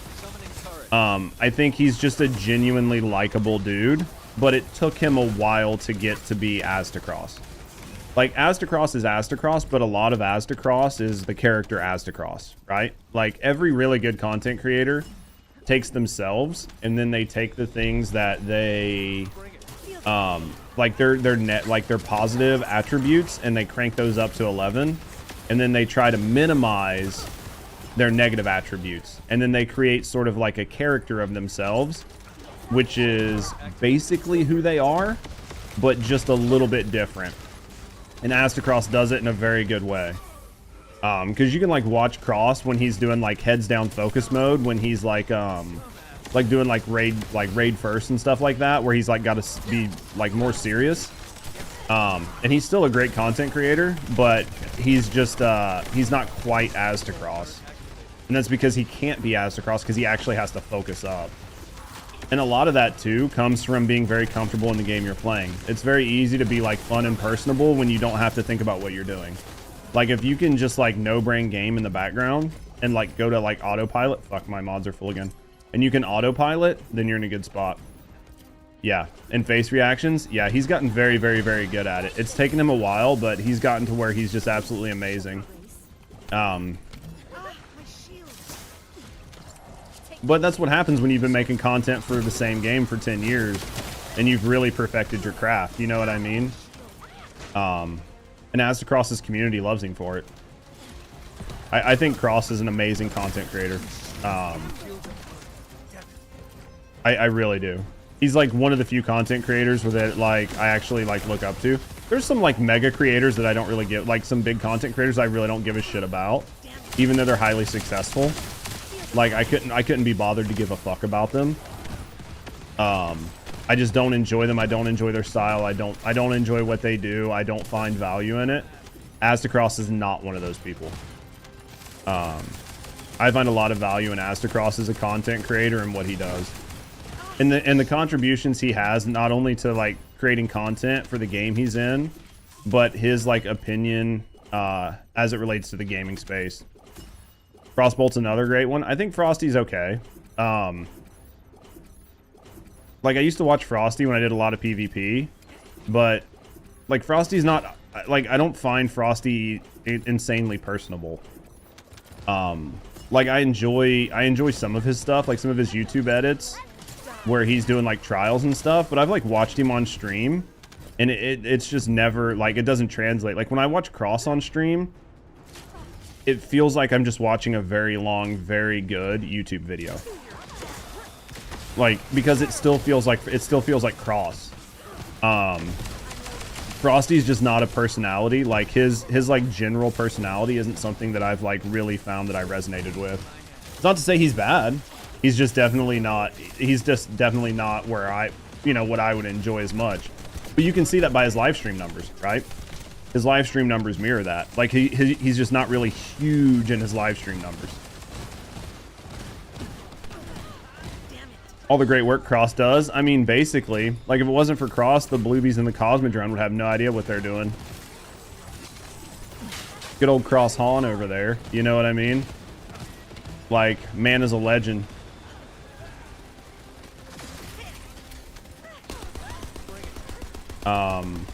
Yeah, there's like, but like, so people like Queso. Like, Queso is a huge content creator. And like, the agency I used to work for, like, represents him. I've watched so much of his stuff, and it just does nothing for me. I know a lot of people really, really, really like Queso. It does nothing for me. Like, nothing about Queso's content does anything for me. I've tried watching it. I've tried watching it at like 2x and 4x speed. Like, I've watched him play numerous games. It does nothing for me. Same with Kai. Like, Kai Cenat, like, his content, him and I Show Speed, their style of content does nothing for me. I have to go, like, combine mods, guys, and then we'll come back. And that's not saying, like, Queso, Kai, and I Show Speed are bad content creators. They just make content for a different generation. They make content for a generation that's not me. Like, I cannot get into the content they make. I had the same issue with, Insum when I used to play a lot of Phasmo. Insum was, like, one of the biggest content creators in Phasmo, and I could not stomach watching his content. Literally couldn't watch it. I could watch Psycho's. I loved Psycho's content.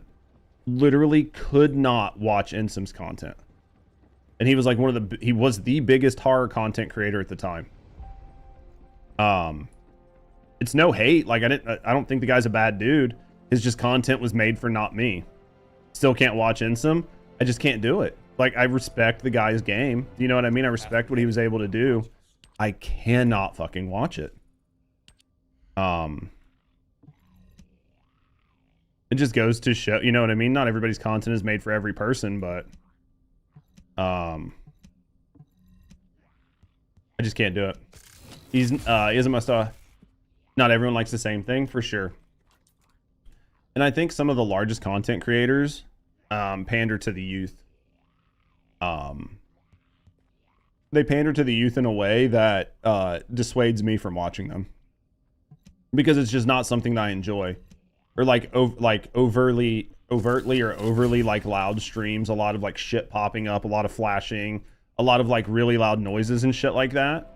Like, that's very disruptive for me. Like, it's definitely, it can be utilized properly to like call attention to like funny moments or to like draw people's attention back to the screen. But if it's constantly doing that and it's constantly demanding my attention, and I'm done. Off topic. TikTok still, is the TikTok ban still on? As far as I know, I haven't heard that it's not anymore. I don't know when the vote is. Wasn't it supposed to be like here really soon? Thanks for the follow. Yo-ho. Thanks for the follow. We do keep anonymous, so if you're just chilling, hanging out, relaxing, no, I appreciate you. Just be able to get to know me and the community. Have a good night. Either way, thanks for the follow.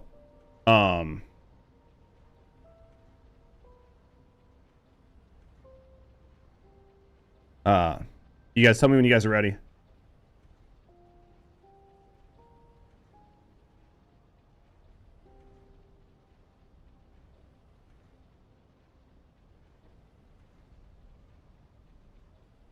You ready? Everybody ready? We good to go? Bot broke? Why'd you guys break my bot? It's gotta be scary if you have no job. What's scary? What'd I miss? Oh, like the TikTok creators? I mean, it's always the risk. Honestly, like making content and being a full-time content creator is always a risk. If you're a full-time content creator on TikTok, if you're a full-time content creator and you're only on one platform, you fucked yourself. It's just pure and simple. If you live and die on one platform, you've 100% fucked yourself. I did it. It's just part of it. Let's go, my X-Men. Yeah, you've basically fucked yourself. I think TikTok creators live and die very fast. Like, there's not a lot of TikTok creators that have a lot of longevity. Look what Facebook did to some of them, yeah. Look at Vine had to go through, yeah. You miss Vine? Vine was interesting. I just think, as far as I know, the ban's still on. If anybody can look it up and tell me if something's, like, changed. But as far as I know, the ban is still scheduled to go into effect? Question mark? I don't know how it's gonna work. Like, I don't know if you're just gonna, like, get a fucking notification, like, when you go to log into TikTok that says, like, this is banned. Like, I just don't know. I don't know how it's gonna show up when it's banned. Like, if the Worldwide Internet Federation is just going to, like, block it, like, who do you get to turn it off? And the die of a talk? Yeah. It's just, yeah, like, I know YouTube creators that have been long. I think, like, YouTube has had, like, the largest proliferation of content creators lasting for an extended period of time. Only, like, next to, like, and then, like, subsequently, like, Twitch. But, like, there's not a lot of content creators that make it very long. That's why it's so, like, fucking much of a gut punch. Like, when I used to work in the industry, like, just a couple weeks ago, like, watching content creators turn down $1 million deals. And it's like, bro, you could literally, like, have some sort of, like, video leak tomorrow of you doing something dumb and completely fuck your entire career. Like, your career could be fucked tomorrow and you just turn down $1 million. Like, I'm sorry, buddy, but you're fucking retarded. Like, you should get a goddamn helmet for your birthday. Like, take that fucking $1 million, pay the 30, 40, 50% taxes on it, and put it in the S&P 500 in an ETF, like in an index fund or something. And just never have to worry about working again. Like, what the fuck, people? Like, your fame is not going to last forever. You're not that fucking cool. You're not that popular. You think you are. And content creators have, like, a really bad issue of, like, letting their ego get the best of them. Like, your shit could be over tomorrow. Get, like, anybody's shit could be over tomorrow. You know what I mean? One false rumor, literally that's all it takes. And, like, there's no guarantee that you're going to recover. Supreme Court, they haven't done so far. Supreme Court's, I thought SCOTUS already said that it was good to ban. I thought SCOTUS already said it was good to go. Am I wrong? It looks like I'm going to have something to look up when I get off stream. But then I'll ban still on, Dan. There's no workaround if it's banned. They'll remove the platform. Oh, interesting. If it goes through, it'll disconnect servers and disable US-based accounts. Yeah, it's going to be interesting to see them do it. I'm not wrong. I mean, I like to think that I'm not wrong. Every once in a while I'm wrong, but most of the times I'm a goddamn genius. I just think that it's common sense for a lot of people. I think a lot of it's common sense, and I think a lot of people have common sense. But the problem is, like, the most vocal people in the country seem to not have any fucking common sense, and that makes the rest of us look dumb. SCOTUS says it's a go. Yeah, if SCOTUS says it's fucked, then it's fucked.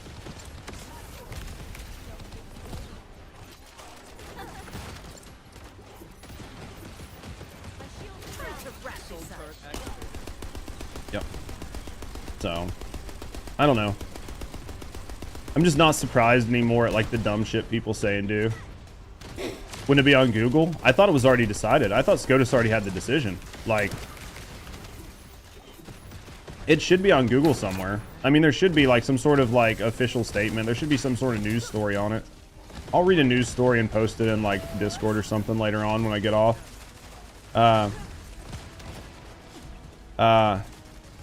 And selling it might not always be the play. I mean, everybody else gets away with it. I think Tips Out had a really good take on it. Tips had a really good take on it on Twitter. Basically, it was just like Google and Meta have gotten away with doing this shit for years. And they've had a monopoly on, like, misinformation and buying and selling info and doing all of this. And nobody gave a fuck at all, basically. But now that it's a Chinese company, everybody's freaking the fuck out. And I don't even think everybody's freaking the fuck out. I think like Google and Meta and a lot of these other companies have a vested self-interest in allowing the narrative to be pushed. If you control information, you control people. You haven't seen Decision? I'll have to look into it. But basically, whoever controls information controls everything.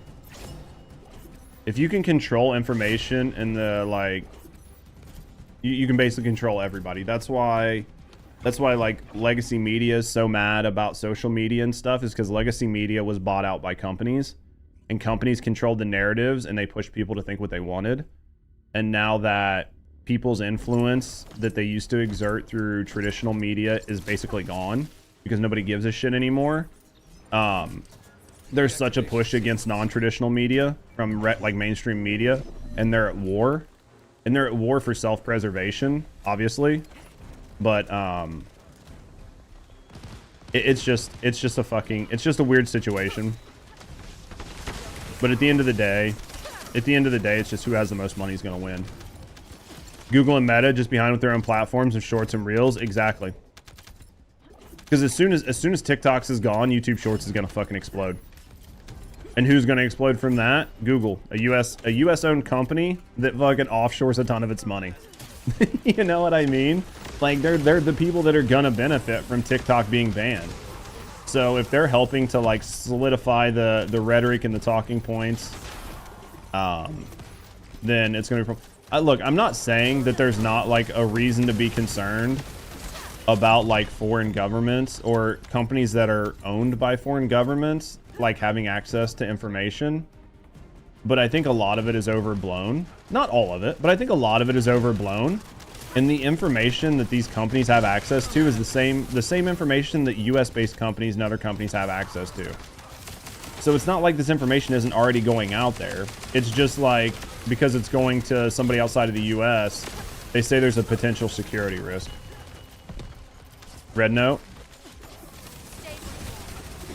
There's a lot of stuff. And there's so many workarounds and everything else. Like, you don't like, okay, US is banned on TikTok, VPN sales spike, and now everybody's using fucking NordVPN on their phone so they can get on TikTok.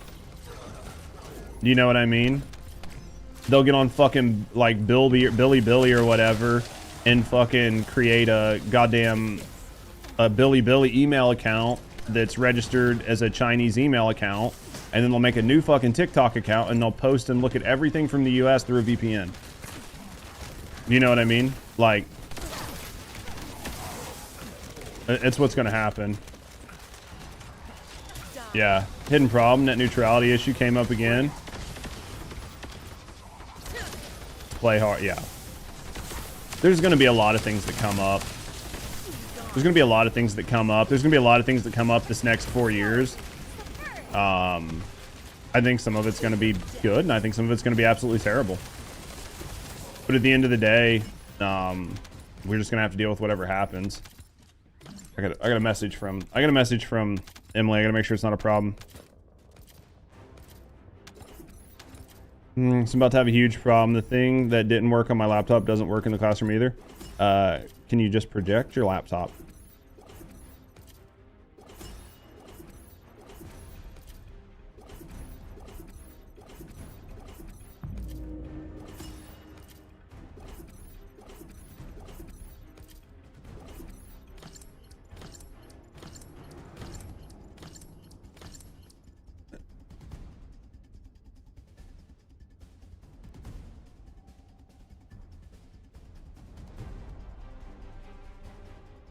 Oh. Fuck.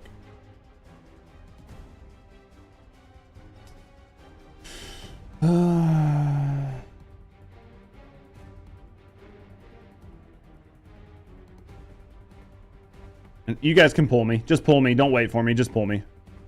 Interesting.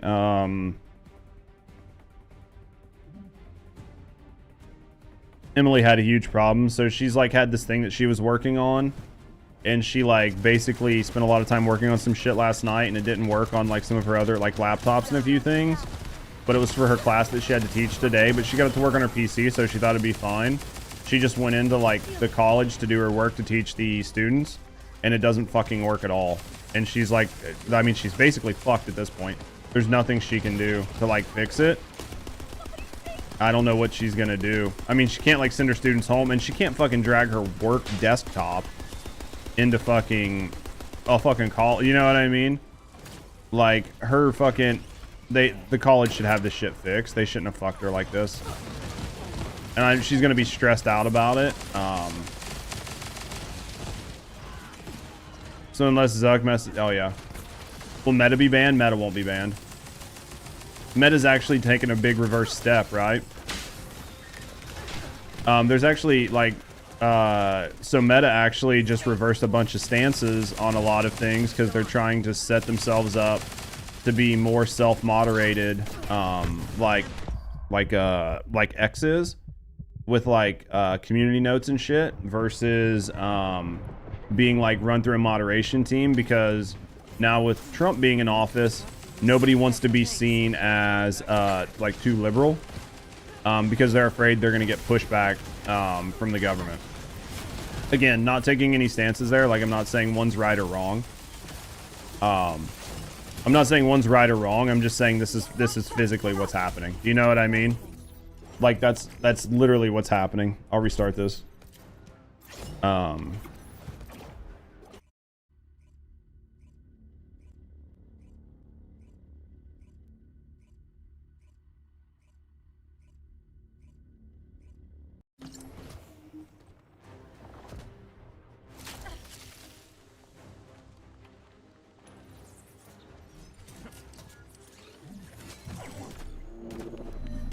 I'm telling Emily to just come home and teach her class from home, since it works from home.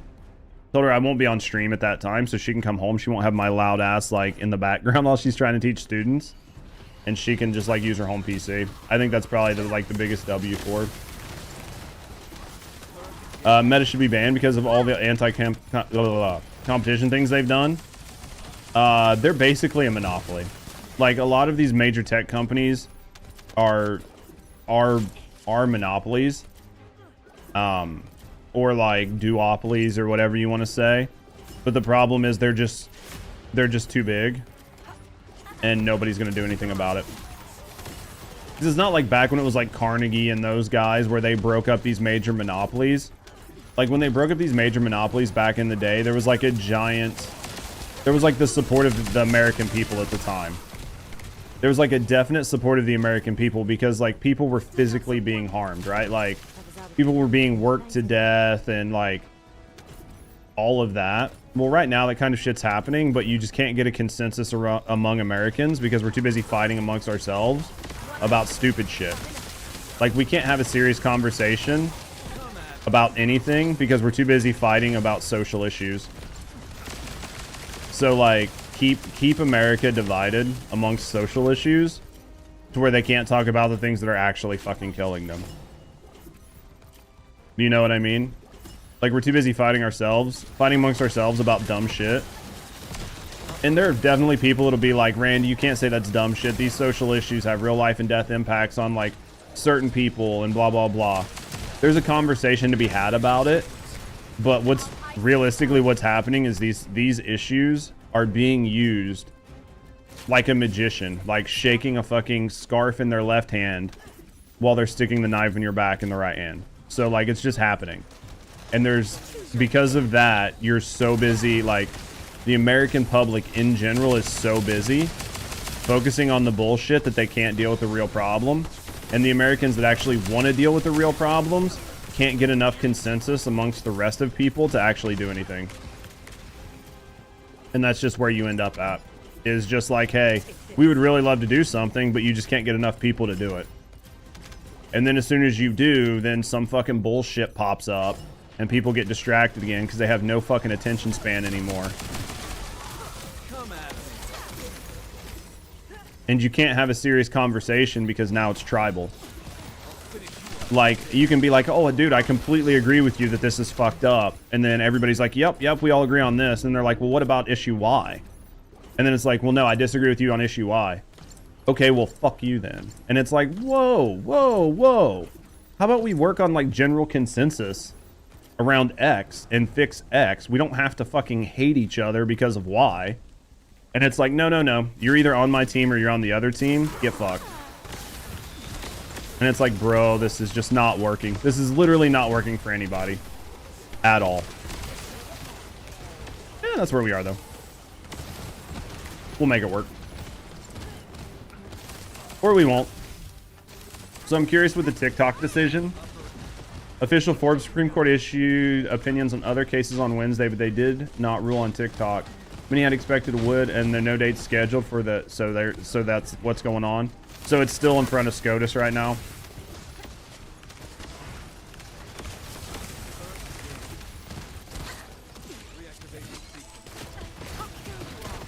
So we're just waiting on the ruling. Try to get you guys in a second.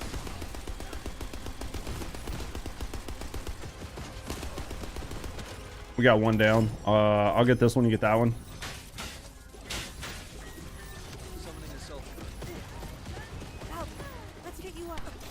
There we go. We got this. We're cooking.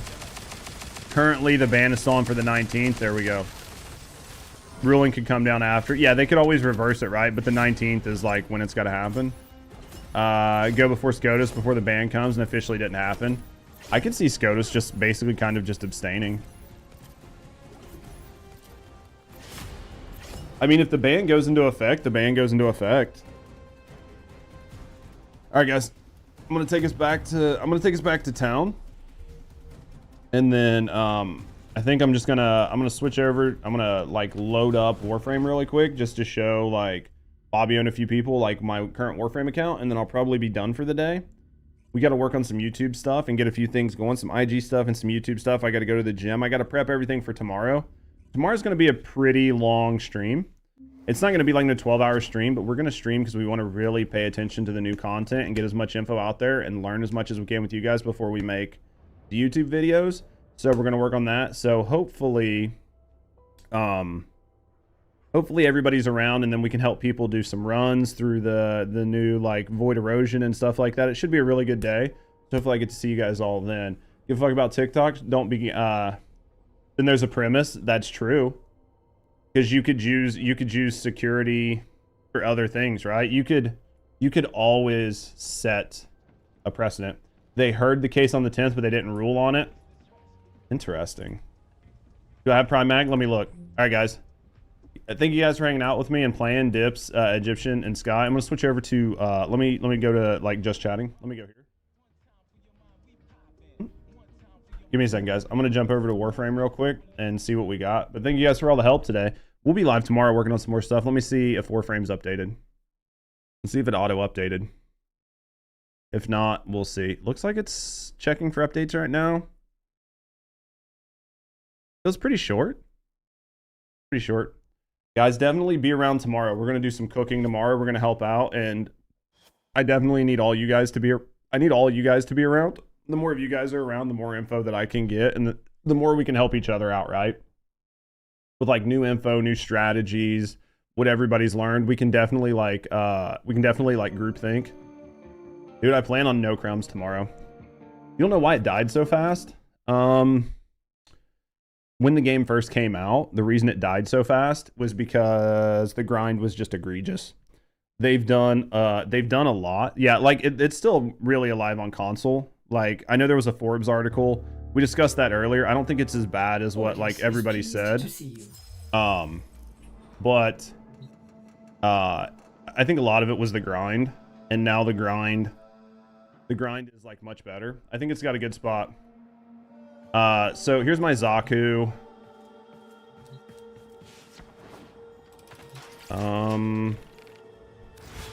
Let's see, who do I have?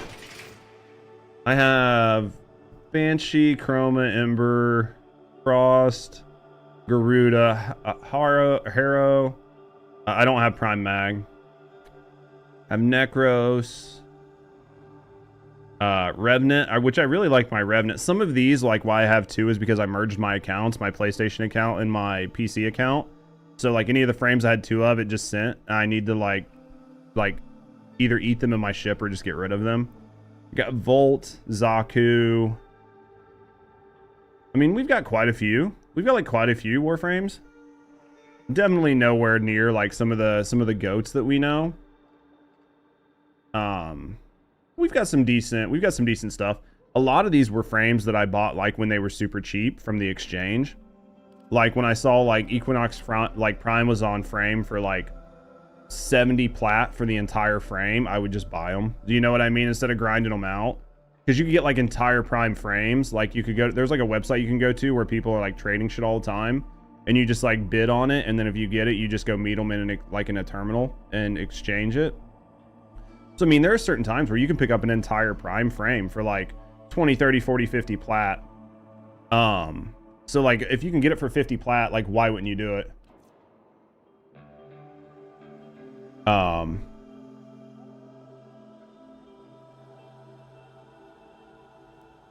Bunny, AK. No, I mean they're a good frame, but yeah, so this is where I'm at. This is where I'm at on Warframe. And then like weapons. Like I still use my Finmore. There are way better ones. But yeah, this is where I was. Like I'm not anything really crazy. I think I'm like MR 18. So I definitely have a long way to go. Jesus Christ. Thank you, Psycho. But yeah, so this was my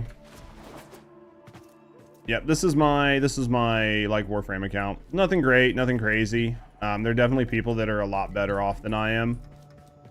But I definitely enjoyed it. It was a lot of fun. God, dude, he's so quick though. Well, the maps are different, the movements are definitely a lot different, but it's definitely a good game. This is definitely a good game. One we'll get back into eventually. We'll get back into it eventually. If you like double tap C fast enough, you get like this little like glitchy movement. There's a lot of stuff. The movement on this game's so fun. All right, guys. I don't want to bore everybody with Warframe right now. We'll definitely get some Warframe up and going once I get to where I need to be, but that's my Warframe account. So we definitely have one. We just haven't played for a while. But thank you guys for being here. Thank you guys for hanging out. Hopefully you guys enjoyed yourself. Hopefully you guys enjoyed the stream today. Had a lot of fun hanging out with you guys. A lot of fun playing First Descendant. We will definitely be live tomorrow. As soon as the game goes live, we're definitely going to buy Enes. We'll have Enes. They'll be up and running. We'll get them going. We'll cook on them. We're going to do some Void Vest or some Void Erosion. We're going to try the boss. We're going to do a bunch of grinding. We'll hang out with everybody. We'll have a good time. We'll keep you guys like entertained. And then we'll work on YouTube videos for the new stuff. Any info we figure out, like best strats, fast ways to do stuff. And we'll go from there. But thank you guys for being here. Hopefully you guys enjoyed yourself. Everybody that hung out, no, I appreciate you. I love you guys. Thanks for being here. And I will see you guys all tomorrow. Love you guys.